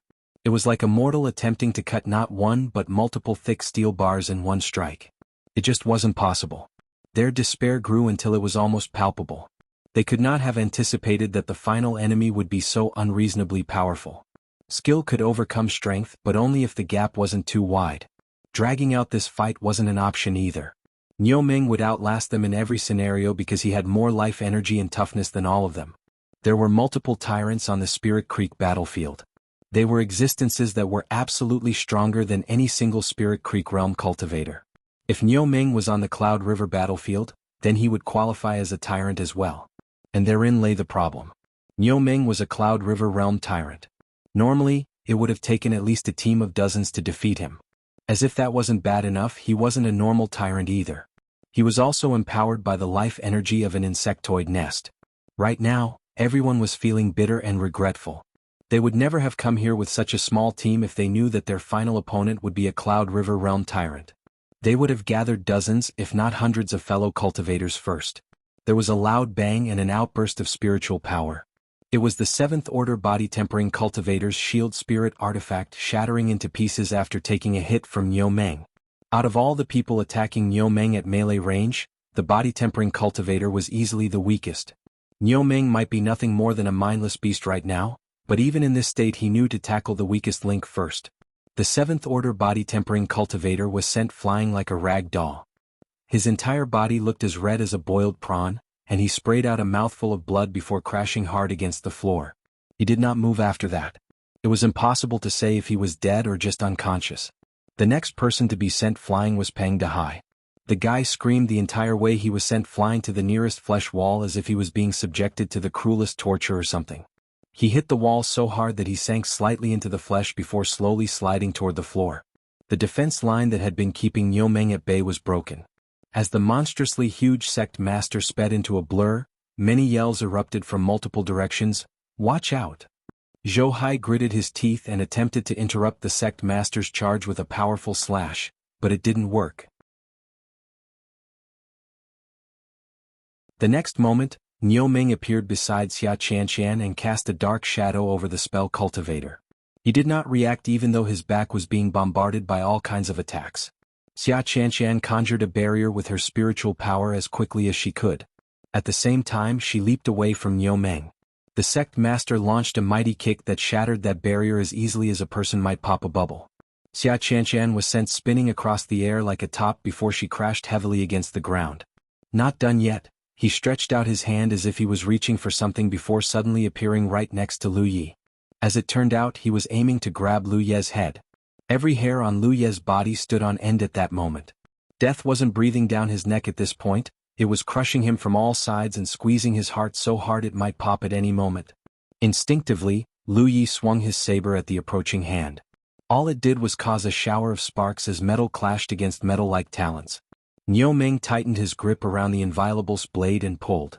At the same time he threw a punch at Lu Ye's abdomen.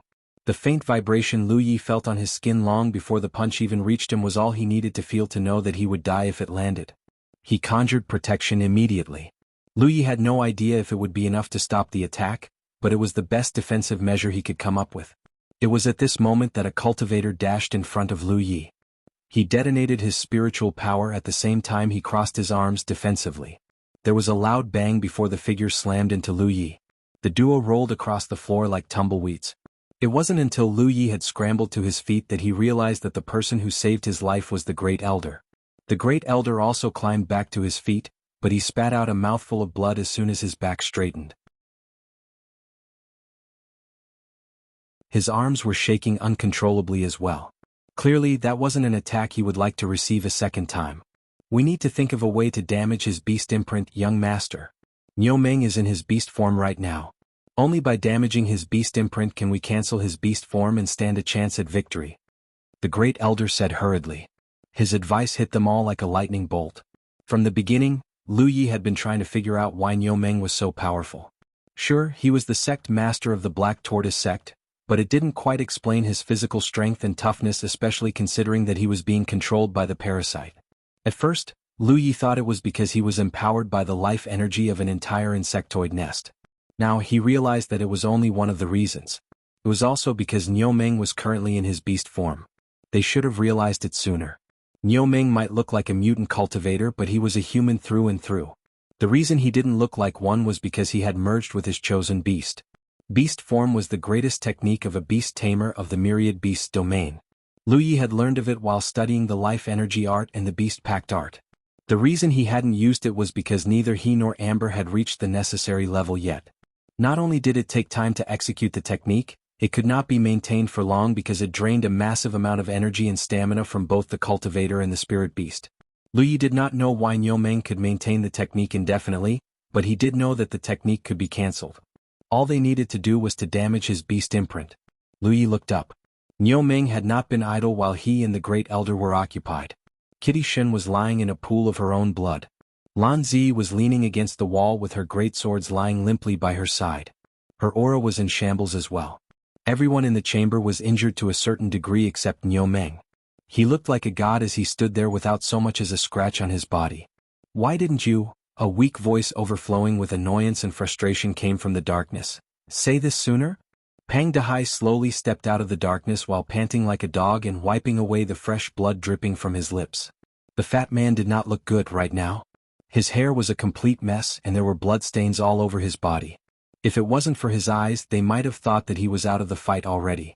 Pang Dahai knew that it wasn't really the Great Elder's fault. From the old man's perspective, they were all cultivators of the myriad beasts domain. Since this was a world dominated by beast tamers, they should be well aware of the beast imprint and its functions. However, they were Jiuzhou cultivators. Forget that beast imprints literally did not exist in Jiuzhou. The beast taming faction wasn't even a major cultivation faction. In fact, the beast taming faction was generally looked down upon because it was believed to be the home for unambitious failures and weaklings who would rather rely on their spirit beasts to grow stronger than work on their own bodies. It wasn't until today that they realized that a beast tamer could be this powerful. Pang Dahai's appearance immediately drew Niu Meng's attention. The monstrously huge man revealed a rare glimmer of humanity as he tilted his head, seemingly perplexed as to how the fat man was still able to stand after all the beating he had dished out. In response, Pang Dahai spat on the ground before grinning maliciously at Niu Meng. "The fuck you're looking at? Come hit me." Niu Meng obliged. A blur later he appeared in front of Pang Dahai and kicked once more. Pang Dahai roared as his vitality and spiritual power merged together to form a dazzling aura. Not only that, he abruptly grew a few inches taller and broader as well. Bang! There was a dull thud as Pang Dahai shook like a leaf. The fabric behind his back exploded into pieces as a violent shockwave exited his back and slammed into the flesh wall behind him hard. At the same time, his massive belly trapped Niu Meng's feet firmly just like before. "Is that Pwack?"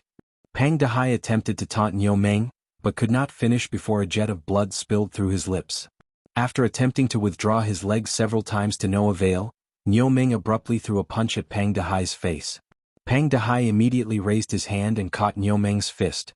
At the same time, he pulled out a strange spirit artifact Lu Yi could not identify before transforming it into a rope and binding their hands together.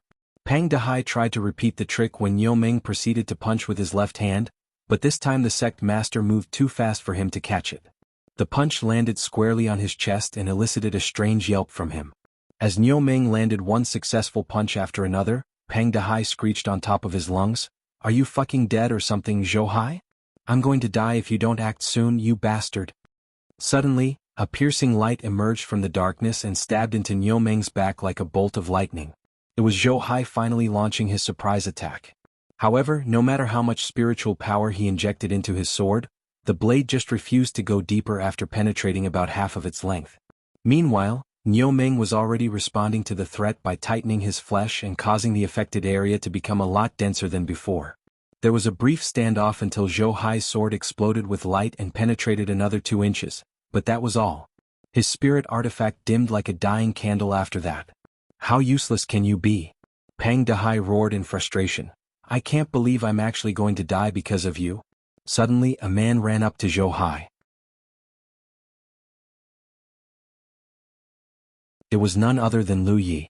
The despairing Pang Dahai was so surprised by his appearance that he temporarily forgot his rant.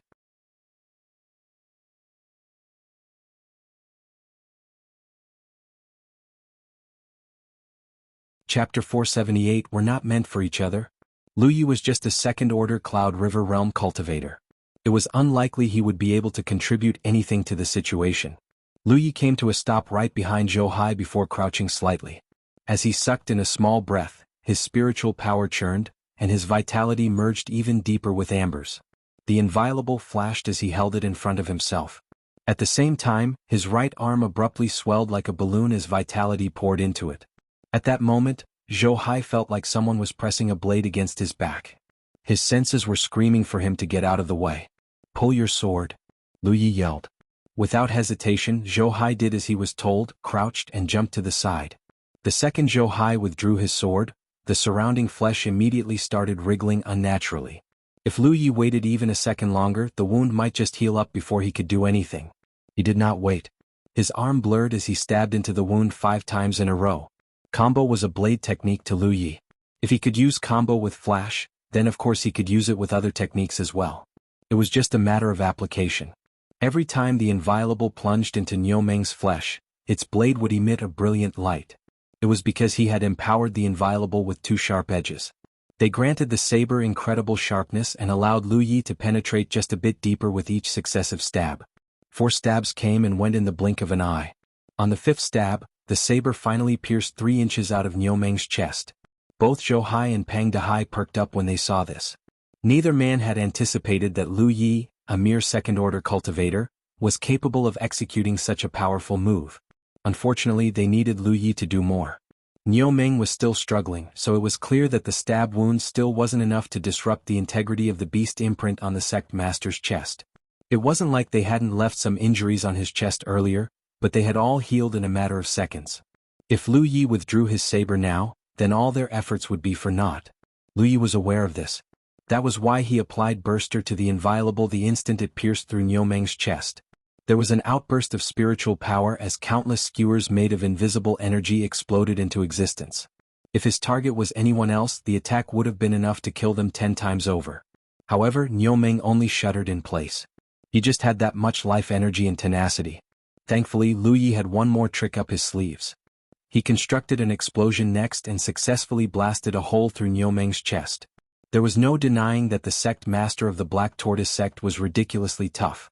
Most ordinary attacks could only burn some skin off his flesh. However, Lu Yi had constructed the destructive glyphs inside his body. No matter how tough the sect master was, his internal organs could not possibly be as tough as his flesh and bone. Moo. Niu Meng had not said a word since he emerged from the flesh sack. This was the first time the mindless man who only knew how to kill his foes made a sound at all. Even as his viscera splattered messily across Dahai's chest, everyone could sense his tremendous vitality suddenly falling into disarray. Following that disarray were clear signs of separation. That was all Lu Yi got to see before Niu Meng abruptly turned around and threw a punch at him. He immediately constructed protection, but the glyph shattered the instant it made contact with the fist. It felt like he had been punched by a mountain.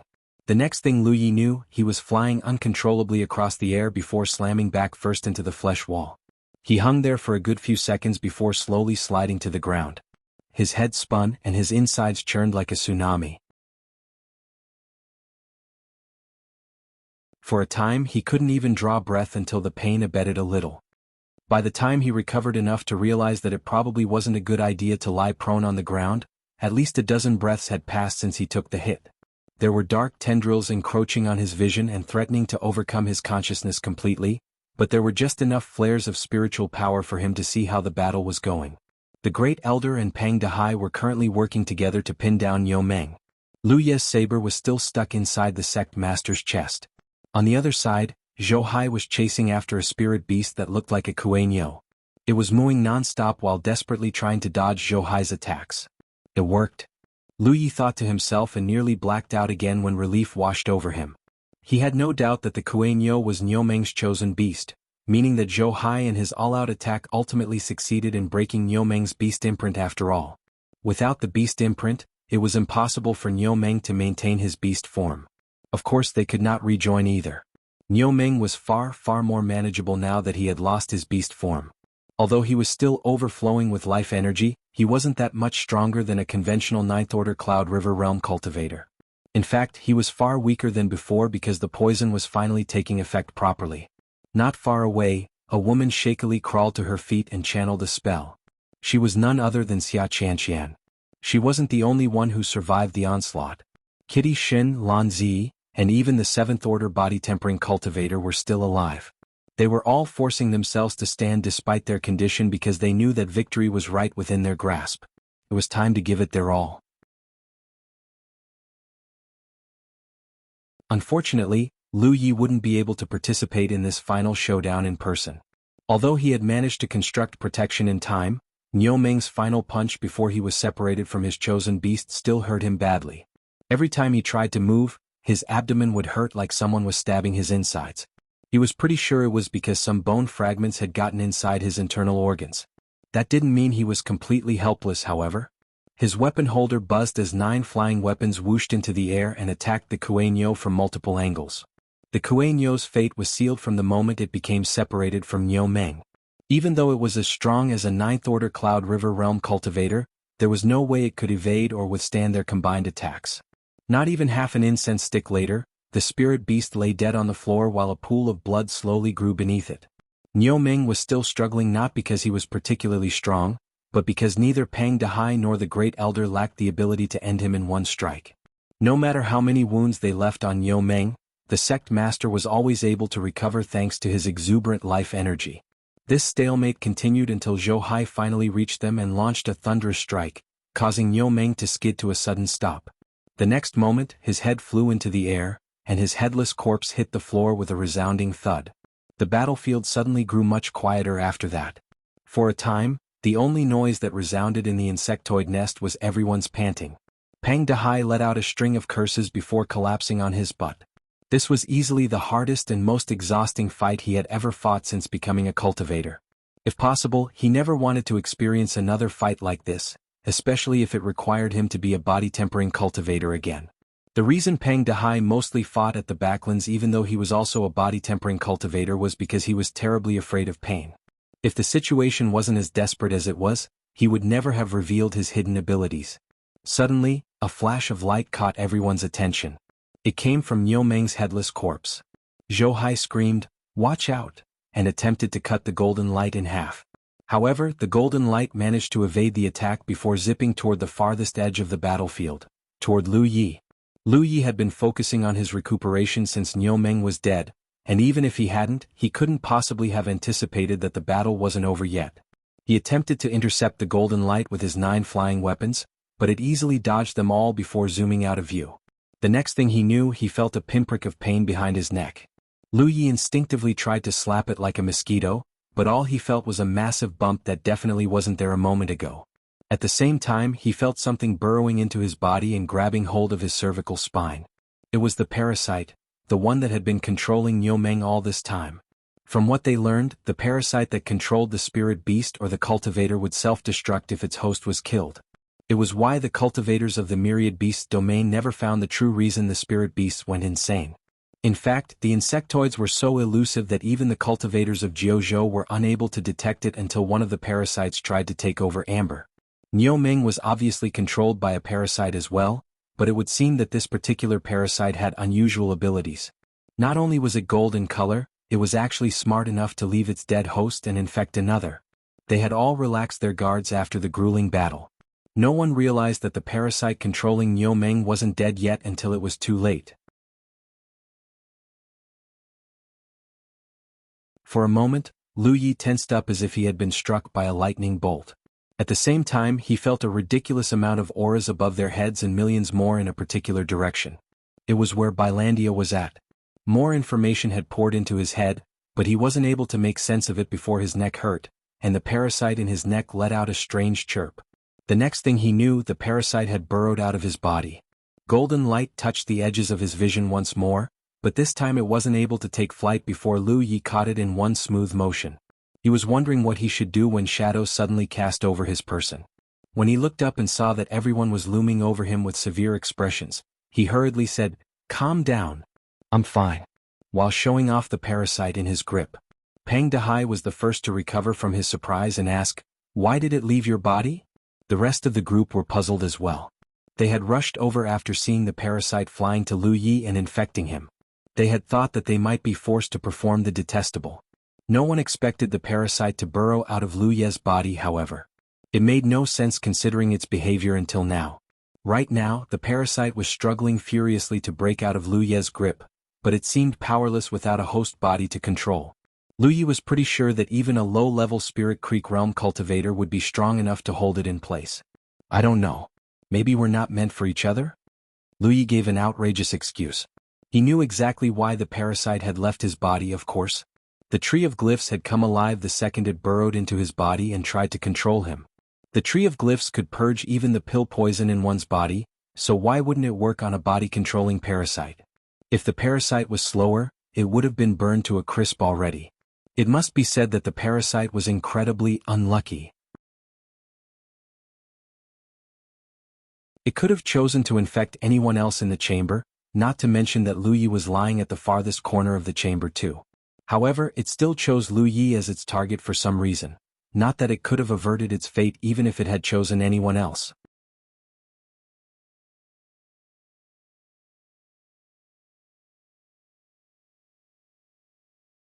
Chapter 479, 30,000 Battle Points. In a sense, this strange insectoid was completely harmless to cultivators without the ability to infect and control its host. Lu Yi looked down and examined the insectoid he had captured closely. He discovered that it looked almost the same as the cicada-like parasite he had extracted from amber before. The only difference was that it was gold in color, as if it was forged from actual gold. Insectoid King. He muttered to himself. Excuse me? Dahai asked with a frown. This is the Insectoid King. No one seemed to get what he was talking about, the Ninth Order Cloud River Realm cultivators even less so. They had never encountered an Insectoid King, despite having experienced many hidden realms and fought even more insectoids in the Cloud River battlefield. They knew that the insectoids were monsters that only knew slaughter and destruction, but they didn't know there was such a thing as an Insectoid King until now. How did you know that? Xia Qianxian voiced her puzzlement. I felt something during the short period it tried to control me. Lu Yi tried very hard to recall the memory before saying slowly, You know, I believe Myriad Beast Domain would be saved if we killed it. That caught everyone's attention immediately. Dahai asked, What do you mean? Lu Yi took a moment to process the information he received from the golden parasite before explaining, None of the insectoids in the Myriad Beast Domain, except the Insectoid King, have a mind of their own. They are all being controlled by the Insectoid King. If it dies, then the rest of the insectoids will die with it. Their empty shells might still live inside the spirit beast's bodies, but wouldn't affect their minds anymore. When the Insectoid King was inside his body, he had sensed a plethora of auras on the surface.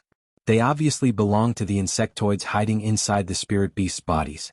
He had also sensed millions and millions of life energies in the direction of Bilandia. The connection worked both ways.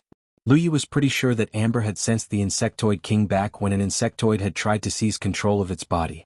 Are you absolutely sure that killing the Insectoid King would cause all other insectoids to cease functioning? Kitty Shin asked uncertainly. She had been wondering how their diminished group was going to escape from the army of spirit beasts waiting for them outside, not to mention the ocean of spirit beasts assaulting Bilandia.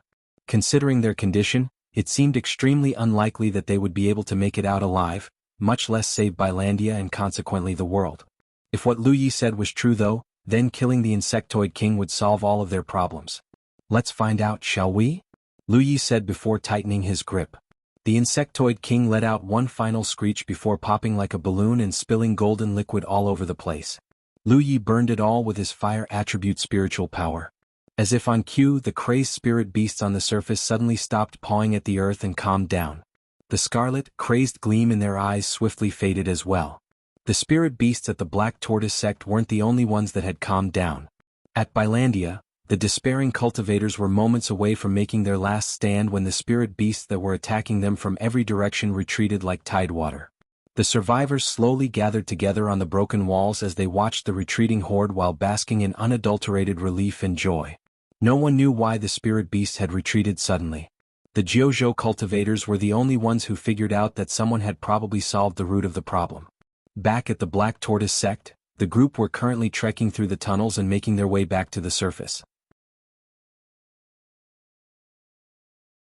The insectoid nest had started withering as soon as Niu Meng was dead, and the flesh wall that sealed the exit earlier was no exception. The group was desperate to leave the insectoid nest, not just because it was the source of many a trauma, but also because it was still covered in poisonous mist. No one was willing to linger in that heavens-forsaken place for even a second longer. They didn't dare to head back to the surface immediately though. Despite all the antidotes they had consumed, the poison was still eating away at their bodies. Their bodies were sore, their limbs felt weak, and their spiritual power was stuttering like there was rust inside their veins. At this rate, they would have to return to the Cloud River battlefield and find a medicine cultivator to cleanse all the toxins in their bodies properly. Otherwise it was unlikely that they would recover quickly. In the darkened tunnels, Lu Yi was recuperating after consuming a healing pill. He had sent Yi away to scout the surface. Unlike the cultivators in Bilandia, they still did not know if Lu Ye's assumption was true. If he was wrong, then they were going to have to fight their way out. No one wanted to fight the spirit beasts if at all possible. Not only were they seriously hurt, they were unable to unleash even half of their strength due to the poison. Suddenly, Pang Dahai broke the silence with a low chuckle. Hey guys. This is just a suggestion, but you should take a look at your identity passes. Judging from the delight in his voice, it must be good news. Everyone did as he said immediately. When Lu Yi checked his identity pass, he was shocked to find that his battle points had skyrocketed to almost 30,000. Since the heavens were the ones tallying the battle points, he could trust that he wasn't seeing things. At the beginning, Lu Yi had killed many spirit beasts with his wards at the valley. However, that battle had only earned him a little over 3,000 battle points. During the defense of Bilandia, his tally blew past the 5,000th mark, not just because he had killed a lot of spirit beasts, but also because he earned a sizable sum for repairing Howling Thunder. The trip to the Black Tortoise Sect was worth 5 times that amount, or almost 25,000 battle points. His contribution in Niu Meng's death clearly made up the bulk of the reward. His killing of the Insectoid King must have given him a lot of battle points as well, not to mention the discovery of the hidden ability of this breed of insectoids. In any case, 30,000 battle points represented a massive amount of wealth to a second-order Cloud River Realm cultivator like Lu Yi.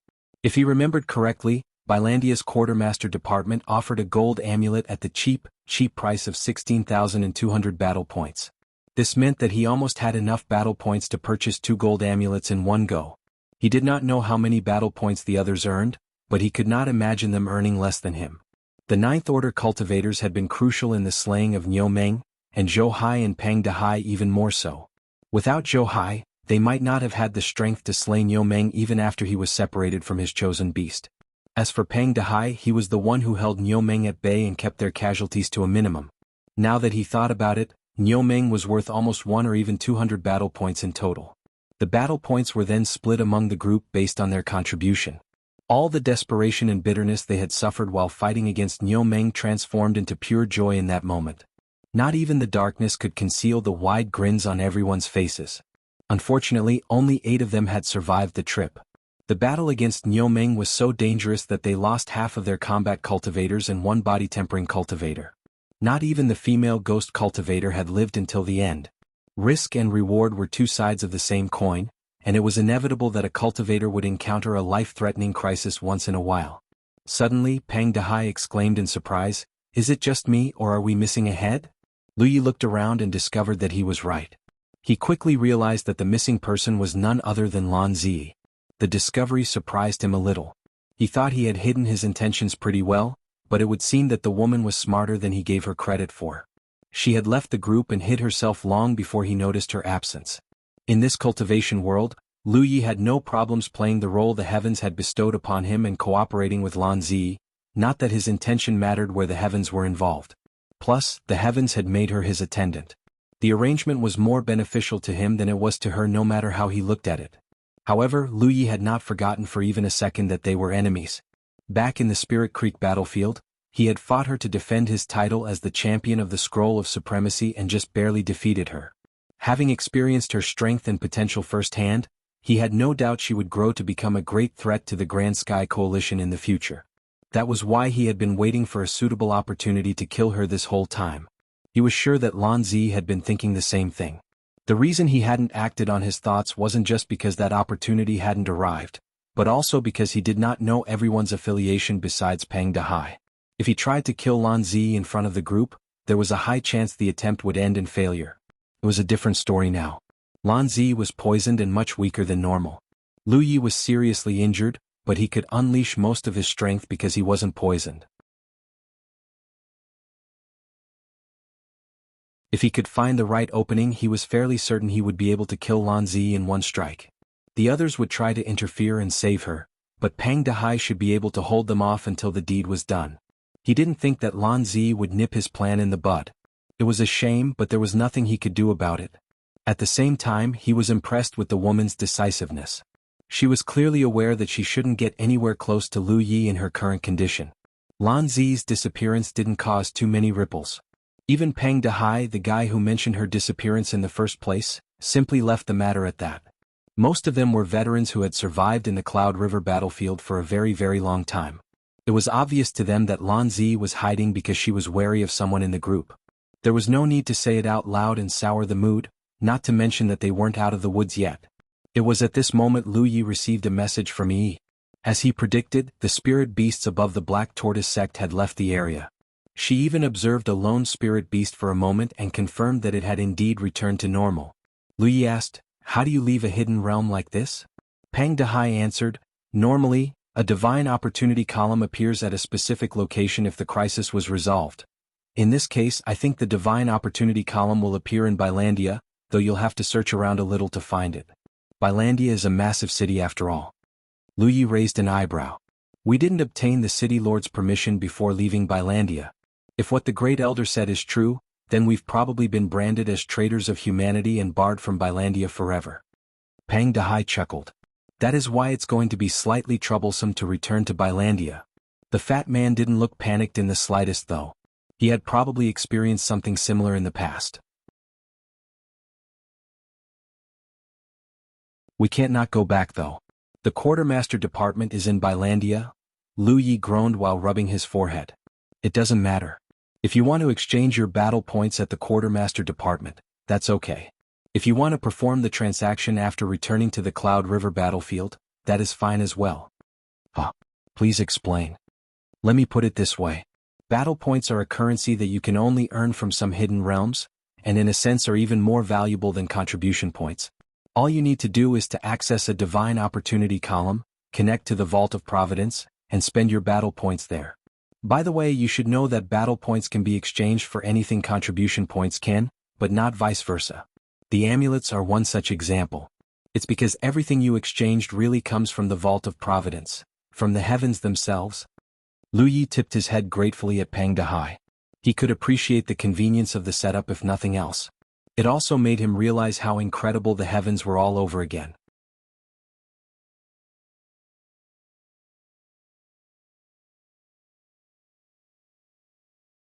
Chapter 480 Returning to Bilandia? Everyone focused on healing their injuries after that short talk. Xia Qianshan was a second-rate medicine cultivator, so they flocked to her like chicks to a mother hen as a matter of course. Considering their health condition and less-than-stellar environment, she could be the worst medicine cultivator in the world, and they still would have cherished her like gold. 3 days later, the group finally recovered enough to return to the surface. It was time. Lu Yi led the way just like last time. They were able to make it all the way to the collapsed well without any problem. It took a while to move the rocks out of the way, but they cleared a path eventually. A moment later, Lu Yi flew out of the well and squinted at the glaring sunlight for a bit. After living in darkness for so long, he almost felt like he was reborn. The others wore happy expressions as well. The group wasn't too wary because they had already asked their acquaintances about the situation on the surface a few days ago. They knew that the spirit beast showed no signs of devolving back into insanity, and that the crisis plaguing the myriad beast domain was truly resolved. Naturally, there wasn't much to be wary about. Young Master. Great Elder. A familiar voice entered his ears. Lu Yi turned around and saw the cultivators of the myriad beast sect. 3 days ago, the group had split up into 2 teams in order to handle the situation. Lu Ye's group was responsible for ending the threat, while the old woman's group was responsible for leading some of the spirit beasts away. He had not heard from them for the past 3 days. It would seem that they had been waiting for them to resurface all this time. Ironically, Lu Yi still had no idea who the old woman was in the myriad beast sect. She had to be someone important though. She was a 9th-order Cloud River realm cultivator after all. After exchanging pleasantries for a bit, the Great Elder said, "Now that the crisis is resolved, it is time to go home, young master. Let us rebuild the Myriad Beast sect to what it was before." The old woman and the rest of the Myriad Beast sect cultivators urged as well, "Please come back with us to restore the Myriad Beast sect, young master." Honestly, Lu Yi had almost forgotten about his identity in this world. But of course he couldn't possibly comply with their request.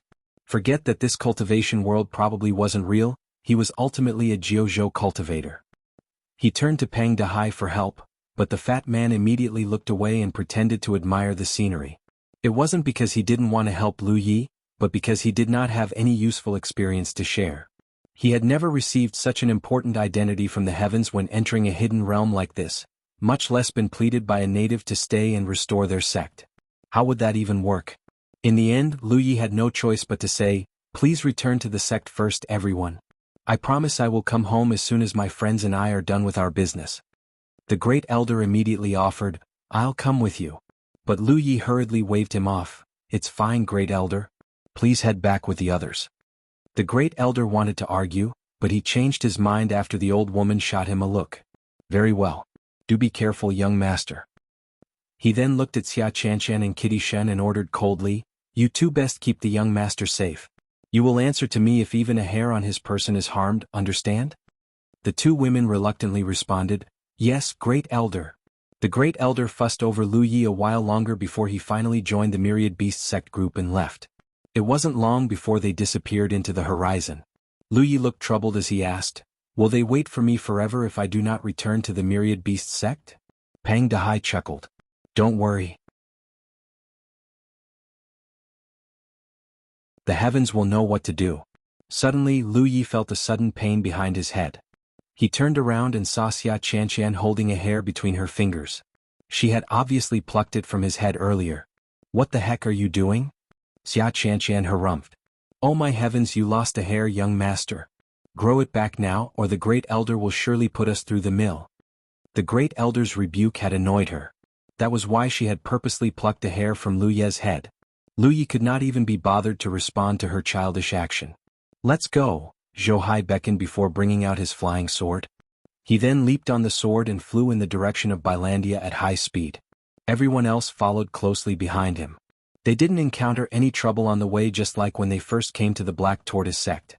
Unfortunately, the same could be said for the damage that had already been done to the world. Still, this was not the end but a new beginning. Lu Yi did not know if this cultivation world had already been destroyed in the past. He did not know if Xia Qianqian was right about their experience in this hidden realm being an extremely realistic reenactment of the past either. He could only say that it felt real to him. The spirit beasts had withdrawn and returned to normal. Bilandia had been saved from destruction. The humanity of the Myriad Beasts domain had survived, and there were even people waiting for him to come home and restore their sect to their former glory. They were about midway to Bilandia when Lu Yi asked suddenly, "Theoretically speaking, it should be possible to stay here forever, right?" "Theoretically? Sure. Have you ever seen anyone choosing to stay permanently in the Spirit Creek battlefield though?" Xia Qianqian countered next to him. To cultivate was to go forward constantly, to climb ever higher to reach that elusive peak.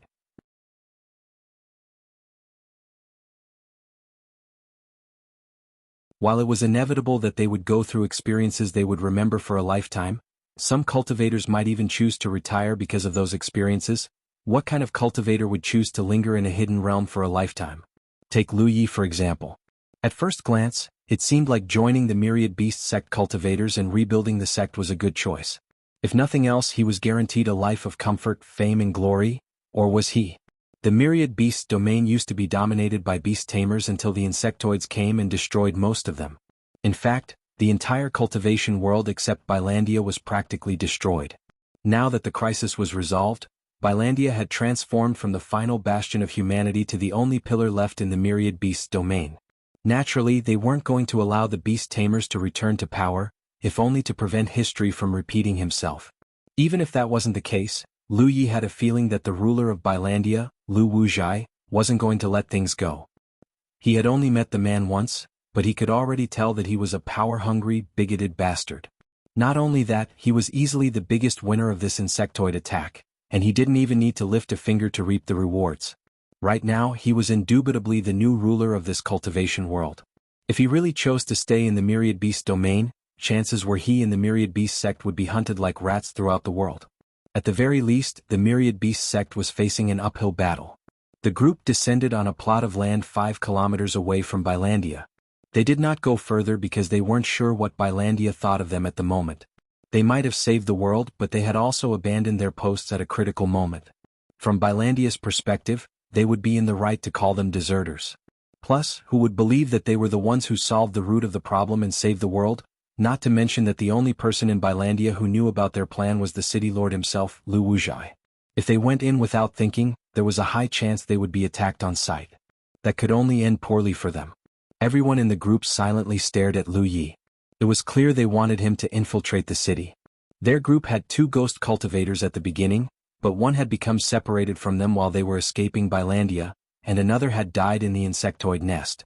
Since Lu Yi was the only one left who could emulate a ghost cultivator's abilities, of course it was up to him to infiltrate the city.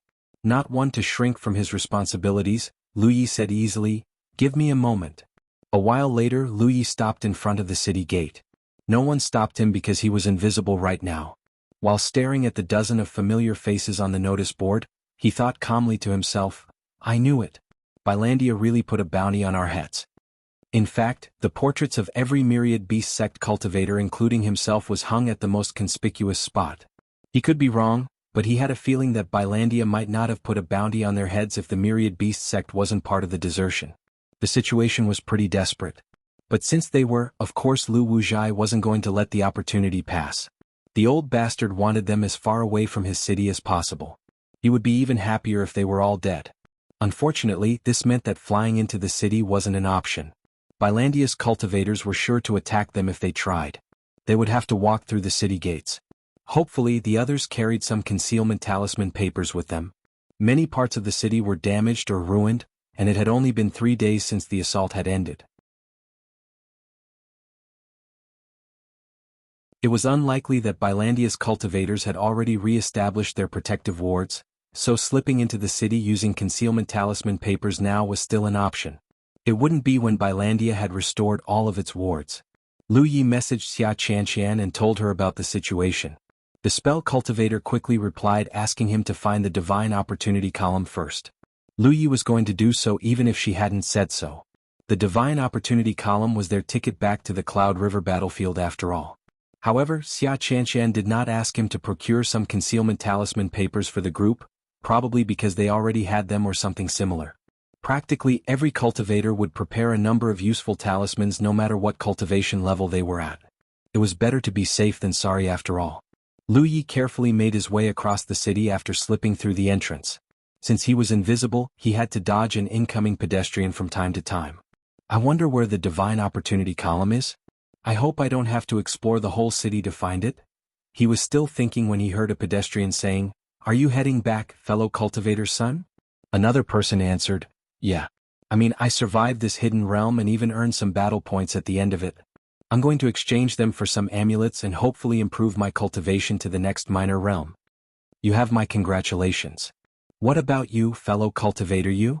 The cultivator named Yu said, "I'm going to stay just a little longer."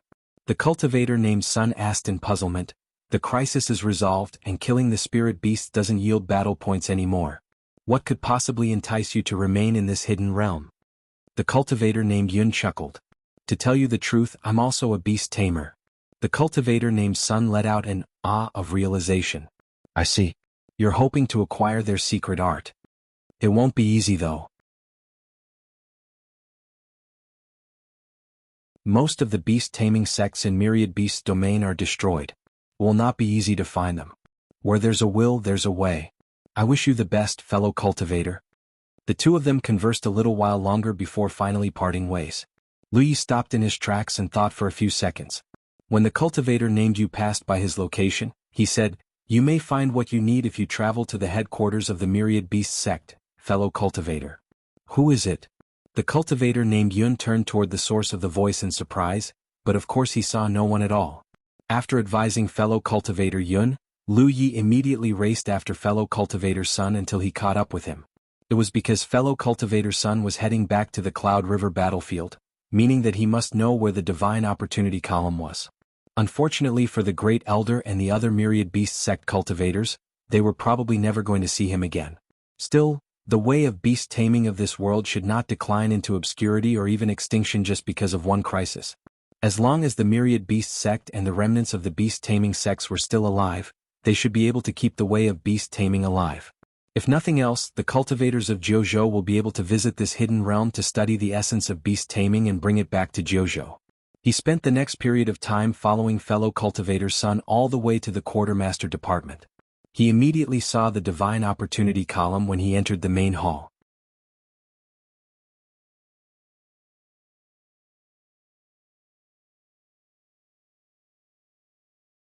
Chapter 481 Your destiny is off the charts, fellow cultivator.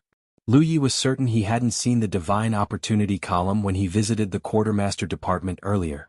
That was how he knew that Pang Dahai was telling the truth. The divine opportunity column had appeared after they solved the crisis plaguing the Myriad Beast's domain. From time to time, a Jianghu cultivator would touch the divine opportunity column and teleport away from the hidden realm. To most Jianghu cultivators, there was no point lingering in a hidden realm after most of the rewards had been divvied. Rather than wasting their time here, they would rather test their luck back at the Cloud River battlefield. The Cloud River realm was the cultivation realm where the cultivators of Jianghu swiftly increased their cultivation level. Barring exceptional opportunities like this hidden realm, Indulging in any distractions would only serve to delay their growth. Of course, there were exceptions such as fellow Cultivator Yu. Since he dabbled in the way of beast taming, he had good reason to believe that staying in this hidden realm even after the crisis was over would be beneficial to his cultivation. Lu Yi messaged Xia Qianqian and informed her the location of the Divine Opportunity column. She quickly responded saying that they were on the way. While waiting, Lu Yi hid in a secluded corner so as to avoid the traffic. Suddenly, he felt a pair of eyes settling on his back and turned. It was then he saw an old man with a goatee smiling at him from behind a table. When their eyes met, the old man gave him a nod of acknowledgement. Lu Yi frowned immediately. How did he see me? While his concealment technique looked similar to that of a ghost cultivator's, it wasn't actually the same thing. The reason he could turn invisible was because of glyph, invisibility. On the other hand, ghost cultivators could turn invisible because of their exclusive techniques. Strictly speaking, his concealment technique was actually inferior to the ghost cultivators, albeit only slightly. He was just a dabbler in this way after all. Even so, the old man should not have been able to see through his disguise so easily. Feel free to cancel your concealment technique, fellow Cultivator Yi. This place is now watched by the heavens and only Jianghu cultivators can come in. The cultivators of Myriad Beasts domain would never be able to discover this place, much less come in, the old man said suddenly. This was the first time Lu Yi heard about such a thing. What surprised him even more was the fact that the old man came from Jianghu. He had met the old man the first time he came to the quartermaster department with the 3 women. At the time, he thought that he was a Myriad Beasts domain cultivator. Clearly he was mistaken. There was one more thing that concerned him, and that was the fact the old man had addressed him by his surname. Lu Yi did not know him, but he clearly knew Lu Yi. He considered his options for a bit before removing invisibility. While keeping a hand on his saber, he sauntered up to the old man and asked, "You know who I am?" The old man stroked his beard smilingly. "It would be hard not to when even the alley walls are covered in your portrait, fellow Cultivator Yi. How did you see through my concealment?" Out of all the surprises the old man had dished out, this was the one that concerned Lu Yi the most. He had always thought that his concealment technique was pretty good, but if it was just a delusion of his, then he would have to reconsider his measures in this area altogether. The old man said enigmatically, "That's not all I can see, fellow Cultivator Yi. I can see something else as well."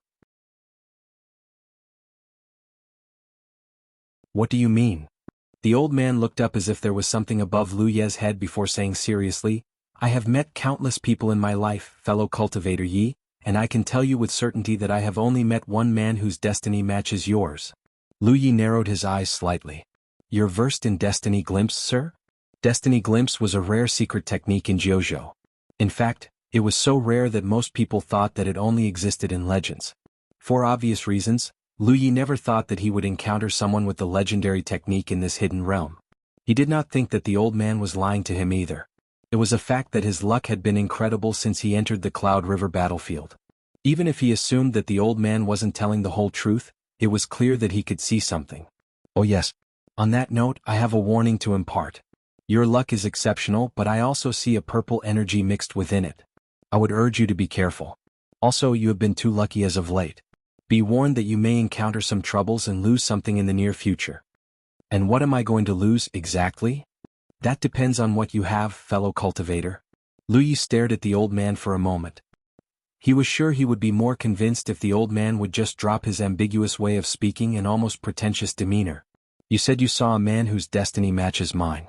Can you tell me who he is?" The old man's expression turned meaningful. "His surname is Feng and he hails from the Crimson Blood Sect of Bingzhou. Do you know him, fellow cultivator?" At this point, Lu Yi strongly suspected that the old man knew exactly who he was. There was no way he would bring up his first senior brother otherwise. That said, Lu Yi was more concerned with the fact that the old man had met his first senior brother before. "Loosen your shoulders, fellow Cultivator Yi. I'm just making small talk with you." The old man stroked his beard again. "My post requires me to stay here for an extended period of time, you see."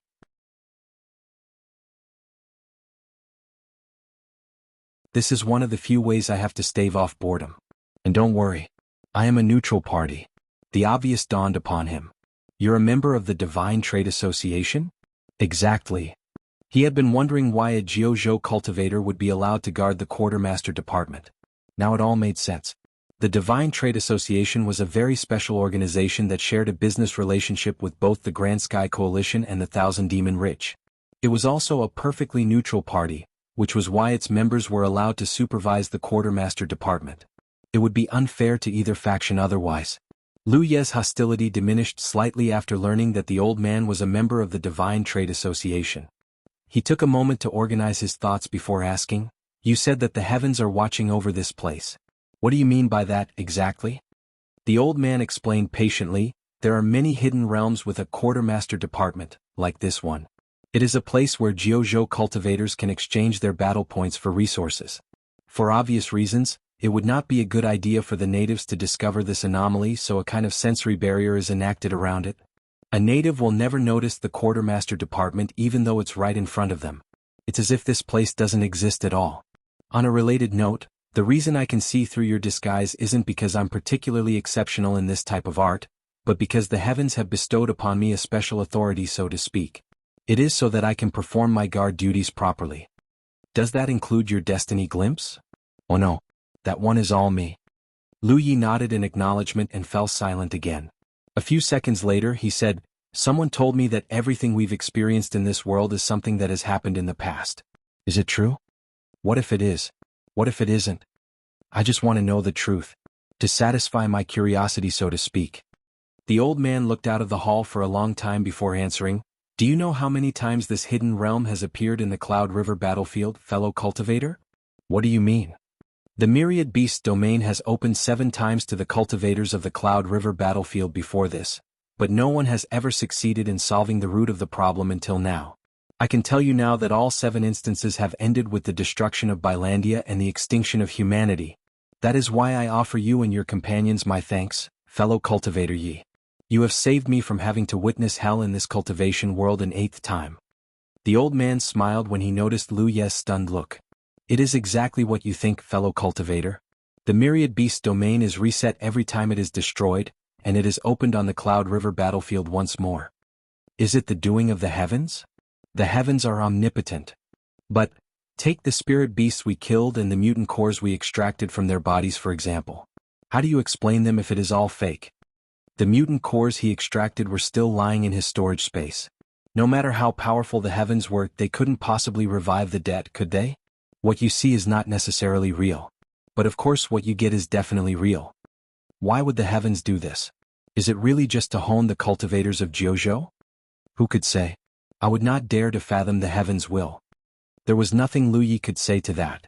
"Since we've eliminated the root of the problem, will this hidden realm reset and appear at the Cloud River battlefield as if nothing had changed? That is unlikely. In my opinion, the Myriad Beasts domain will continue along this timeline forevermore. It will become an attraction to countless beast tamers as well."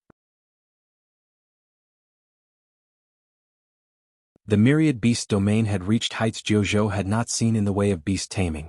Once the word was spread, it was only natural that beast tamers like fellow cultivator you would seek out the hidden realm in hopes of refining their way of beast taming. Of course, it is equally possible that this hidden realm will disappear forever, the old man added. Suddenly, he looked out of the hall and said, "Your friends have arrived, fellow cultivator." Lu Yi followed his gaze and saw nothing at first. However, it wasn't long before his companions appeared out of thin air. It would seem that everyone except Lu Yi knew that it was safe to reveal themselves in this safe zone. Dahai walked up to the old man and tossed his identity pass on the table. "I would like to exchange all my battle points for amulets, thank you." The old man nodded smilingly before doing as he said. It wasn't long before everyone did the same thing. Lu Yi also exchanged his battle points for amulets even though Pang Dahai had told him that battle points could be saved for future use. Right now, his first priority was improving his cultivation. Everything else was secondary until he was strong enough to consider them. As exceptional as he was a bottom feeder for as long as he remained in the second order. He currently had almost 30,000 battle points. He decided to exchange them all for 1 gold amulet, 2 purple amulets, 1 blue amulet, 1 green amulet and 2 white amulets. He was left with only 56 battle points when the transaction was complete. He could have exchanged the remaining battle points for some spirit pills and spirit stones, but of course he refrained from doing so. It wasn't easy to earn battle points. As far as he knew, they could only be earned in some hidden realms. With that in mind, how could he possibly waste them on spirit pills and spirit stones? To Cloud River Realm cultivators, battle points should always be spent on amulets. Usually, the only way to get an amulet was to win them in auctions or happen upon them by accident. Both things required a tremendous amount of luck. On the other hand, they could purchase amulets anytime and anywhere as long as they had enough battle points. It was clear from the looks on everyone's faces that this was a rewarding journey. Now it was truly time to leave this hidden realm. Dahai was the first to walk up to the Divine Opportunity column and press his hand on the pillar. A second later he was gone just like that. Peng Dahai and Xia Qianshan were right behind him. The 7th Order body-tempering cultivator was the fourth to leave, while Kitty Shen and Lu Yi last. It wasn't because they were acting modest, but because they would randomly appear within 50 kilometers from the entrance to the hidden realm. Naturally, it was wiser to allow their stronger companions to leave first. When he was ready, Lu Yi walked up to the Divine Opportunity column and willed himself to exit the hidden realm. The next moment he found himself standing in the middle of the wilderness.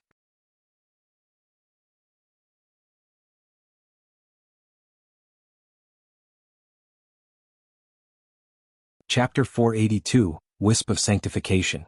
Lu Yi immediately checked his surroundings. He relaxed when he confirmed that there was no danger.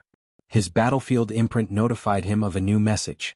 When he checked it, he realized that it was Xia Qianshan reminding him to meet up with her at the nearest Divine Trade Association. Earlier, Lu Yi and the 3 women had agreed to sell the Beast Pact art to the Vault of Providence after exiting the hidden realm. As the secret technique was something that could uplift a faction to a whole new level, they were expecting the heavens to reward them handsomely for it. Specifically, they were hoping to garner the heavens' attention. The contribution points they would get for selling the secret technique was secondary at best. Lu Yi took out his 10-point map and inspected it for a moment. Once he had identified his position, he brought out his flying spirit artifact and soared into the sky. 2 hours later, Lu Yi landed in front of a Divine Trade Association hotspot. 3 people were already waiting for him. They were Kitty Shen, Xia Qianshan, and to his surprise, Lan Zi. Lu Yi had no idea how the woman made it out of the insectoid nest or infiltrated Bilandia, but the fact she was here meant she must have left the myriad beasts domain earlier than the rest of them. Kitty Shen gave him a wave, and Xia Qianshan greeted him cordially. Lan Zi's expression revealed nothing as he met her eyes for a second. "I thought you weren't going to show up for a second there," Xia Qianshan joked before patting him on the shoulder and pretending to his senior. "You're not a bad person, boy. If you ever need help on the Cloud River battlefield, do not hesitate to call upon my aid." Lu Yi rolled his eyes at her. "You're about to ascend to the real lake realm, aren't you?" Xia Qianshan's offer sounded generous, but it only applied while she was still in the Cloud River battlefield. Considering what they had gotten from the hidden realm, he did not doubt that she could ascend to the real lake realm very soon. In other words, her offer was time-limited at best or not applicable at worst. "Nah, I'm not leaving the Cloud River battlefield that quickly. Anyway," Xia Qianshan chuckled before changing the subject. "Since everyone is present, it is time to sell the secret technique to the Vault of Providence as per our promise. Before that though, we should make a sacred pact to prove that the 4 of us are the first sellers of the secret technique. E6, you're the reason we got this secret technique in the first place, so you can have 70% of the contribution points. The rest of us will take 10% each. Are we in agreement?" Kitty Shen and Lan Zi were perfectly fine with the arrangement. Lu Yi nodded in acknowledgement as well. He wasn't a promise breaker, and they had shared a pleasant cooperative relationship in the hidden realm. The least he could do after they served him as his attendants was to repay the favor. "I'll summon the sacred pact then," Xia Qianshan offered before straightening her expression and mumbling under her breath. Very soon, a beam of golden light descended from the sky, and she fished out a sacred pact from within. She then passed it to the others so that they might inspect it. Everyone planted their handprint on the sacred pact after confirming its contents. When all was said and done, Lu Yi said, "All right. I'm going to sell the secret technique now." He then walked into the Divine Trade Association and stopped in front of the Divine Opportunity column. Every Divine Trade Association hotspot possessed a Divine Opportunity column of their own. Cultivators did not need to pay any additional fee to use it. However, this also meant that the sanctum was constantly packed with people. Lu Yi had to wait for a bit before it was finally his turn to use the Divine Opportunity column. Lu Yi put his hand on the pillar and connected his mind with the Vault of Providence. An instant later, he found himself standing in the Vault of Providence. As usual, the place was cluttered with all kinds of goods. He proceeded to bring out the jade slip the Great Elder had given him and attempted to sell it. As expected, the Vault of Providence offered him a whopping 50,000 contribution points if he chose to sell it directly to the Vault of Providence. Since it was agreed that he would receive 70% of the profit, that was 35,000 contribution points. He knew why he was offered such a huge sum for the secret technique. The beast taming faction would never be the same again once the technique was popularized. Without hesitation, he accepted the transaction and felt the jade slip disappearing from his hand.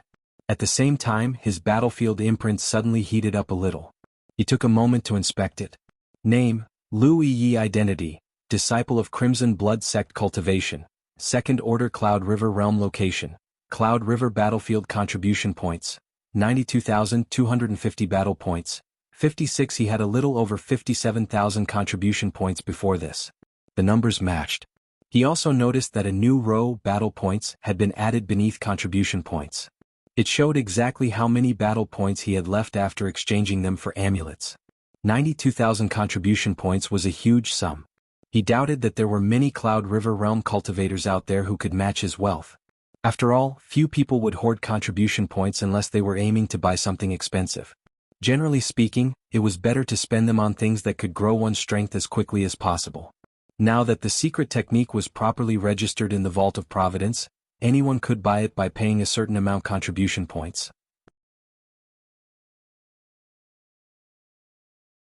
Lu Yi was curious to know how much the Beast Pact art would be sold for in the store. When he checked, he saw that its price tag was over 8,000 contribution points. That was more expensive than even the best heaven-grade cultivation technique out there. At first glance, it would seem like the secret technique was sold at a lower value than it was worth. Lu Yi and the girls were paid a whopping 50,000 contribution points for it after all. However, the copy in the Vault of Providence could be sold repeatedly, and there were a lot of beast tamers in Jianghu. Beast taming might be a small faction compared to the 6 factions, but it was a big faction compared to other minor factions. Therefore, the amount of people who would be interested in the secret technique could only be innumerable. The Vault of Providence only needed to sell 7 copies to recoup what it had paid to Lu Yi. When it came to doing business, the Vault of Providence possessed a unique advantage that no one could match. For example, Lu Yi would never consider selling the secret technique to another cultivator because he wouldn't receive contribution points for it. Moreover, the sale would not earn him the attention of the heavens. No matter how he looked at it, selling the secret technique to the Vault of Providence was the best choice. It was true that Lu Yi was very lucky already, but who would begrudge their luck becoming even better? After that, Lu Yi left the Vault of Providence and returned to the entrance. Xia Qianqian and Kitty Shen were still waiting for him, but Lan Zi was nowhere to be seen. The woman had already escaped, of course. The only reason she came here was to receive the Heaven's boon and the contribution points. Since she had received both, why would she stay and give Lu Yi the chance to kill her, especially since she most likely wasn't a match for him? Xia Qianqian said, "All right then. It's really time for me to take my leave. Send me a message if you need me for anything." She bade them goodbye and vanished into the horizon. After Xia Qianqian was gone, Kitty Shen asked, "Are you ready to head back to the Arcane Glade Yi 6? "Not yet. I need to buy some things. You can go back first if you want." "It's okay. I can wait. It's not like a couple hours delay is going to make a difference." Lu Yi nodded and went back into the Divine Trade Association. He was planning to buy some raw materials to forge his ward flags. In the Hidden Realm, he had used up everything he had except the ward flag set he had received from the 100 Wards Tower. His abilities as a ward cultivator would be affected if he did not have a sufficient amount of ward flags and ward keystones. When he was still a Spirit Creek Realm cultivator, Lu Yi was forced to purchase his ward flags directly from the Vault of Providence because he was too weak to forge them via telekinesis. Plus, he never really had the time or place to forge his ward flags since he was constantly being hunted by the Thousand Demon Ridge. It was a different story now that he was a Cloud River Realm cultivator. At the Second Order, he was almost strong enough to forge ward flags via telekinesis without using any tools. Naturally, he wasn't going to waste his contribution points on pre-made ward flags any longer. Lu Yi exited the Divine Trade Association a second time a little over half an hour later. He had spent almost all of his spirit stones on raw materials. Kitty Shen was still waiting for him outside. "Let's go," Lu Yi beckoned before flying into the sky. Kitty Shen followed closely behind him. On the way back to their arcane glade, Kitty Shen suddenly recalled something and asked, "I totally forgot, where is Sister Yi?" She had not seen Yi since they entered the Hidden Realm. She hadn't thought much about it at the time, but it didn't make sense for the young girl to still be missing after they exited the hidden realm. Oh, she didn't follow us into the hidden realm. I asked her to watch over the arcane glade for us. Lu Yi lied. I see, Kitty Shin replied without suspecting anything. A little over half a day later, Lu Yi and Kitty Shin arrived at their arcane glade once more. However, they were greeted by a shocking sight. The arcane glade was in full view from the sky. Lu Yi had established a concealment ward before they left the arcane glade. Generally speaking, no one should be able to spot arcane glade unless they were looking closely. However, the arcane glade was completely exposed right now. It could only mean that someone had destroyed his wards. The duo hurriedly descended on the ground. A while later, Lu Yi stood in front of a dry spirit sprout with a deep frown on his face. Kitty Shin walked up to him and said worriedly, I can't find Sister Yi anywhere, Yi 6. Lu Yi had told her that Yi was watching the arcane glade, but not only was she nowhere to be seen, the arcane glade was in tatters as well. Clearly something bad must have happened to Yi. It was only natural she was worried for her. Although Yi did not like her, she wasn't so petty-minded that she would be delighted by her suffering. She was Lu Ye's younger sister, which meant she was a companion she had to look out for. It was as simple as that. Meanwhile, Lu Yi was still staring at the dry spring with a puzzled expression on his face. The spirit sprout had been dry when he decided to take refuge on this hill. Although there were some rundown buildings around it, it was clear that it was an abandoned arcane glade. The reason he decided to stay in the end was because the spirit sprout had chosen the same night to come back to life. However, the spirit spout had dried up a second time after they returned from the myriad beast's domain. If it had dried up naturally, then he had nothing to say. But it was clear from the surrounding traces that this was not a natural occurrence. I didn't know that spirit sprouts could be destroyed, Lu Yi said while turning to Kitty Shin. From his perspective, some bastard had destroyed both his wards and his spirit sprout, effectively guaranteeing a lose-lose scenario for everyone. However, Kitty Shin denied his statement. No, that's not it. Someone has stolen the Wisp of Sanctification. What is a Wisp of Sanctification? Every arcane glade has a spirit sprout, and every spirit sprout has a Wisp of Sanctification. It is the source of a spirit sprout, and without it a spirit sprout is nothing more but a dead spring. In that sense, the Wisp of Sanctification is the true heart of an arcane glade, Kitty Shin explained patiently. It was quite simple to ferry a Wisp of Sanctification. The Cultivator simply needed to offer the heavens a certain amount of contribution points to manifest the spirit sprout. They could then store it in a special container and take it away. Lu Yi was surprised to hear this. He had bought quite a lot of intel from the Divine Trade Association, but none of it had mentioned the Wisp of Sanctification at all. It would seem that there were still many things about the Cloud River battlefield that he didn't know about.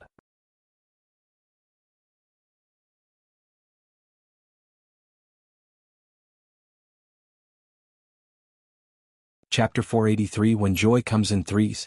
Previously, Lu Yi thought that the worst that could happen while they were gone was a different group moving in and taking over the arcane glade. In that case, they would have to fight the invaders and find a way to reclaim it. The arcane glade was just a tertius-level arcane glade, so it shouldn't be coveted by high-level cultivators who were far beyond their ability to fight against right now. Together with Kitty Shin, he was pretty sure they stood a good chance at reclaiming the arcane glade. Unfortunately, no plan survives first contact with the enemy. The invaders hadn't occupied the arcane glade, but they stole the very source that turned it into one in the first place. This was a worse outcome than even the worst-case scenario he had envisioned. Why would they take the Wisp of Sanctification? To sell it or use it for themselves, of course. Kitty Shin replied. Suppose we stole someone else's Wisp of Sanctification and installed it in this spring. The spirit sprout would come back to life. If it was merged with an existing Wisp of Sanctification, then the quality of the arcane glade would go up by a certain degree. In fact, most Primus-level arcane glades are created that way. There are actually very few natural-born Primus-level arcane glades in the Cloud River battlefield. You can do that? Sure you can. There are a lot of arcane glade owners who do this. It's not necessarily a good thing to own an arcane glade then. Without sufficient cultivation and numbers, it's basically a giant cake everyone wants a piece of. That is correct. That's why it's common practice to gather a group as soon as possible when an ownerless spirit sprout is discovered. Otherwise, it's unlikely one could hold on to it for long. Kitty Shin hesitated for a second before adding, Sister Yi is missing. Lu Yi assured her, Yi is fine. She messaged me a while ago. Lu Yi turned back toward the dried spring with a grimace.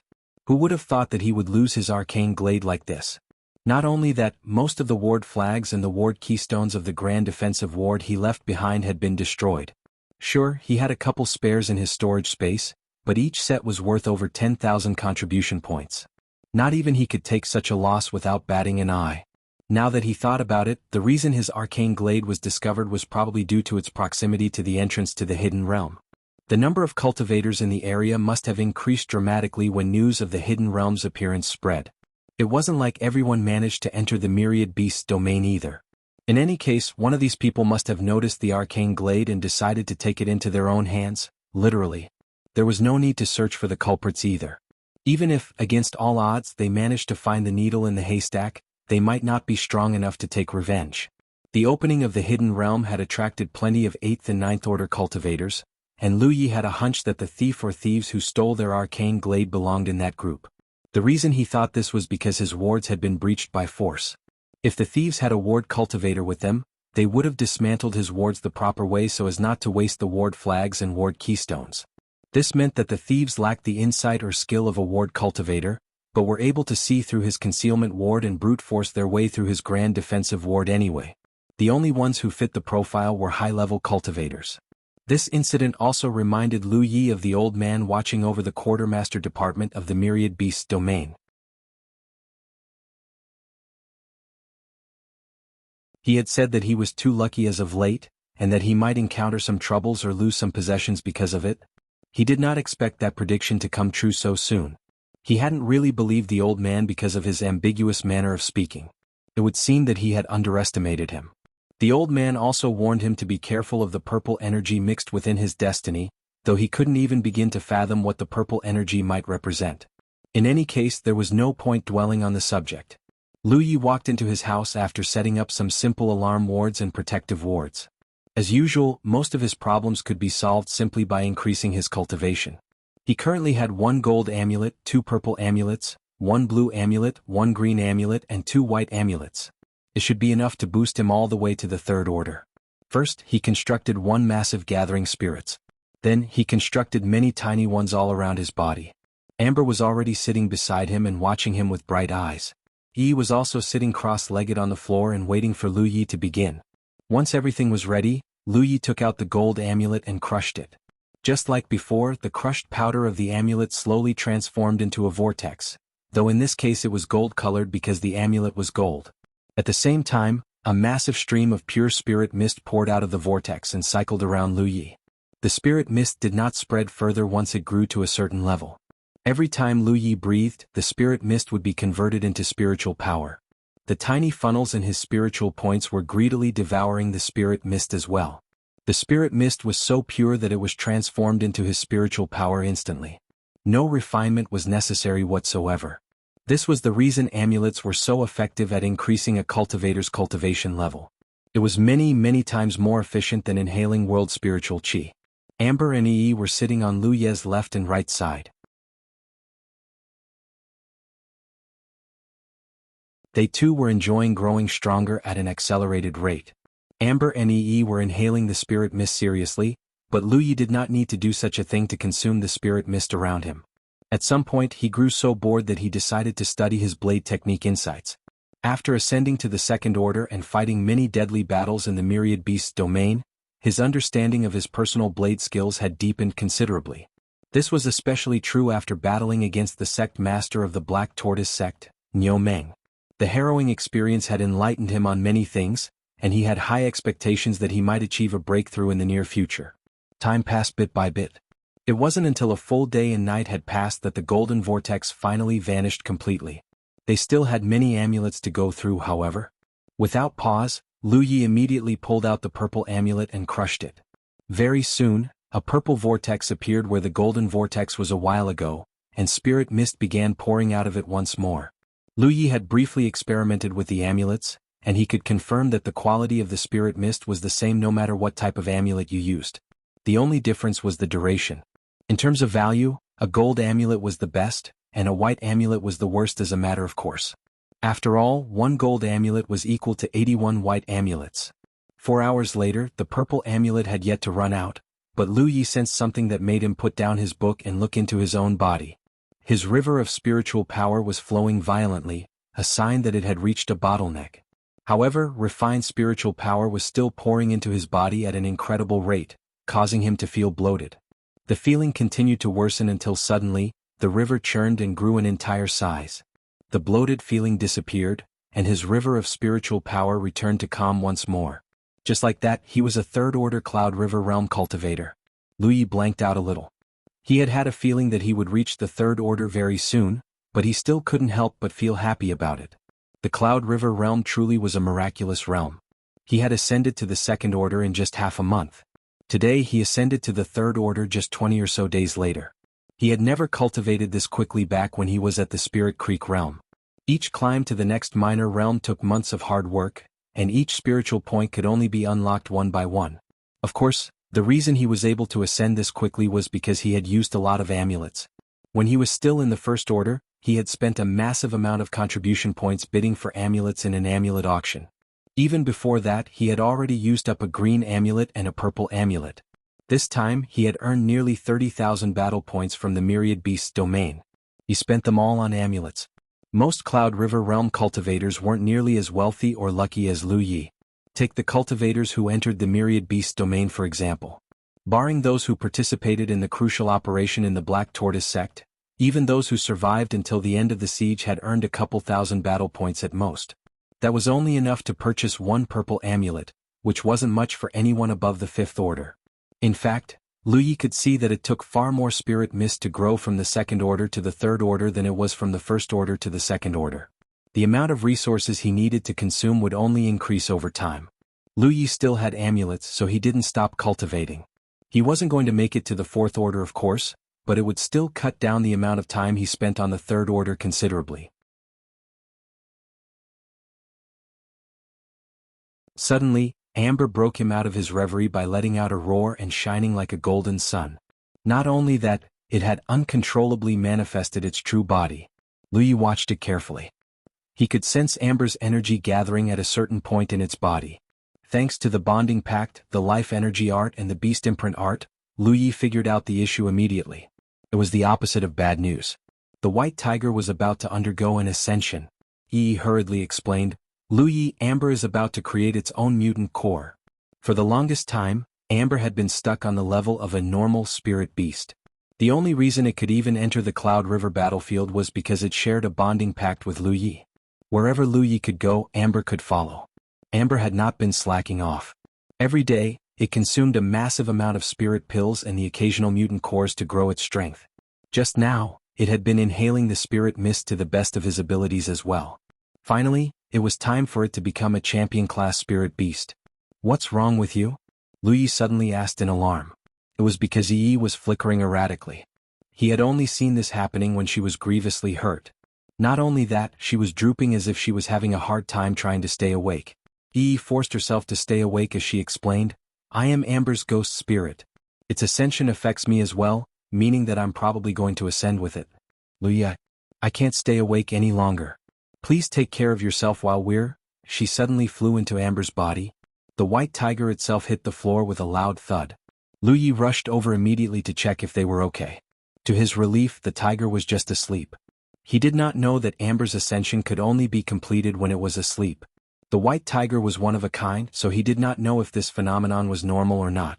The one thing he could be certain of was that Amber's energy was still concentrating at a certain point in its body. When a spirit beast ascended to a champion-class spirit beast, it would create a mutant core in its own body. Clearly that was what was happening right now. Curiously, the spirit mist was still pouring into Amber's body when it was asleep.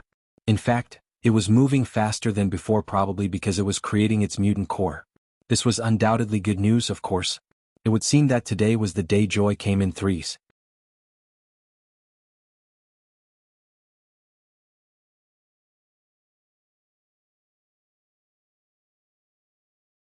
Chapter 484 Snowfall? If Lu Yi were to be perfectly honest, Amber wasn't very helpful despite its best efforts and intentions. It was a different story if it became a champion-class spirit beast, however. At the very least, it would be able to stand on its own feet in the Cloud River battlefield, not to mention that they had formed the Life Energy art and Beast Pact art as well.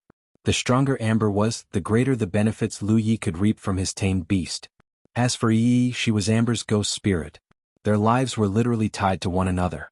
If Amber became a champion-class spirit beast, she should naturally reach the level of a Cloud River realm cultivator as well.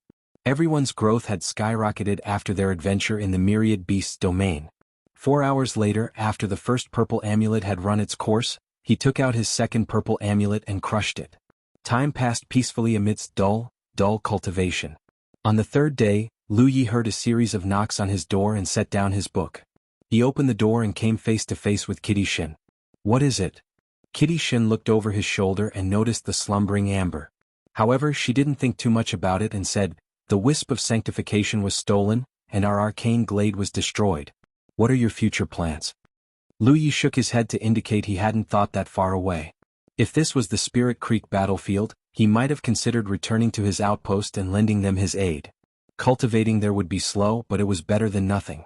In the Cloud River battlefield, a cultivator without an arcane glade was no different from a homeless person. They could only roam the world and seek out opportunities to the best of their abilities. "In that case, would you like to come with me?" Kitty Shin asked expectantly. "Where are you going?" "A friend of mine just messaged me saying that she had stumbled upon a newly born arcane glade. She needs to gather a group of trustworthy companions as soon as possible. I'm going to meet up with her, and you're more than welcome to join me.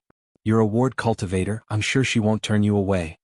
Ward cultivators were easily the most popular breed of cultivators in the Cloud River battlefield because their skills were critical in improving the defense of an arcane glade.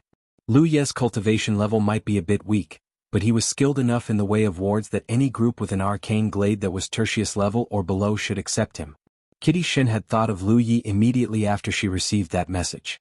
She had also asked her friend about this and obtained their permission. That was why she had come to offer him an invitation. However, Lu Yi shook his head after thinking for a moment. "Thank you, but I don't think I'll be joining you. I need to find that sect mate of mine."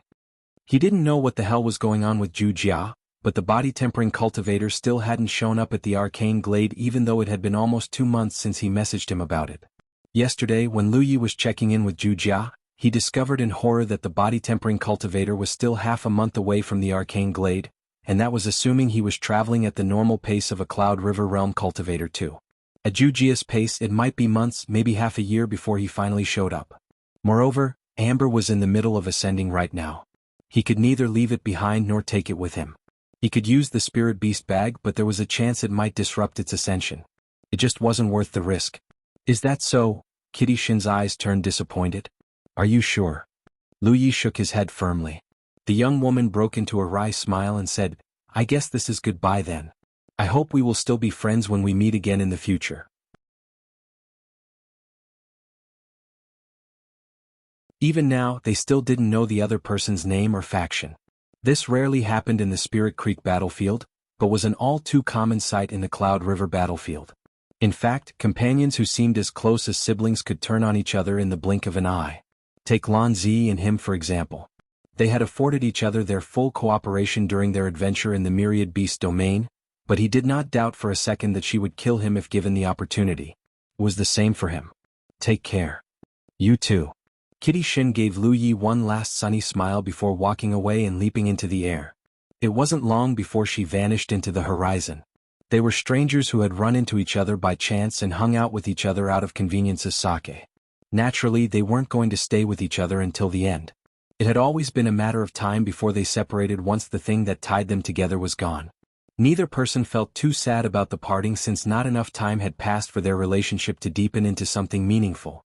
Kitty Shin had left with no regrets, and Lu Yi didn't feel sorry about her departure. This would not be the first or the last parting he experienced in his cultivation journey. Suddenly, Lu Yi looked up into the sky and raised his hand. Something small, white and cold landed on his palm before melting into cool water. It was snowing.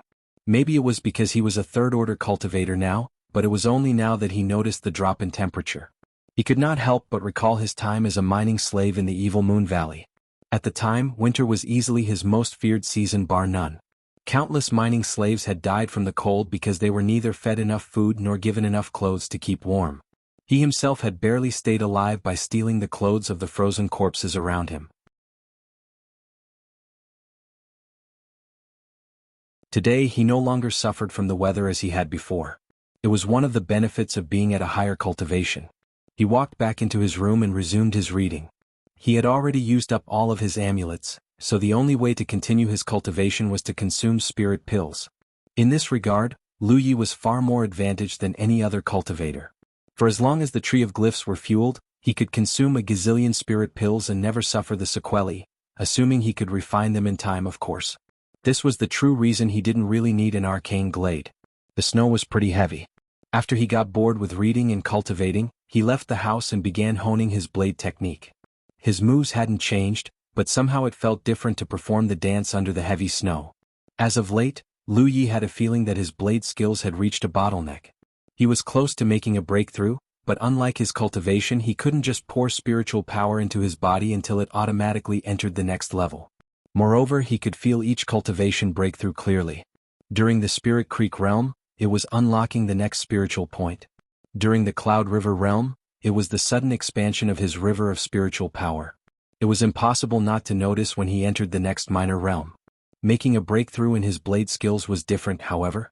There were no clear milestones that informed him how close he was to the next level.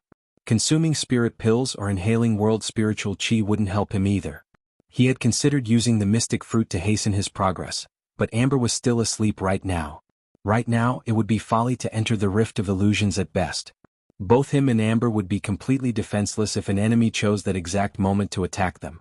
This hill was pretty secluded, but everyone in the Cloud River battlefield could fly. Theoretically, there was no place in this world that a Cloud River realm cultivator could not reach.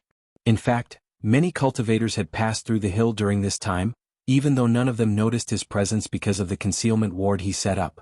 As long as he didn't cause waves on purpose, and as long as the other cultivators weren't looking too closely, it was unlikely that he would be discovered. Amber remained asleep for 7 days straight, and the snow had continued for just as long. The snow outside his wards was at least a meter deep. Lu Yi was practicing his blade technique when suddenly, he heard a strange noise coming from inside his house. He immediately looked over just in time to see Yi flying out into the open. Lu Yi's eyes lit up as he put away his saber and walked up to her. The young girl slammed into his chest so hard that he was knocked to the ground. Yi clutched his waist with a death grip, burying her face into his chest like she was trying to sink into him. Her fragrant hair tickled his nose because of the aggressive action. Lu Yi rubbed Yi's head gently while voicing his puzzlement. What's wrong? They had met each other when they were both weaklings. Together they had gone through thick and thin for 3 years. She viewed him as her family and he her, but this was the first time he saw her reacting this violently. Even now, he could feel her petite figure trembling slightly with fear and shock. Lu Yi, I dreamed for a very, very long time. It was such a long, deep dream that I thought I would never awaken from it, she said with a sob. Amber had fallen asleep while undergoing its ascension, and Yi, its ghost spirit, was affected as well. Only 7 days had passed from Lu Yi's perspective, but from Yi's, it might as well be 7 years. Moreover, the feeling had reminded her about her past. At the beginning, she felt like she was stuck in this black, unwakeable dream until one day she abruptly awakened to reality.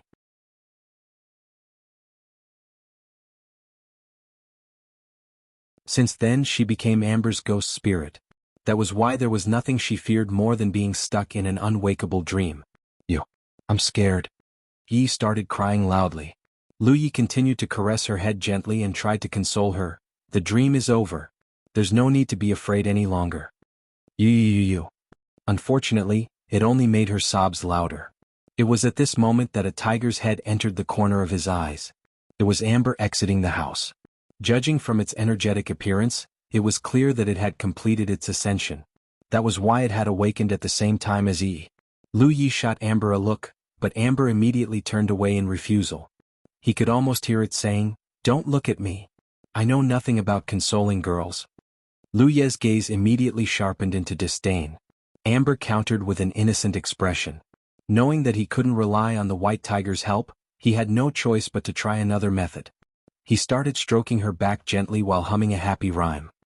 He hoped that it would be enough to chase away the sorrow in her heart. It actually worked. Amber immediately straightened its large ears in concentration. Yi's sobs gradually softened over time until it was completely gone. Still leaning against his chest, she looked up at Lu Yi and stared at him with reddened, astonished eyes. She was astonished because she never knew that Lu Yi could sing. Moreover, the tune was unlike anything she had ever heard. When Lu Yi reached the end of his tune, Yi sniffed once before asking, "What song is that?" "Don't be afraid." "Really? That's a weird way to name a song." Yi stared at him doubtfully while wondering if he was lying to her. She then added, "Sing it again but with lyrics this time." I only know how to hum the tune." "I don't care. I want to hear it," Yi demanded while pursing her lips like she was about to cry again. "Fine, fine."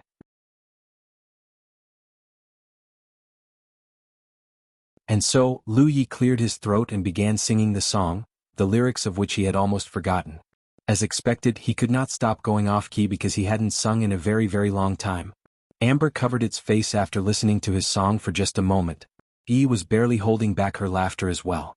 At first, Lu Yi was too embarrassed to give it his all. Eventually though, his volume grew louder and louder until he was practically singing on top of his lungs. Yi and Amber were his only audiences anyway. There was nothing to be embarrassed about. When he was done, he sneakily dropped a snowball into Yi's back and let out an evil cackle. "This is your punishment for laughing at me."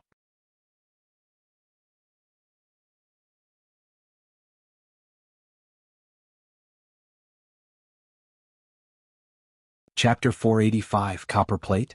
Snowballs flew everywhere as a cacophony of surprised yelps, tiger roars and playful cries resounded across the hill. The situation had immediately spiraled out of control after Lu Yi had dropped a snowball into Yi's back. Lu Yi had forgotten most things from his previous life, but thankfully his snowball fighting skill wasn't one of them. This was especially true since he was a Cloud River Realm cultivator. A bit of spiritual power was all he needed to create a massive snowball. The snowballs flew across the air so frequently that it was like a scene straight out of a battlefield. Of course, this battlefield was far more harmless. As Amber and Yi were literally connected in mind and soul, their teamwork was literally flawless. Amber was responsible for blocking Lu Ye's attack, and Yi was responsible for retaliating. For a time, it seemed like the snow fight would end with a stalemate when Amber found an opportunity to pounce on top of Lu Yi and pinned him to the ground. The next second, a snowball the size of a bathtub struck both man and tiger from above and buried them completely.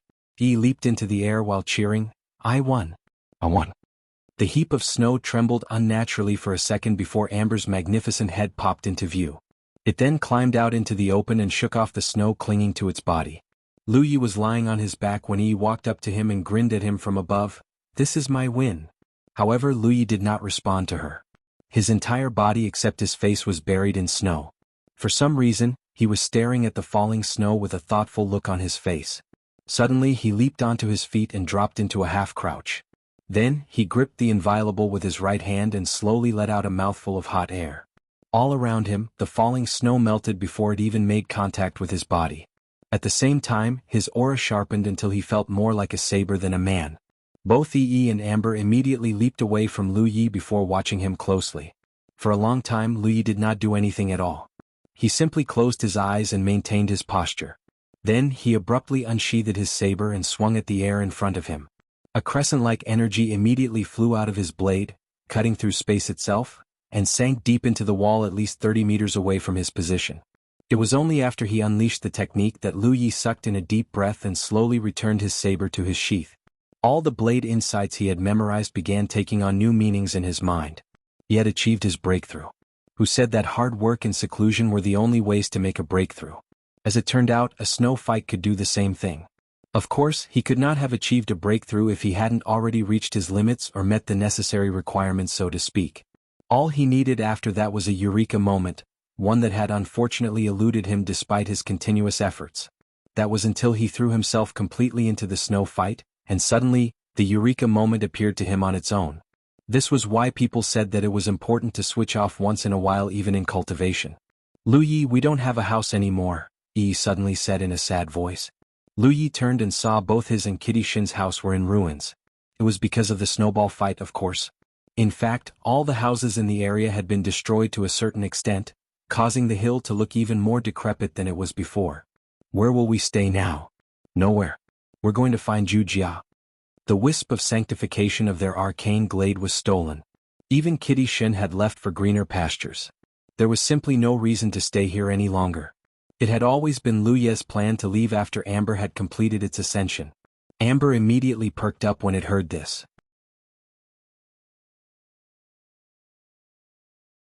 The two were practically inseparable when they were still in the Spirit Creek battlefield. Unfortunately, Amber had not seen the body-tempering cultivator again after he ascended to the Cloud River realm. Mutant energy rolled off Amber as it shrank into the size of a cat before leaping onto Lu Ye's shoulder. After Lu Ye brought out his spirit boat and waited for Yi to sit down in front of him, they took off into the snow-filled sky. The spirit boat they were currently riding was a middle-grade spirit artifact, and it was much more comfortable than their previous spirit boat. Moreover, it was protected by a spiritual power shield, so even the bad weather could not affect them in the slightest. While blitzing down a certain direction, Yi sang in a cheerful voice the song Lu Ye had sung for her before. On the way, Lu Ye removed Amber from his shoulder and checked its body for changes. There were many. For starters, Amber's fur was softer, smoother and brighter than before. Its aura was also stronger as a champion-class spirit beast. A spirit beast's ascension to champion class was like a Spirit Creek realm cultivator's ascension to the Cloud River realm. Their strength would undergo a qualitative leap. Of course, Lu Ye would not know exactly how strong Amber had become until it fought a battle. Growl?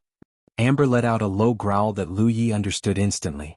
He produced a mutant core from his storage space and fed it to the hungry tiger. Crunching noises entered one ear and exited the other as it chewed. Amber possessed a great appetite in the sense that it could eat spirit pills and even spirit stones. However, there was nothing it liked more than a spirit beast's mutant core.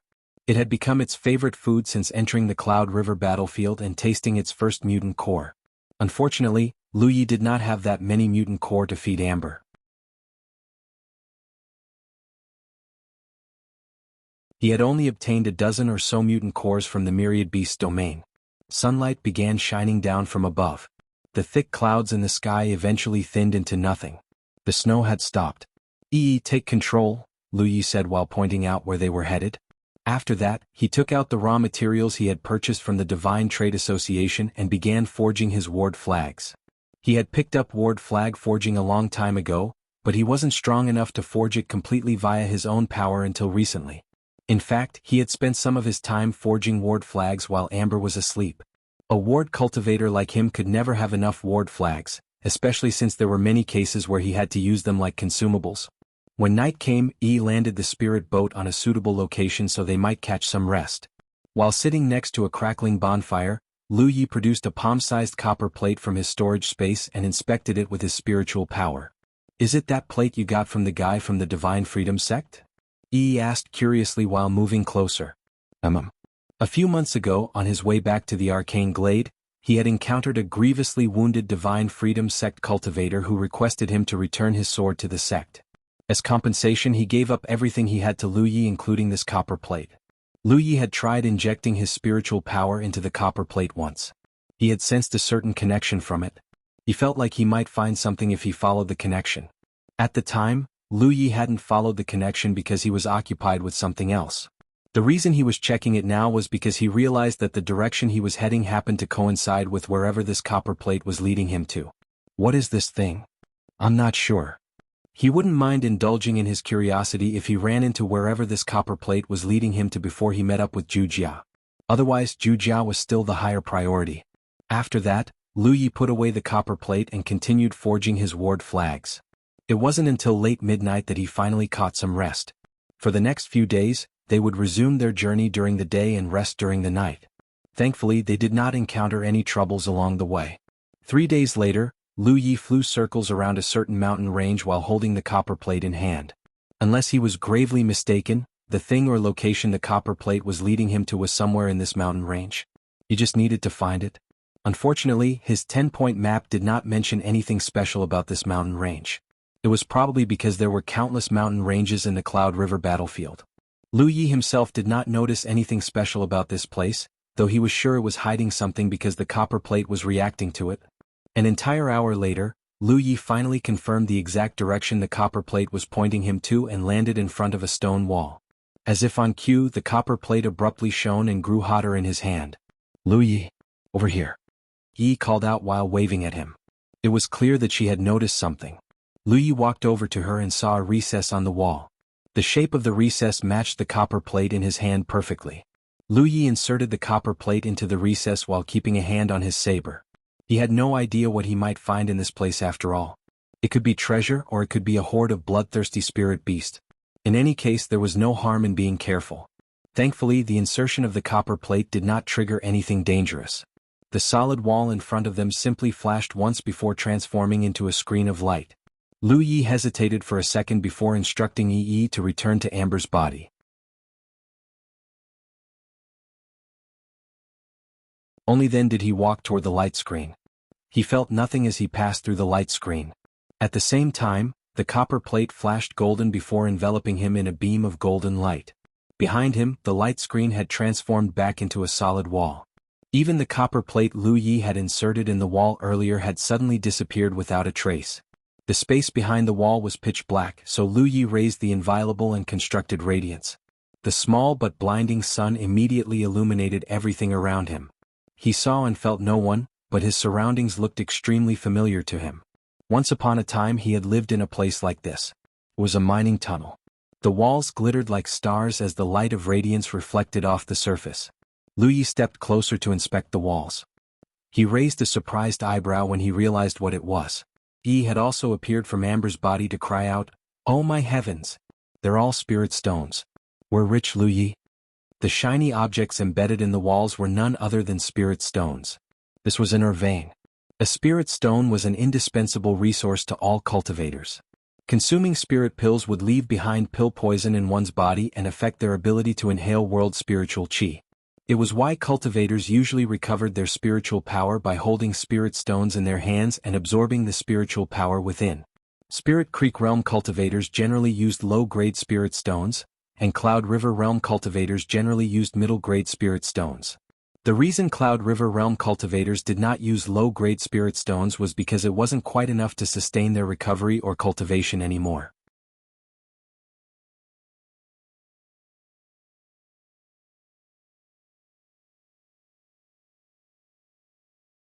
Chapter 486, Spirit Stone or Vein. A spirit stone was an indispensable type of cultivation resource. Besides the obvious fact that it could be used for cultivation, it functioned as an excellent currency as well. Given enough spirit stones, there was almost nothing a cultivator could not buy. Of course, spirit stones could not be used in the Vault of Providence. Any transaction conducted in that space had to be done with contribution points.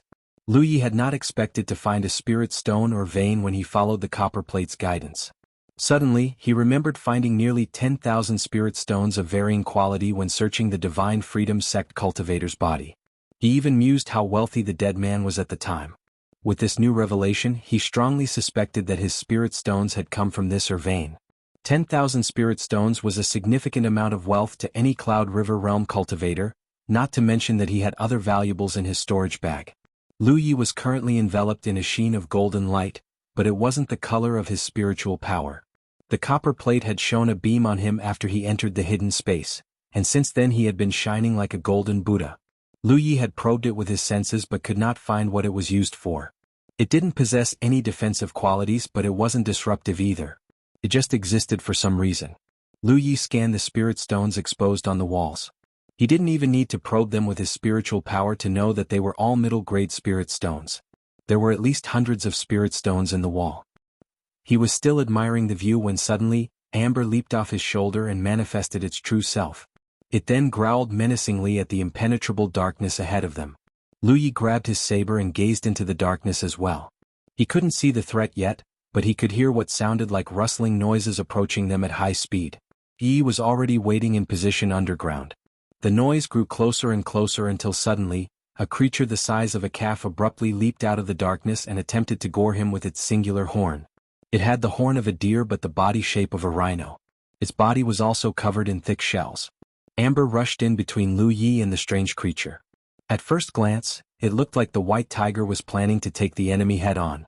At the last possible moment, it dodged out of the way before landing a swipe on its flank. Unfortunately, it was like trying to attack a hunk of refined steel. Although the attack was strong enough to knock the creature off balance, it did not look like it took any damage at all. Amber seized the opening to bite down on what it perceived as the creature's weak spot, but once again the shell greatly hindered its efforts. Despite repeated biting, it was flung into the air before it could get through the shell. Lu Yi wasn't idle while Amber was keeping the creature busy, of course. By the time Amber was sent flying, Lu Yi had already unsheathed his saber and wreathed it in fiery spiritual power. An inch of pure energy peeked out the blade before cutting through the creature's head as easy as pie. There was a death cry before the creature hit the ground with a loud thud and spilled aquamarine liquid everywhere. Lu Yi immediately recognized the creature for what it was. An insectoid. Is there anywhere in this world where this species doesn't exist? He had encountered insectoids in the Spirit Creek battlefield, the Cloud River battlefield, and even the Rift of Illusions. He didn't think he would run into them again during a random treasure hunt, and so soon after the previous encounter too. At first, Lu Yi thought that the creature was some sort of spirit beast. It wasn't until he killed it that he confirmed that it was really an insectoid, a Cloud River realm insectoid too.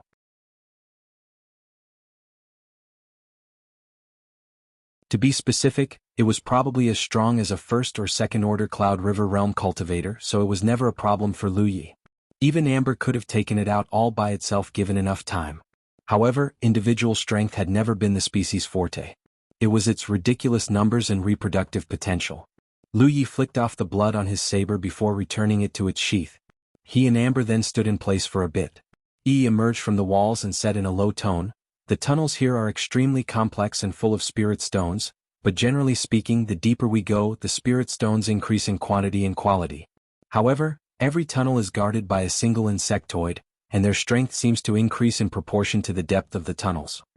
"I see. We must take out the insectoids first before we can mine the spirit stones." Lu Yi nodded in understanding. This was really starting to look like a treasure hunt or a trial with a huge bounty of spirit stones as the reward.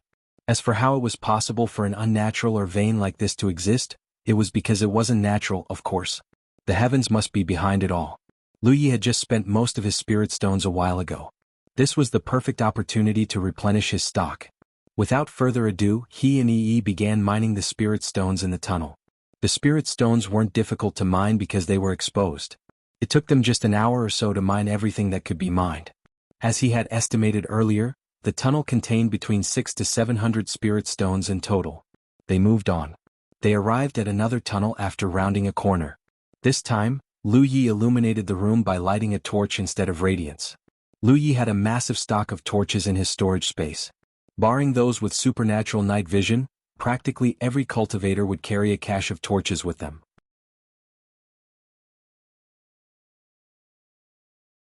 Although cultivators could see in the dark, their night vision was hardly perfect. A torch could alleviate that weakness tremendously. Just like when he entered the first tunnel, a ton of spirit stones reflected the light of the torch and filled the tunnel with light. But unlike the first tunnel, he had just stopped in his tracks when he heard a series of rustling noises once more. Clearly, the insectoid guarding this place had awoken to the light and was making haste to kill the invader. Lu Yi did not meet the insectoid immediately. Instead, he looked sideways and stared at Amber on his shoulder. Since the beginning, Amber had rarely taken part in Lu Ye's battles. Most of the time, it simply lay on Lu Ye's shoulder and spectated the battle from the best seat. If the time was right, it would roar out and stun his enemies. The reason they had an arrangement like this was because most of Lu Ye's battles were beyond Amber's ability to interfere. Over time, the White Tiger learned to stay out of Lu Ye's way unless the situation called for its involvement. Of course, it could also just be a lazy bum. Earlier, Amber had broken character and attacked the insectoid of its own accord. It was probably because it wanted to test its newfound strength after ascending to champion class. Unfortunately, the insectoid turned out to be harder than it thought, both figuratively and literally.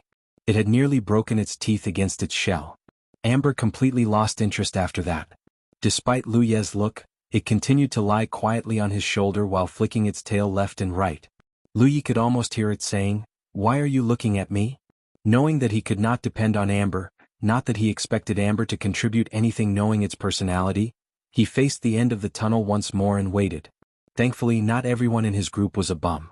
A massive fireball abruptly appeared out of seemingly nowhere and hit the insectoid squarely in the flank, knocking it over. It was so hot that the insectoid looked distorted from where he was. It was certainly screeching like the fireball was literally warping its shell. Yi wasn't done though. Crescent-shaped wind blades appeared right behind the fireball and slammed against its shell. The resulting impact sounded like a woodpecker pecking away at a tree trunk and caused the insectoid to screech even louder. Lu Yi did not need to lift a finger. Yi would continue to bombard the poor insectoid with all kinds of spells until it was completely dead. By the time she was done with it, he couldn't even recognize what type of insectoid it was anymore. As expected, Yi had become much stronger after Amber's ascension. Her spells were way more powerful compared to before. She had always been an exceptional spell cultivator, but now she definitely qualified as a Cloud River Realm spell cultivator. Not only that, she was capable of unleashing spells of any attribute because she was an apparition, meaning that she was not restricted to a physical body's natural affinity. After the insectoid was dead, Lu Yi and Yi proceeded to mine the spirit stones in the tunnel as before. They were still middle-grade spirit stones, but their quantity had increased a little. In total, they had mined over 800 spirit stones. They moved on. Suddenly, Lu Yi noticed something concerning. The golden light enveloping his body was slowly but surely fading over time. They had only conquered 2 tunnels, but the golden light was already visibly diminished. At this rate, it would disappear in a couple of hours at most. He wasn't sure if this was a good or bad thing. Even now, he still had no idea what the golden light was for because as far as he could tell, it neither empowered nor hindered him in any way. He would probably have to wait until it was completely gone to finally figure out its function.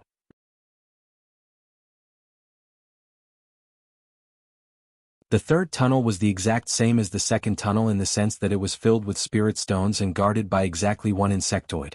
It was looking more and more that the mine was designed this way by the heavens, and any cultivator who wished to mine the spirit stones would have to overcome the trial by defeating the insectoids first. The insectoid Lu Yi killed was comparable to a first or second order Cloud River Realm cultivator. The one Yi had killed was a little stronger. The insectoid's strength would continue to increase with each successive kill. 6 hours later, Lu Yi entered the 8th tunnel. By now he had collected nearly 10,000 spirit stones. This time the insectoid that charged him was a praying mantis. It was almost as strong as a 5th order Cloud River Realm cultivator. The insectoid proved to be a difficult opponent as its twin blades were as swift as lightning. Lu Yi felt as if he was fighting against a true blade master. Alone, he would have had a harder than usual time to defeat it, especially because its shell was incredibly tough. Thankfully, he wasn't fighting alone. Yi forced the insectoid to split its concentration by blasting it with spells again and again. Amber didn't join the battle, but the Life Energy art and Beast Pact art allowed it to strengthen Lu Yi without even lifting a claw. An ice spell hit the insectoid and coated its surface in ice, slowing its speed and reaction for an instant. Lu Yi immediately seized the opportunity to fire a few crescent-shaped energy blades into its neck and forced it to bend backward, exposing its soft belly. Without hesitation, he launched himself forward with both feet and stabbed the inviolable completely into its stomach. One explosion later, the praying mantis' internal organs were turned into mush, and it collapsed on the ground with a death screech.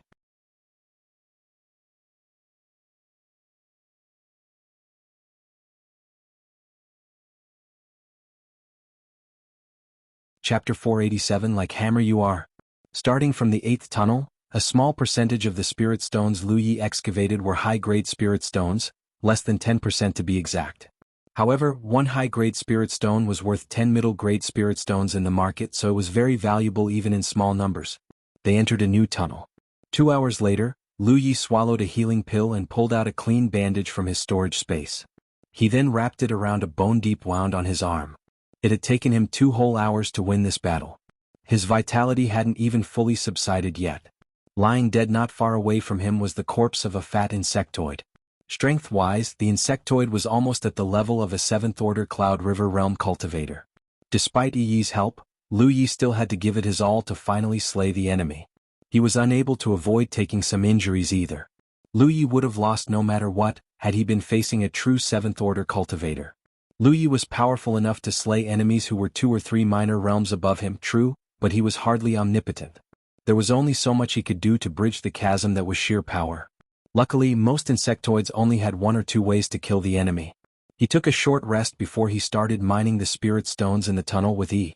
They were still in the middle of mining when suddenly, the golden light enveloping his body extinguished entirely. Lu Yi immediately stopped what he was doing and expanded his perception.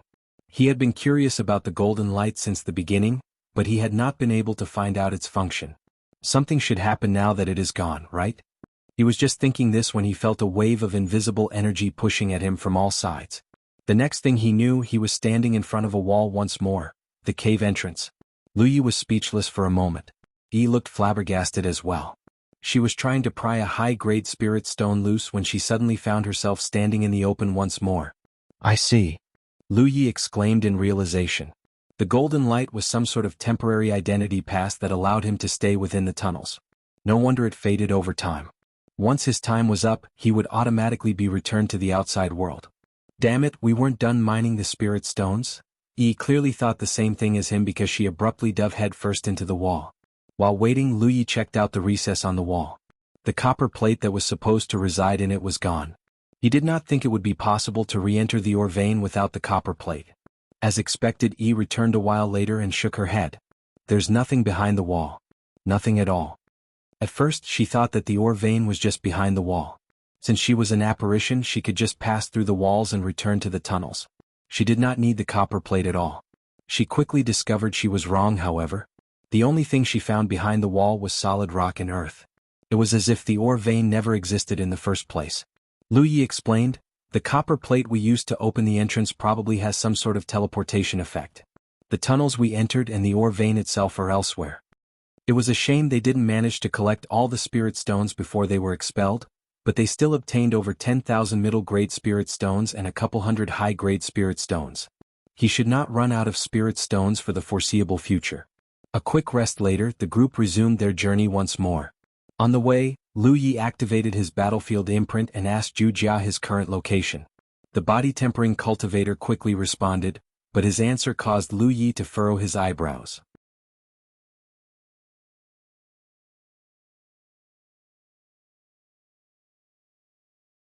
It was because he noticed that Zhu Jia was, for whatever reason, moving further and further away from him. This made no sense before he had specifically told Zhu Jia beforehand to buy a 10-point map and use it as a reference. If Zhu Jia really was traveling in his direction, it was impossible for them to stray further and further away from each other.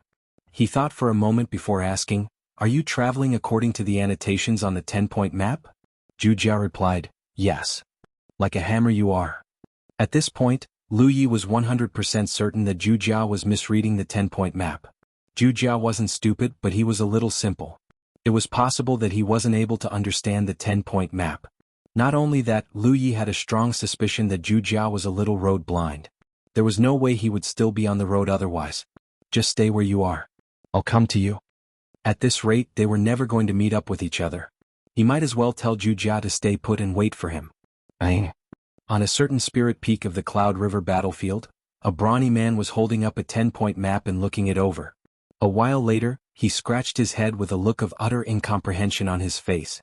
After wrapping up his exchange with Zhu Jia, Lu Yi tried messaging his fourth senior brother, Li Baxin, next.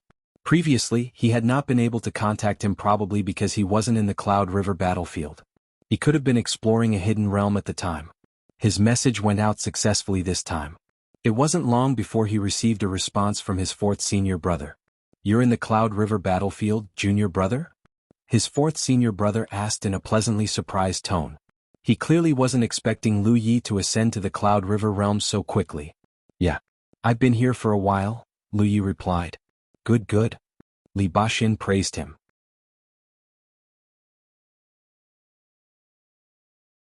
"I'm a little busy at the moment, so please focus on your own adventure for the moment. I'll come to you when I'm finished with my business." "Do you need my help?" Lu Yi offered. "It's fine. I can handle this myself." "Very well. Take care, senior brother." Li Baxin had carefully omitted all the details from his response, but Lu Yi still noticed that his fourth senior brother was probably in some sort of difficult predicament. Otherwise, he would have sought him out no matter what. At a hidden location in the Cloud River battlefield, Li Baxin ended the message while grinning from ear to ear. "They grow up so fast these days. You look happy. What is it?" A gentle voice rang beside him. It was none other than his companion, Feng Yuechan. Li Baxin declared in a proud voice, "My junior brother has come to the Cloud River battlefield." Feng Yuechan looked surprised. "Already?" She didn't bother asking who. There was only one person in the entire Jiuzhou whom Li Baxin addressed as junior brother, and that was Lu Yi. His cultivation speed is impressive. "But of course. He's my junior brother." "You didn't ask him to join us, did you? We're not exactly in the best of situations right now." "Of course not. I told him we'll go look for him once we're done with our business." "I see." Suddenly, A grimace crossed Li Baxian's expression before he grabbed Feng Yuechan's shoulder. "They're here. Let's go." They immediately leaped on their swords and shot into the sky. Not a moment too soon, a dozen cultivators appeared from the horizon and gave chase. The leader of the group shouted angrily, "Surrender it now, Li Baxian." The sword cultivator merely laughed loudly. "You want it? Come take it." Earlier, while Feng Yuechan and Li Baxian were exploring a hidden realm, they had stolen its biggest reward from right under a bunch of 8th and 9th order cultivators' noses. Since then the group had been hunting them down like bloodhounds. Lu Ye's prediction was spot on.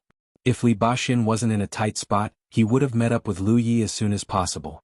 After wrapping up his exchange with Li Baxian, Lu Yi continued to travel toward Zhu Jia's location. Suddenly he sensed something and looked behind him. He immediately saw a cultivator heading toward him at high speed. Judging from their speed and aura, they had to be a 7th order cultivator or higher. Lu Yi immediately concentrated on the person until he had a clear view of their appearance. The incoming cultivator was a young man in his 20s. His hands were folded behind his back, and he wore a small but confident smile on his face. His attire marked him as a combat cultivator, but Lu Yi did not dare trust in his assumption until he saw something concrete. After all, most cultivators would make an attempt to disguise their true cultivation faction. Generally speaking, it was difficult to determine one's cultivation faction based on their appearance alone. Pang Dahai was the best example of that. Lu Yi had always believed that the fat man was a spell cultivator, and he was. However, he was also a superbly durable body-tempering cultivator. Anyone who thought they could defeat him just because they had tactics that were specifically meant to counter a spell cultivator were going to have a bad time. Anyone who underestimated a cultivator's cunning was going to have a bad time in general. In Lu Ye's case, it didn't matter what the mysterious man's cultivation faction was.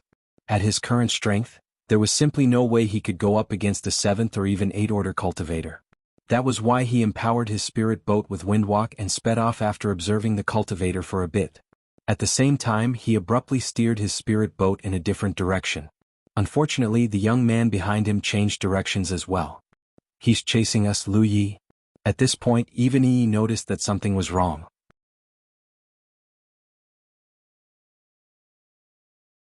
"I know," Lu Yi replied grimly. Under any other circumstances, there was no way the young man would pursue them so doggedly. He was certain that he didn't know the young man, and the young man didn't know him. If the guy was just hoping to ask for directions or something, he would have gotten the hint and stopped chasing them by now. Unfortunately, he hadn't. It could only mean that the young man bore him ill will. It was quite common for a low-level cultivator to be robbed on the Cloud River battlefield. It was why most of them avoided flying carelessly in the open or found safety in numbers. Otherwise, it was almost always going to end badly for the weaker cultivator. If they belonged to the same faction, then the robber might still let them go. But if they were enemies, then the weaker cultivator was going to lose not just their possessions but also their lives. "Wait, fellow cultivator." The young man chasing after them shouted, "You misunderstand my intentions. I mean no harm." Lu Yi did not bother to answer. The young man had homed in on them like an eagle chasing after a rat. Only a complete idiot would believe that he meant well. "I'm going to get angry if you keep this up, fellow cultivator." The young man hollered again. Lu Yi ignored him again. Unfortunately, he was unable to shake off the young man despite having empowered his spirit boat with Windwalk. Not only that, the distance between them was shortening bit by bit. They were 4, maybe even 5 minor realms apart. Naturally, the difference between their flight speed was night and day as well. If Lu Yi didn't have Windwalk, he would have been caught a long time ago.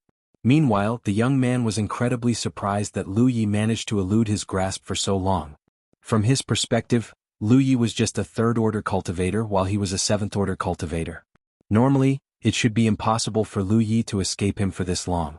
Greed flashed across the young man's eyes.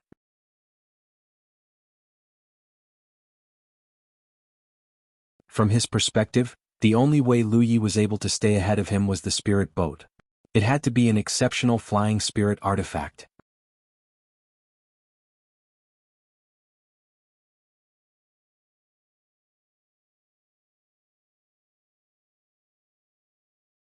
Chapter 488, City of Heavens W16. The moment he made the connection, the young man flew even faster while yelling, "You will leave behind your goods if you're smart, boy. It's the only way you're going to survive this." Lu Yi had clearly figured out his intentions. In that case there was no need to keep up pretenses any longer. It was at that moment something unexpected happened. Lu Yi actually tossed the storage bag over his shoulders without looking back. It was such an unexpected outcome that the young man actually blanked out for a second. He had robbed plenty of fellow cultivators in the past, but he had never encountered one who actually succumbed to his demands no matter how he threatened them. Most of them would rather die than give an inch, and the fact was that most of them were killed unless it was revealed that they belonged to the same faction. Even then he would force them to cough up a healthy amount of goods before he would let them go. It was extremely unlikely his victims would find out about his identity and background, so they couldn't get revenge even if they wanted to. In any case, Lu Yi was the first cooperative victim he had ever encountered. It was no wonder he was caught off guard. That said, he was a responsive person. Without hesitation he flew toward the storage bag, caught it, then chased after Lu Yi once more. He did not know what was inside the storage bag. It was sealed by a restraining lock, and it wasn't like he could unlock it right now, but he knew better than to let a cowardly, cooperative victim escape his grasp. Also, he still wanted Lu Yi's spirit boat. "He's coming back, Lu Yi," Yi reported while looking behind them and reporting their pursuer's location periodically. "Hide." Yi immediately entered Amber's body after hearing this. Lu Yi did not mind losing one storage bag as all of his items were stored in the storage space. In fact, the entire reason he wore a couple of storage bags on the outside was to hide the fact that he had a void tattoo. He did use one of them to store some food and water, but that was it. Lu Yi had been hoping that their pursuer would be satisfied with the storage bag, but the young man proved to be greedier than expected. He would not stop until he robbed Lu Yi blind. Realizing the severity of their situation, he immediately checked his 10-point map. Meanwhile, the young man was yelling again, "Give me your spirit boat and I promise I won't pursue you any longer." A few seconds later, he added as if realizing how nonsensical his demand sounded, "I swear on the heavens." Did he seriously just swear on the heavens? A robber? Lu Yi just barely stopped himself from laughing at the irony. He put away his 10-point map and channeled his spiritual power.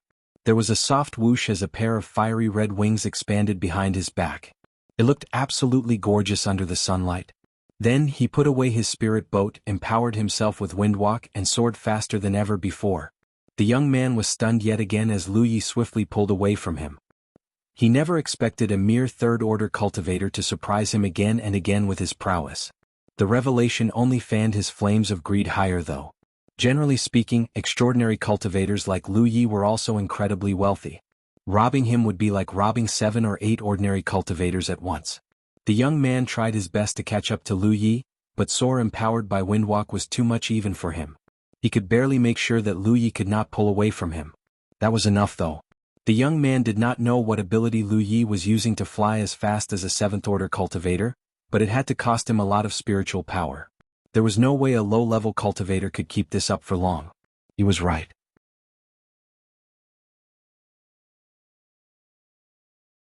The reason Lu Yi rarely used soar was precisely because it used far more spiritual power than a flying spirit artifact, not to mention that he had buffed himself with windwalk. At this rate, he was going to run out of energy in just a couple of hours. A couple of hours was enough though. 4 hours later, the young man realized his error. It was one that filled him with incredulity, anger, and regret. It was because a city had appeared from the horizon, and it wasn't long before Lu Yi entered the city and vanished from view. There were many cities in the Cloud River battlefield, but unlike the Spirit Creek battlefield, no mortals lived in these cities. In fact, there were next to no mortals in the entire Cloud River battlefield. Generally speaking, the only ones who frequented the Cloud River battlefield were, of course, Jianghu Cloud River realm cultivators. Most of the cities in the Cloud River battlefield were founded by the Divine Trade Association, so they did not have a unique name of their own. Instead, they were addressed as City of Heaven XXX. For example, the City of Heaven's Lu Yi just entered was designated as City of Heaven's W16, the W in W16 meaning west. The city was built huge as it was meant to serve Cloud River realm cultivators. Otherwise, the collateral damage alone would have driven the Divine Trade Association into insanity. Each and every building was at least tens or even hundreds of meters away from each other. From the sky they looked like ghost stones on a board. At the center of the city was a massive building owned by the Divine Trade Association. There were 2 types of cultivators in the Cloud River battlefield. The first type were those who owned an arcane glade. These cultivators rarely left the confines of their arcane glade unless absolutely necessary. They would schedule their departure ahead of time, plan shifts if one or more members had to leave within the same time frame, and generally ensure that the arcane glade was properly protected all the time.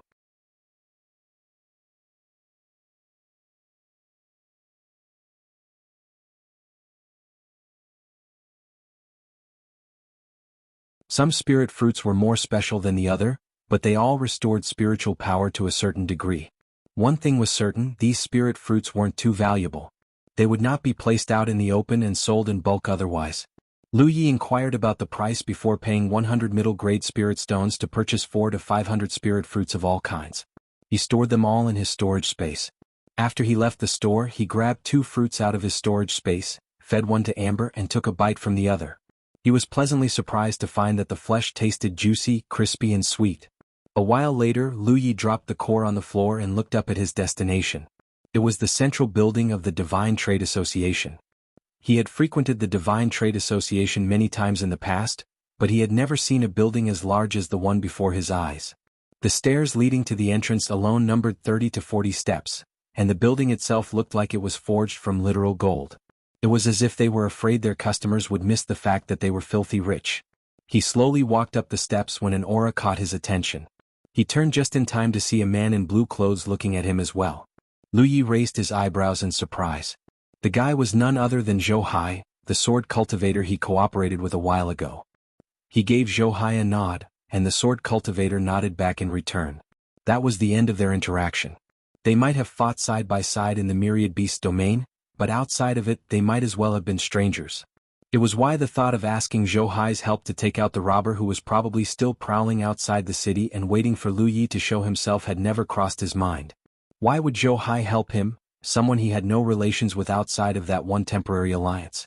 Lu Yi stepped inside the building. He was immediately greeted by a female attendant.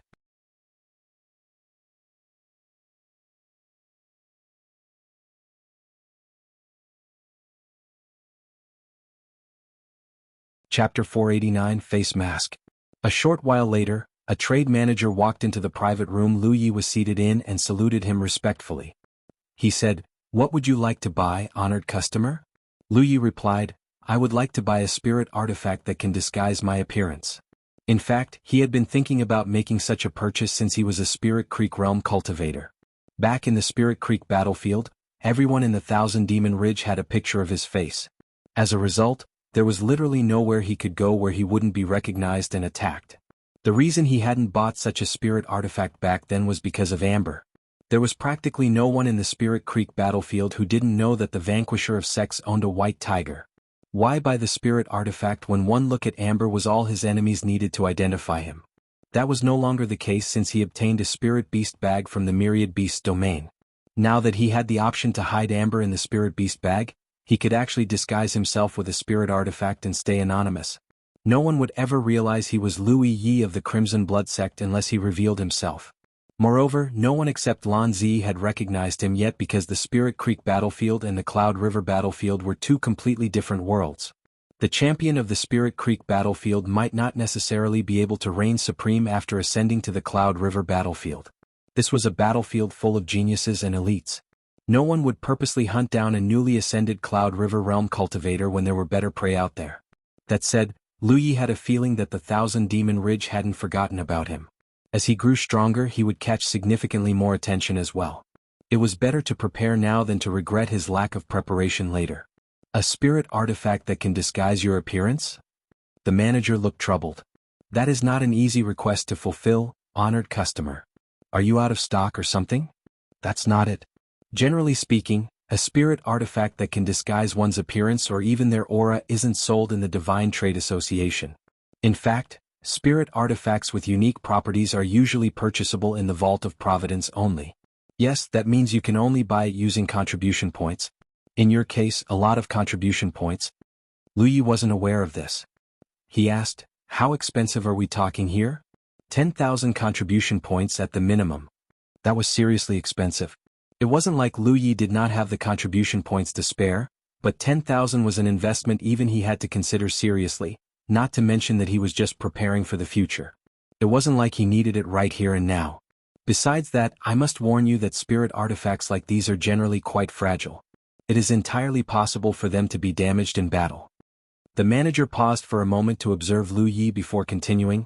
On the other hand, if you're only looking to disguise your face, might I suggest buying a set of face masks? Not only do we have face masks of all shapes and sizes, they're sold at a fairly cheap price. Your storage bag won't hurt even if you lose all of them. Face masks, you say? Would you like me to bring them to you, honored customer? Please? Very well. Please give me a moment, the manager said before leaving to procure the items. A while later he returned with what looked like a cosmetic box and pressed down on 2 side buttons. A click later, the box opened to reveal a bright mirror at the upper compartment, and a thick stack of exquisitely crafted face masks at the lower compartment. Lu Yi counted 8 face masks in the cosmetic box in total. The topmost mask featured the snarling, fang-bared face of a green ghost.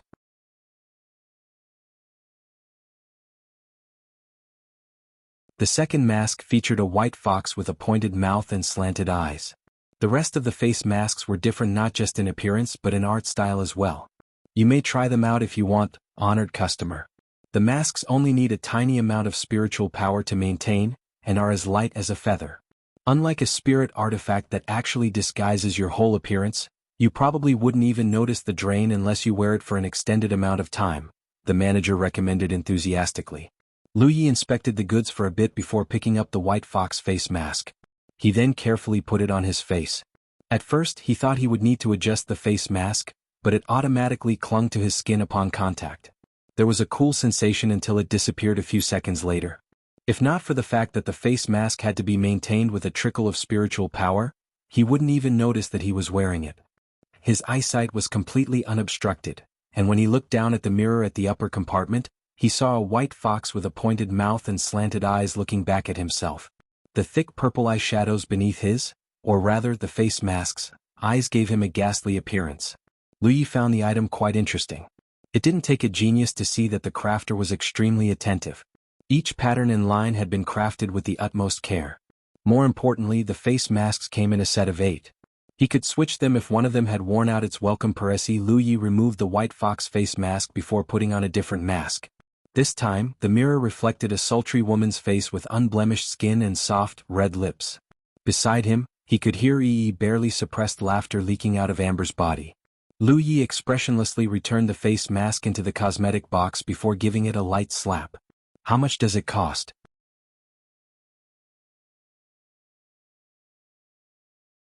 The manager immediately perked up. It's only 320 middle-grade spirit stones. A bargain in my opinion. It was. If he divided the price by 8, it meant that each mask cost only 40 middle-grade spirit stones. He could not help but recall the first few times he entered the Divine Trade Association. At the time, he had haggled with the manager like a housewife in the market. Today his days of poverty were long behind him. It was why he did not hesitate to pay the manager on the spot. After he stored the cosmetic box safely in his storage space, Lu Yi added, "I would like a room, please." He did not know if the young man who tried to rob him earlier was still around. He might even be spying on him right now. That was why he decided to stay the night in the Divine Trade Association. He did not think that the young man would risk it though. Lu Yi knew he didn't have many friends he could count on in the Cloud River battlefield, but the young man didn't know that. For all he knew, Lu Yi could message his friends and get them to kick his ass to Kingdom Come. The reward just wasn't worth the risk. Soon, Lu Yi found himself resting inside a guest room on the 3rd floor. It should not need to be said, but the living conditions of the guest room were far more comfortable than the wilderness or an arcane glade. He resumed his cultivation only after he had ordered a tableful of food and enjoyed a satisfying meal with Amber. He set up the Circle of Boon and placed a couple of high-grade spirit stones at key locations of the ward. This would increase the room's concentration of world spiritual chi drastically. He also placed a dragon scale in the middle of the Circle of Boon so that he and Amber could absorb its blood chi. Lu Yi had obtained a total of 5 dragon scales during his visit to the Dragon Spring. There was far more blood chi in the dragon scales as well. Lu Yi had given Amber 1 dragon scale so it could consume its blood chi at its own time. He kept 1 for Jujia as well. The body-tempering cultivator was, well, a body-tempering cultivator, so the blood chi in the dragon scale would be greatly beneficial to him. Lu Yi was reading when suddenly, a message entered his battlefield imprint. He wondered who it was when he saw that it was Xia Qianqian. To say he was surprised would be an understatement. Why would a 9th-order cultivator like her seek out a 3rd-order cultivator like him? Yes. Are you at City of Heaven's W16 right now? Xia Qianshan asked directly. Lu Yi almost blurted, "How did you know?" before he controlled himself. He hadn't seen her since they left the Myriad Beast's domain and parted ways, and this was the first time they contacted each other. It should be impossible for her to find out his whereabouts. He even suspected that she had planted some sort of tracking art on him. Thankfully he figured out the answer on his own. Did Dahai tell you where I was? He had encountered Dahai by accident when he was entering the Divine Trade Association. The sword cultivator was the only one who knew his whereabouts, meaning that Xia Qianshan had contacted Dahai earlier. That's right. Are you still there? Yeah. Wait for me. I'm coming to see you right now. That was the end of the conversation. Lu Yi frowned as he tried to think why Xia Qianshan might need him. He never came up with an answer. Just 2 hours later, Lu Yi received another message from her. A quick exchange later, he told her his room number and heard her knocking on his door a few minutes later. He opened the door and nope, it wasn't a prank. It really was Xia Qianshan standing in front of his room. Brash as usual, the woman welcomed herself into the room before he could even say anything. She looked around, took a deep breath and shot him a meaningful look.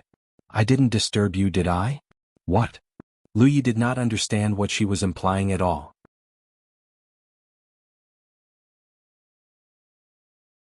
It's nothing, Xia Qianshan replied sweetly. She had heard that the Divine Trade Association offered certain services that were quite popular among male cultivators. Anyway, why are you here? The woman turned serious and said, I'm here to request your assistance. Her answer only confused Lu Yi even more. I'm just a third-order cultivator. How could I possibly help you? It is precisely you're just a third-order cultivator that you're a perfect fit for the job. I wouldn't be asking for your help if you were higher than fifth order. Well, tell me. A while later, Lu Yi finally understood why Xia Qianshan had sought him out. To put it simply, she wanted his help to kick some ass. Some time ago, her sect mates had stumbled upon a newborn arcane glade. Unfortunately, a different group had discovered the arcane glade at the same time. The arcane glade was just a small and low-quality arcane glade that could fit 5 people at most, so sharing was out of the question from the get-go. Not only that, it so happened that their sects were hostile toward each other, so they did not hesitate to beat the crap out of each other. The problem was that they were evenly matched. They were unable to decide a victor even until the end of the battle, which complicated things considerably. A long negotiation later, it was agreed that each group would invite 5 helpers each and have them fight another battle. It would be the battle that would truly decide the ownership of the arcane glade. However, both groups were fairly weak in terms of cultivation, so it was agreed that the helpers they recruited must not exceed 5th Order Cloud River Realm. Xia Qianshan's sect mates had messaged her and asked for her help. If she had enough time, she might not have sought out Lu Yi. Unfortunately, there was a time limit.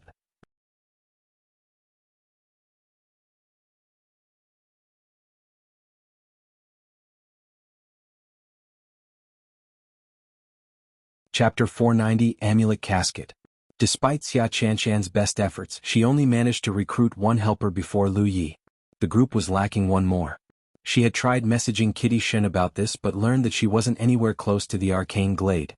Moreover, she did not qualify for the battle as she had already ascended to the 6th Order. Desperate, she messaged Dahai and asked him if he knew anyone who might be able to help her. Of course he didn't. He was a sword cultivator who roamed the Cloud River battlefield alone. Forget companions, he rarely contacted his own sect members. It was at this moment he recalled Lu Yi and told Xia Qianshan about the encounter. The rest was history. You sure think highly of my abilities. I'm certain your enemies would only be recruiting 5th Order cultivators for the battle. What could I, a mere 3rd Order cultivator, possibly do against such foes? Lu Ye's first instinct was to stay out of trouble because he still needed to locate Jujia. The road-blind body-tempering cultivator was probably sleeping in the ass end of nowhere right now. He was worried for his well-being like a mother hen over its chick. Seriously? We've literally fought side by side, bud. You might be able to fool someone else but not me. Xia Qianshan had been with Lu Yi every step of the way during their adventure in the Myriad Beast's domain. From the start until the end, Lu Yi had performed extraordinarily not just in combat, but in other areas as well. She would even go so far as to say that she had never met a greater 2nd Order Cloud River Realm cultivator than Lu Yi. If she was at the same cultivation level as him, he could probably kill her in 3 hits at most. Now that she thought about it, Lan Zi was quite extraordinary as well. However, even she was a tad weaker than Lu Yi. Lu Yi was still a second-order cultivator when they were adventuring in the myriad beasts domain. Now that he was in the third order, she had no doubt he could handle most fifth-order cultivators without issues. She would even say that the arcane glade was as good as her sect mates as long as she could rope Lu Yi into the matter. You misunderstand my strength. I don't think so, O mighty vanquisher of sects and bane of Spirit Creek. Lu Yi raised an eyebrow, but he wasn't surprised that she found out his real identity. The woman was fairly close with Peng Dahai. She had probably found out the truth from him. I don't know what you're talking about. Regardless, there was no way Lu Yi would admit that he was who she claimed he was. He had purchased the masks precisely because he didn't want to be recognized. He was just starting to enjoy his anonymity, and he had no intention of returning to the days where he was hunted like a rat anytime soon. I can owe you a favor. You already owe me a favor, remember? The decision to sell the Beast Pact art to the Vault of Providence had benefited his companions far more than it benefited him. Knowing this, Xia Qianshan declared that Lu Yi was now a close friend of hers, and that he could seek her out if he needed her for anything. Instead, she was the one who sought him out for another favor just days after they parted ways. I can compensate you for your trouble. I'm not lacking in cultivation resources. Xia Qianshan wordlessly pulled out a wooden box from her storage bag. The object was palm-sized and glowed like a rainbow. She tossed it up and down while asking, "Do you know what this is?" Lu Yi had no idea. He was about to tell Xia Qianshan that when she revealed the answer on her own, "This is an amulet casket, a lucky draw for amulets. The person who draws it will obtain exactly one amulet. Depending on your luck, it could be a shitty white amulet or a valuable gold amulet." For the first time, Lu Ye's interest was well and truly piqued. He also realized that the woman had come prepared.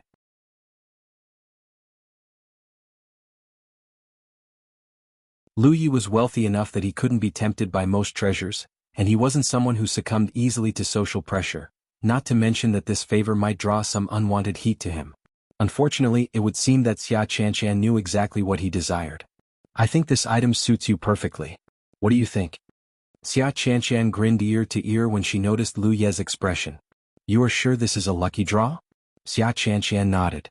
"No one knows what is inside the box until they open it. Where did you get this?" "There's a hidden realm that opens once a month nearby. I got this a couple days ago." Lu Yi nodded and took the amulet casket from Xia Qianshan. It so happened that he was quite confident in his luck these days. "Does this mean we agree then? If this amulet casket gives me a blue amulet or better, then yes." A blue amulet was worth over 1,800 contribution points. Not only that, amulets in general weren't purchasable via contribution points. If he could get a blue amulet or better, then this detour would be worth it. "How do I use this?" Lu Yi asked. After listening to Xia Qianshan's instructions, Lu Yi tapped a spot on the amulet casket. The box began opening outward like a blooming flower. At the same time its rainbow glow began spinning and flowing into the box. When the box was fully opened, a purple light shone from the depths of the box.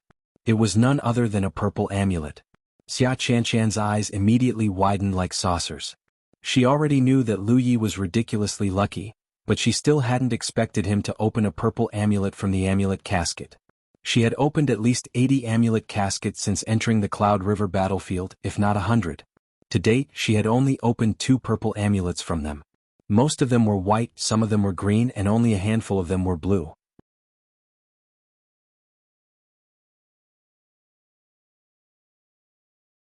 This was the first time Lu Yi opened an amulet casket, but he had obtained a purple amulet from it. To call him lucky would be an understatement. Xia Qianshan immediately slapped another amulet casket on his hand. "Open this for me." She would be crazy not to borrow his luck.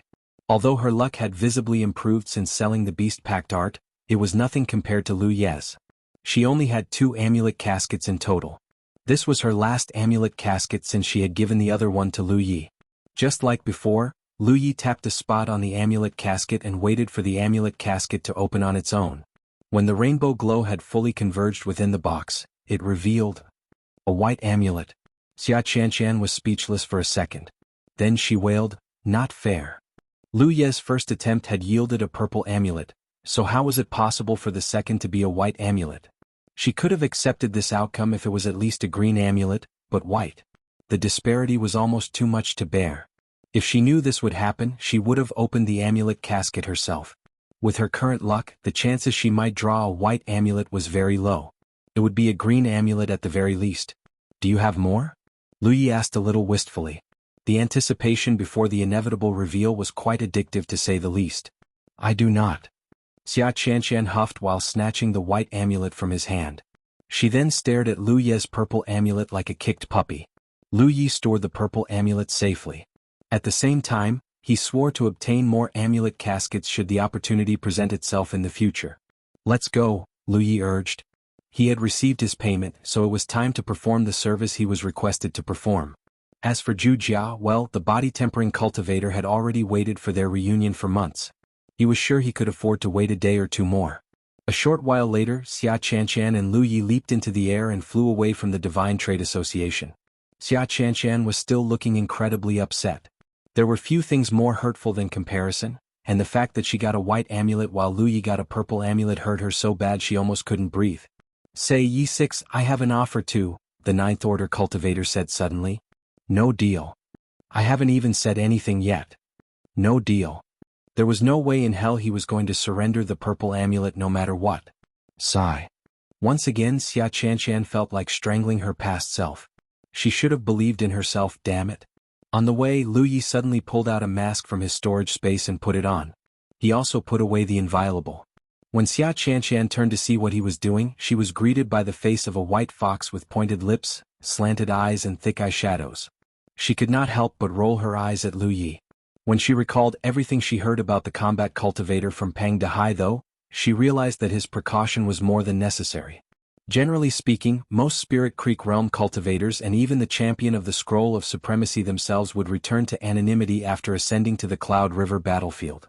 After all, a Scroll of Supremacy champion would ascend to the Cloud River realm every few months or so. It would be an exaggeration to say that the Cloud River battlefield was crawling with champions, but that was still a lot of people over the years. However, not all champions of the Scroll of Supremacy were made equal, and Lu Yi was exceptional even among the best of the best. He would not have earned the nickname, the Vanquisher of Sects, and the Bane of Spirit Creek, otherwise. There was no way the Thousand Demon Ridge wasn't keeping an eye out for him. If his identity was exposed, his predicament in the Spirit Creek battlefield was probably going to repeat itself.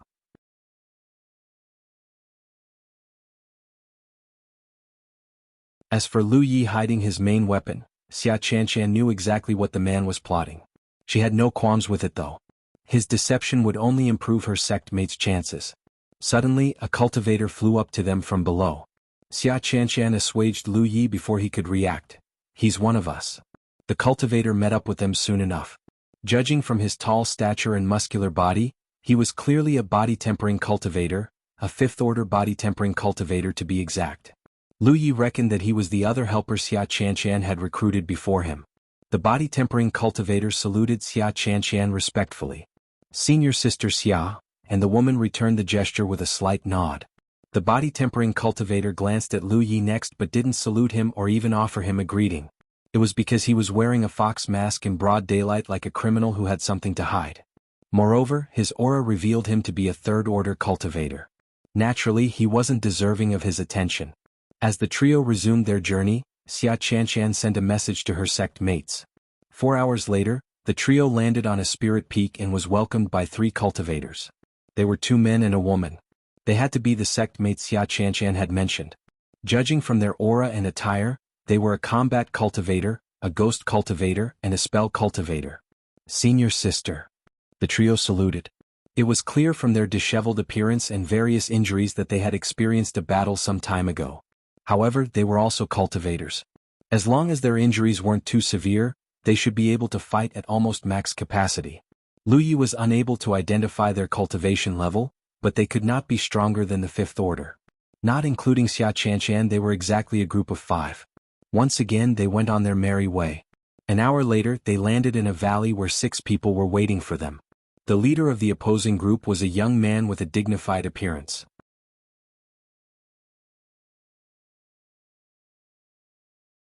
He complained immediately after seeing Xia Qianqian, "You're a little late, fellow cultivator Xia."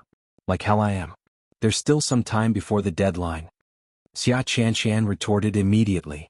Judging from the terse air between them, they weren't just acquaintances who were standing up for their group. They were enemies as well. After checking her surroundings and confirming that the opposing group hadn't prepared an ambush or trap for them, she asked, "So? What's the format? Is it going to be last man standing or battle royale?" The ghost of a smirk tugged at the young man's lips. "You seem very confident, fellow cultivator Xia. We'll know after the battle is over. Now cut the bullcrap and give us the details already."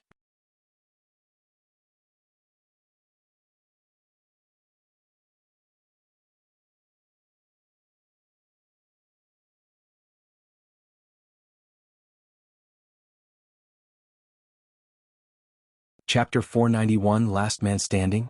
The young man nodded. "Since you seem to be in a hurry, I shan't waste our time any longer. Let's have both a last man standing and a battle royale. If we still can't decide a victor that way, then you and I will fight one final battle. To put it simply, it will be a best of 3 to decide who gets the arcane glade. What do you think?" Xia Qianqian harumphed loudly while glaring at the young man. "I think you're itching to get your ass kicked." The young man simply smiled and continued, "Shall we start the battle immediately then? With this valley as the battlefield?" Acceptable. This valley was neither too big nor too small. It was perfect for 5th Order Cloud River Realm cultivators to duke it out with each other, as no one could gain too much of a terrain advantage over the other person. After the negotiation was over, both the young man and Xia Qianqian led their respective group to a spirit peak on opposite sides of the valley. Lu Ye's group consisted of a body-tempering cultivator, 1 ghost cultivator, 2 combat cultivators and 1 spell cultivator. At first glance, their group was incredibly suited for the battle royale. Unfortunately, their opponent's group was equally comprehensive. They also had body tempering, combat and spell cultivators. There might be a ghost cultivator among them, but it was impossible to say until he actually saw them in action. Besides the body tempering cultivator and Lu Yi, everyone else in the group belonged to the same sect. They hadn't spoken with each other on the way because they were in a hurry, but now that they had a bit of time, they did not hesitate to get familiar with one another. Xia Qianqian's sect mates took turns to report their names and cultivation level. As expected, they were all 4th and 5th Order cultivators. Lu Yi reckoned they had entered the Cloud River battlefield at more or less the same time because their cultivation level was extremely close. The body-tempering cultivator did the same after them, and Lu Yi last. Lu Yi gave them his fake name, Yi 6, 3rd Order. They already knew that his cultivation level was low judging from the aura he exuded when they were traveling together, but everyone except Xia Qianqian were still surprised to hear that he was just a 3rd Order cultivator. Her sect mates even looked at her with clear doubt in their eyes. Xia Qianqian chided them, "Do not think Yi 6 is weak just because his cultivation level is low. I dare say that none of you are a match for him in a 1 versus 1 fight." Everyone believed her, as there was no reason for Xia Qianqian to lie about such a thing. The group glanced at Lu Yi to get a better look at him, but unfortunately his fox mask hid his face. They didn't know what he looked like or what kind of expression he was even wearing right now.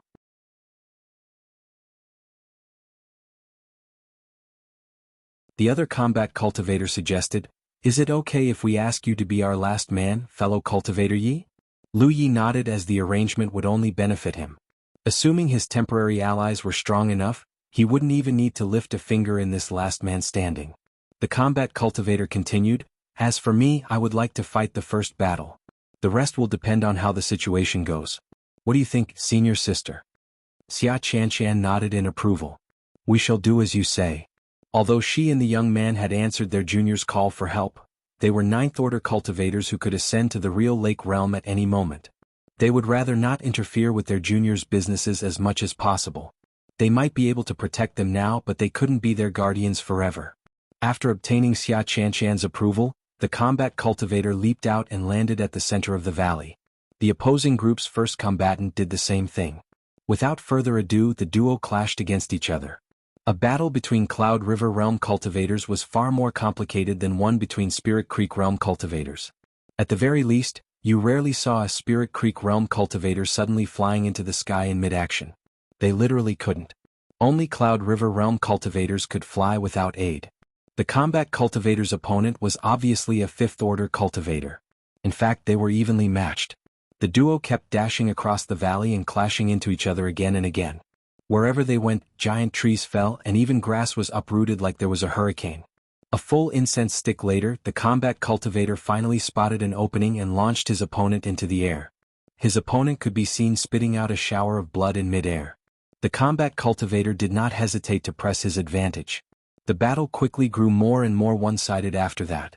Because the duo were evenly matched, one blunder was all it took for the battle to slant heavily in one's favor. It was why there was the saying, one misstep is likely to cause all following steps to be missteps as well. They were all veterans. There was no way the combat cultivator was going to give his opponent the opportunity to make a comeback after claiming the advantage. A short time later, a frustrated and angry roar resounded throughout the valley, "I surrender." It was his opponent giving up the fight. He had to. It was that or die to the combat cultivator. Xia Qianshan's junior brother and sister immediately broke into cheers. Even Xia Qianshan was smiling, thinking that her junior brother had done well for his fight. Meanwhile, the combat cultivator immediately stopped chasing after his opponent once he surrendered. He swallowed a spirit pill as quickly as he could, but his opponent wasn't going to give him time to recover.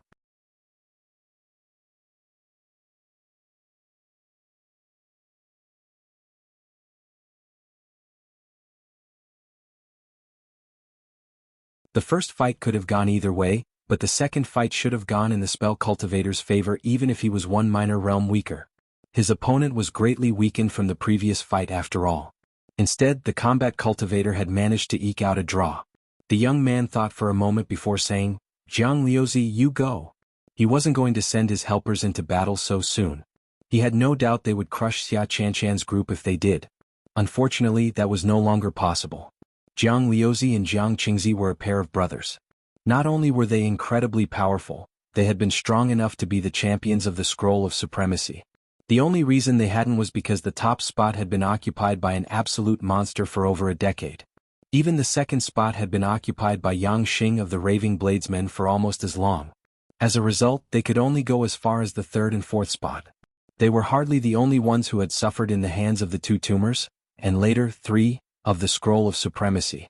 Despite being qualified to become the champion, they just weren't lucky enough to be born before or after they were gone. It was all Li Baxian's fault. If it wasn't for him, both Feng Yuechan and Yin Xing would have left the Spirit Creek battlefield a long time ago.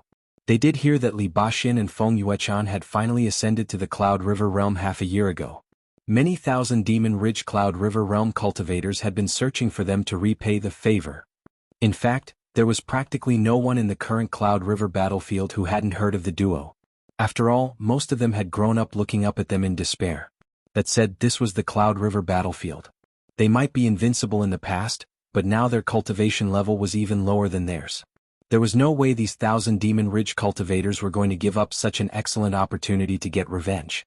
To put it simply, Li Baxian and Feng Yuechan were facing exactly the same situation as Lu Yi before he ascended to Heaven 9 and dominated all opposition. Wherever they went, chaos was sure to follow. It was pure luck that the young man managed to recruit the Jiang brothers to help him. It was why he was absolutely confident that they would win the Arcane Glade. The battle was already won, his enemies just didn't know it yet. As soon as he said this, a young man who looked to be 18 at best replied dully, "Sure." He jumped over a cliff and slowly floated into the valley. Meanwhile, the Ghost Cultivator and the Spell Cultivator on Xia Qianshan's side let out a sigh of relief after inspecting their fellow sect mates' injuries and confirming that it wasn't life-threatening. When they saw Jiang Liuzi entering the valley, the Ghost Cultivator said with a frown, "They're sending their helper already? I'll go test his mettle." Careful.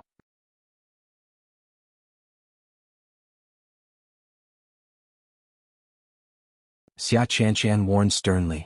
Their opponent had lost 2 matches in a row, and they were sending in one of their helpers already. Clearly they were aiming to secure the third match. With that in mind, she could not imagine that the third opponent would be weak. Ghost cultivators possessed a unique advantage over strong opponents, however. It did not matter what cultivation level their enemy was. Given the right opportunity, they ate cultivators who were one or even multiple minor realms above them for breakfast. The Ghost Cultivator quickly concealed himself and vanished to Heaven's North. In the valley, Jiang Liuzi simply stood where he was as still as a statue. The mountain wind reeked faintly of killing intent. Suddenly, the silence was disturbed by a flash of sword, a dull groan and cry of shock. Then, the Ghost Cultivator appeared out of nowhere with a bone-deep wound in his chest. His shock was palpable even from the Spirit Peak. That you're tuning in to the Han Li's Wuxia Adventures YouTube channel. We're so grateful for your support, and don't forget to subscribe to join us on this incredible journey through captivating stories. Your generosity through donations truly makes a world of difference, as it's the primary source of revenue that allows me to expand and enhance this channel for you. Thank you from the bottom of my heart for being a part of this adventure.